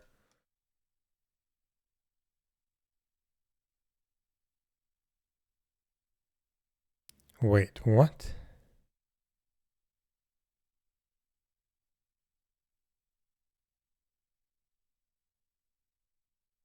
This is incorrect. The graph is incorrect.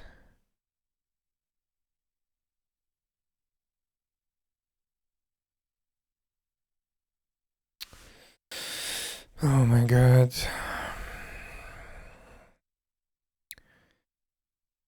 So let me see.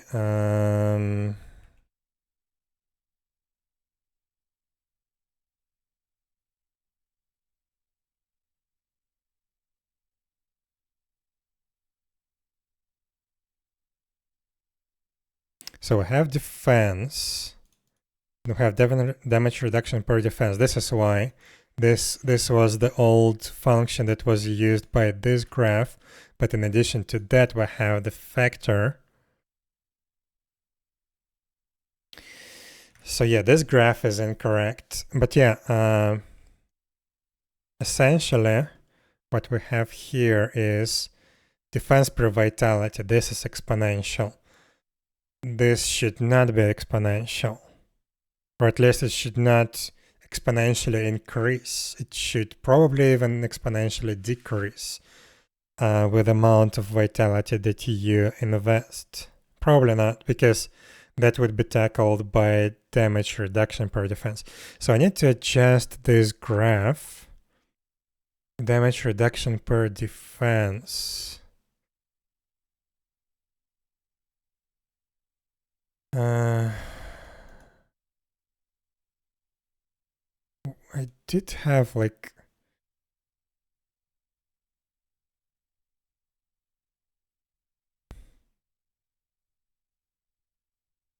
this graph is supposed to be in percents. What I meant is that if the stance set reduces damage taken by 10%, you mean that?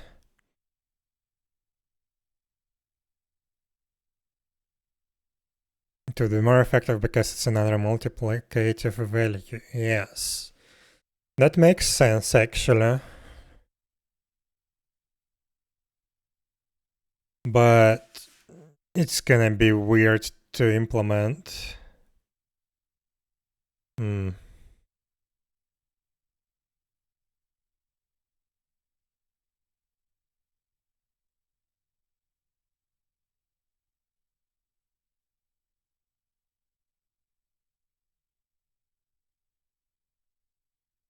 Yeah, this is definitely incorrect because we have linear stat progression. This needs to be the other way around, or just completely flat, basically. And damage reduction per defense, this is not calculated properly.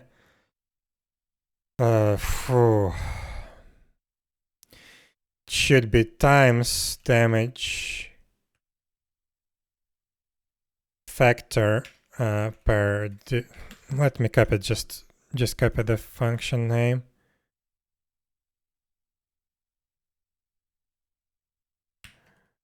Wait, what? What's going on? Times this thing per defense A2.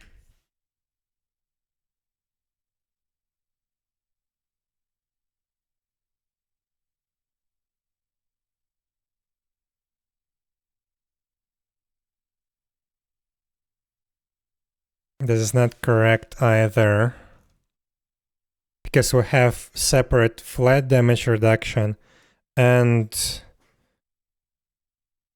that thing. So it needs to be 100 minus this times that.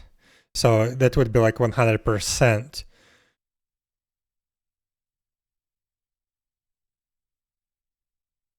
Right. So not 100. 1000 maybe.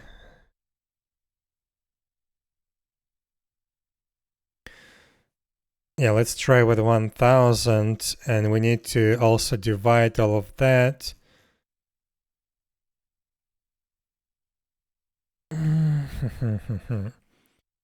by 10, so it's 100%.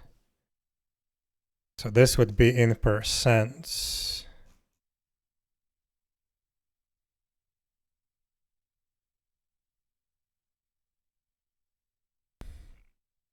Still weird. I don't remember if we already have size race modifiers implemented. Yes, we do.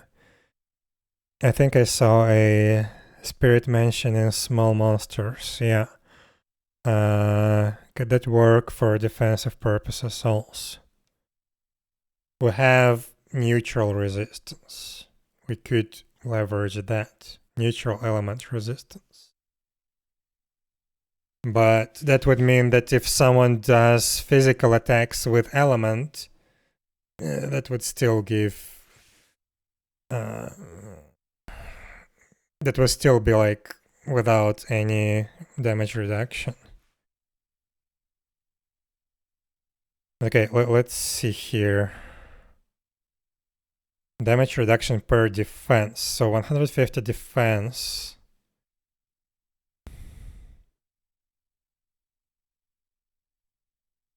I think I need to only use factor here without the flat damage reduction.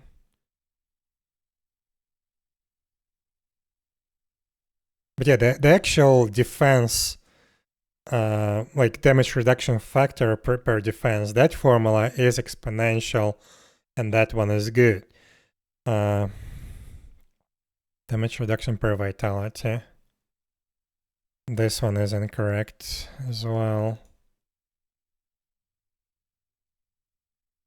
This is damage reduction per defense as well. Defense per vitality.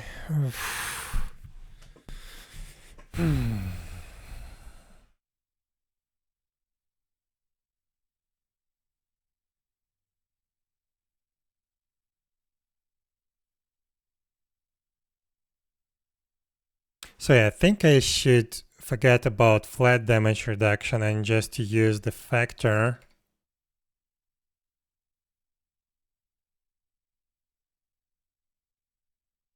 In this calculation.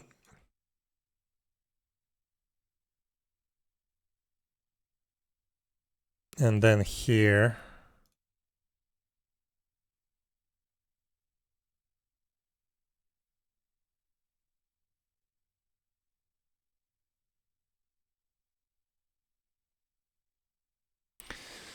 Okay, damage reduction factor per defense.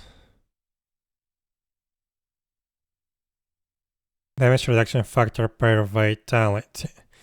Yeah, this is a problem. This should be the other way around, and this is because of this exponential defense per vitality, which is a stupid formula from Ragnarok Online 1.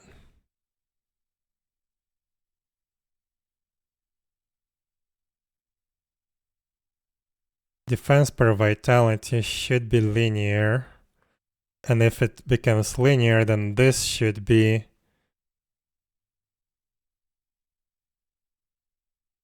let's try that. One sec, let me open the script.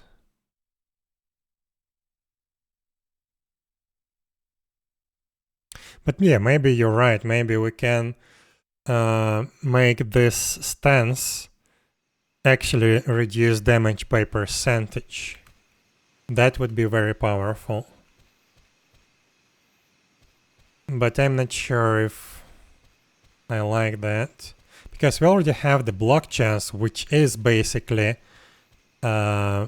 percentage reduction of the damage, which is even better because it reduces the amount of hits that you receive, which means that you can avoid some unhit effects, like stun, for example. If someone misses you, not misses, but if you block a bash, you wouldn't be stunned at all. So yeah, technically that is very powerful already. Depends on how strong you want to make the bosses. The bosses is out of equation right here for now. I'm mainly thinking about the PvP right now when I'm designing the stats. And in addition to that, like level progression, like PvE progression and normal monsters. It roots in place, so it has a strong downside. Yeah, but in PvP root is very bad. It is, but if you have a full party, or let's imagine guild versus guild, you have your party that will support you. You just need to stand there, consume the damage, protect the others. In PvE, you need to be like, you need to keep the aggro on yourself and just stand there and take the damage. You're basically like a damage sponge that protects other people from getting hit or receive some damage. But yeah, this is bad. This is really bad. So what I want to try, damage reduction per defense. This is, for now we can forget about this. Damage reduction factor per damage reduction.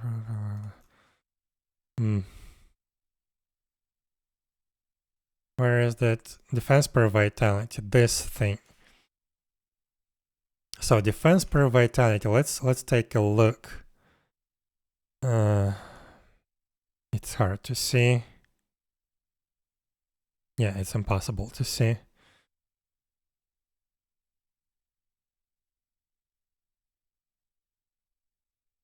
So at 10 vitality, you get 5 defense.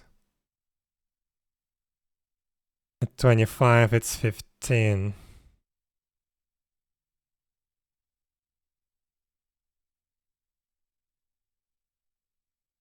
Then around 75, it evens out and then increases.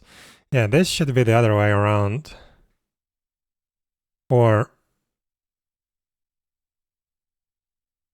we can do just completely linear progression here.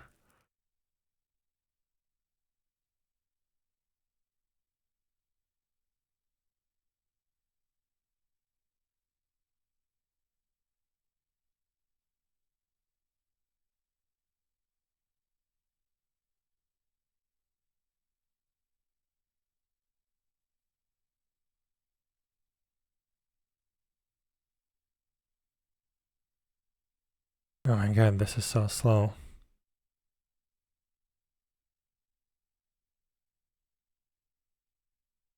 Okay, if this becomes linear, then this probably gonna turn the other way around, right? Because we have damage reduction factor,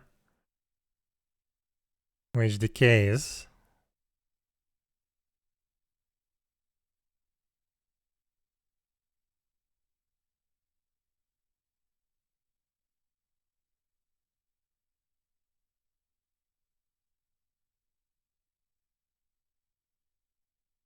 So yeah, this is gonna turn around.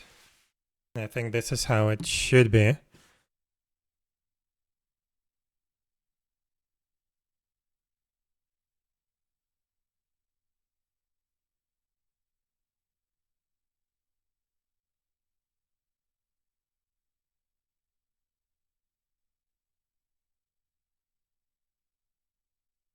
Come on. Google, why are you so slow?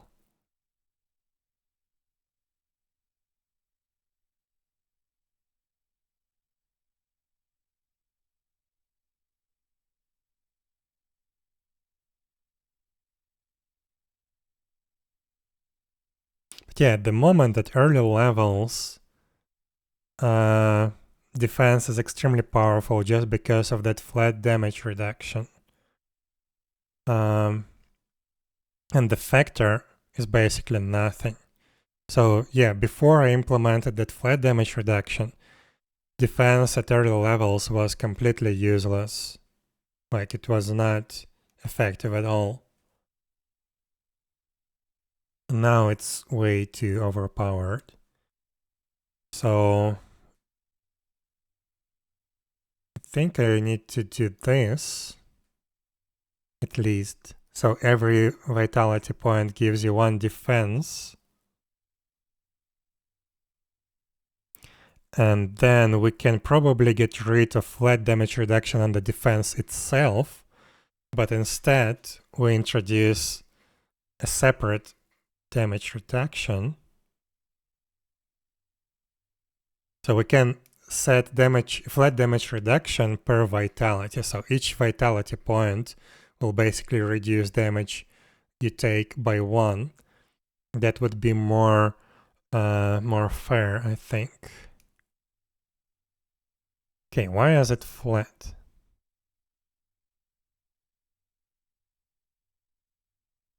Damage reduction factor per vitality.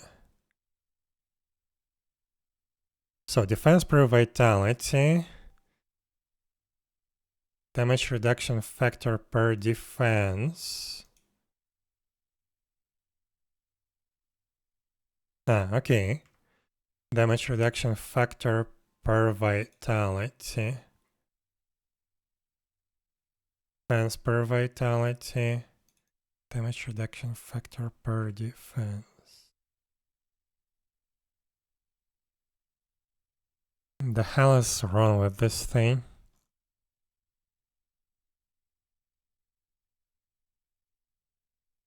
It's not correct. These two should be identical.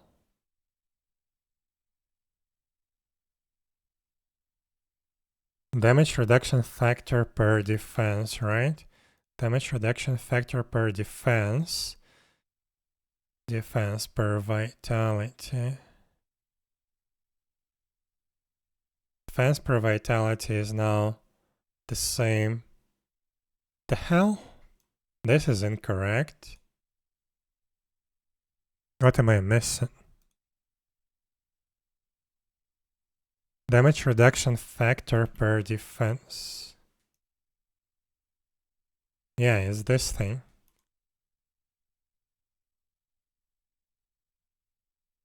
Defense per vitality of A2. Yeah. What the hell? This is wrong.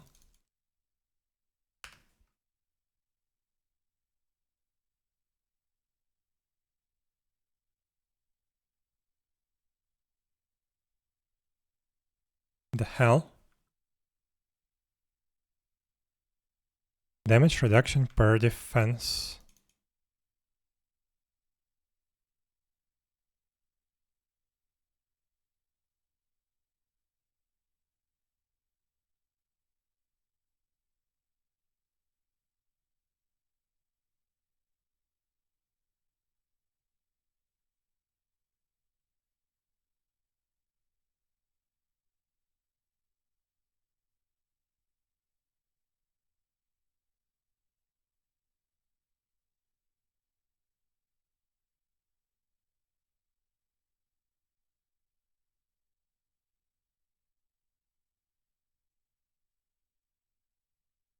I don't understand what's going on with this thing. Damage reduction. Ah, I see. I'm stupid. It's supposed to be. One sec. Damage reduction factor. Ah, it is damage reduction factor. I just forgot to bring that down.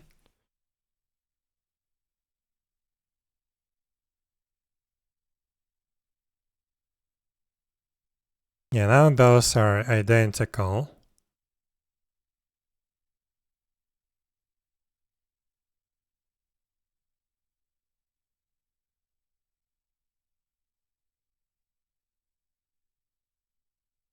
So yeah, basically if you invest, let's say, oh my god, I cannot see.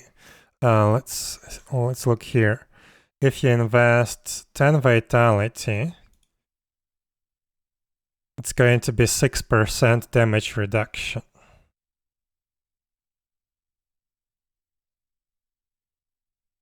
Right, on 20 vitality, it's 12.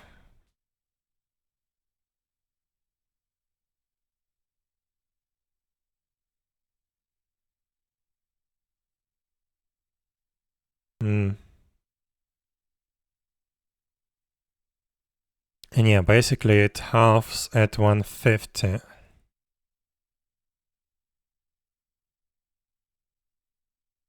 Yeah.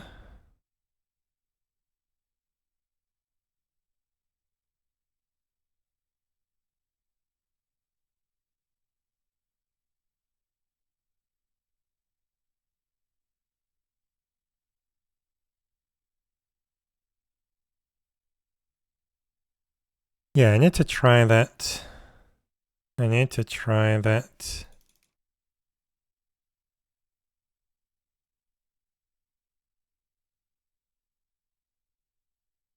So this damage reduction per defense, it's gonna go away. It's going to be damage reduction per vitality instead, and we will use raw vitality stat.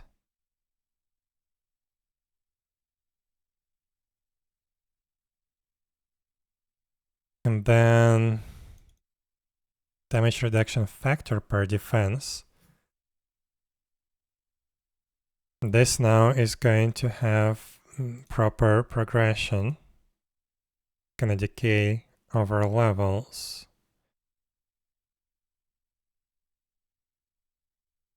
Because yeah, that was definitely incorrect. We could even make it give more early on, similar to other stats. Maybe that would improve the things. Then this graph would dip even down even more.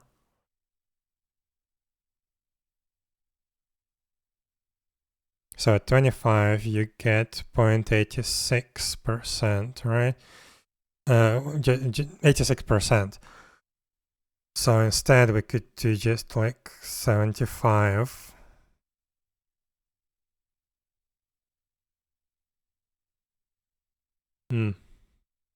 Maybe this is what I'm gonna do. Defense per vitality, we could make it exponentially decay and give more early on, similar to other stats. And we could forget about flat damage reduction altogether. I don't know. I guess I need to test that. And I guess this is going to be tomorrow. Because, yeah, this is getting late already. I'm gonna call it a day. Let's see. Can we rate someone?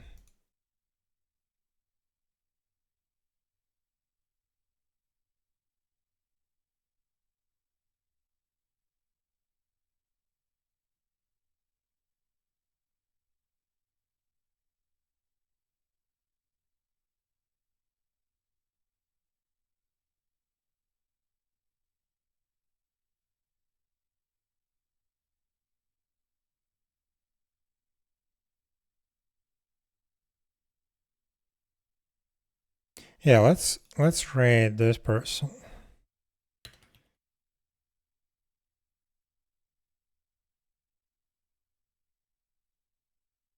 Oh no, followers only chat. No.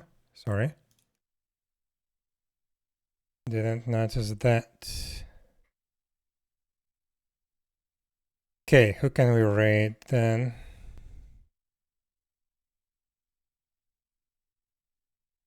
Let's see, maybe someone new.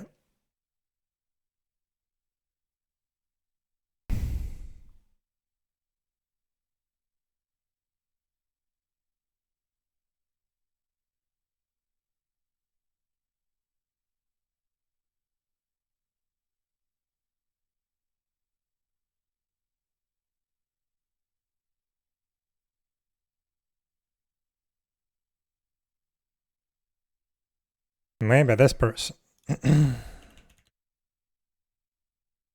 Okay, good. So, yeah,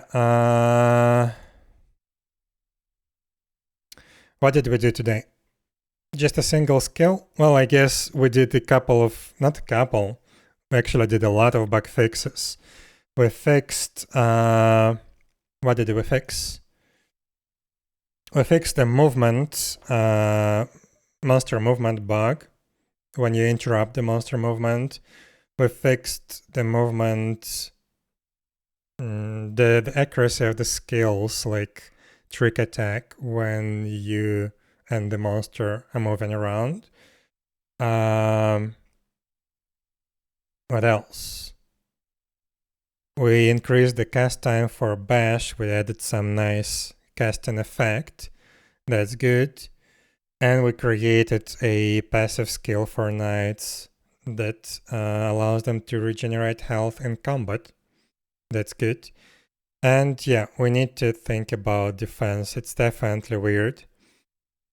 And defensive stance as well. So yeah, this is gonna be for tomorrow. So yeah, thank you everyone for watching. Thank you for nice hints, Black Beverage. And yeah, hope to see you next time. Bye bye.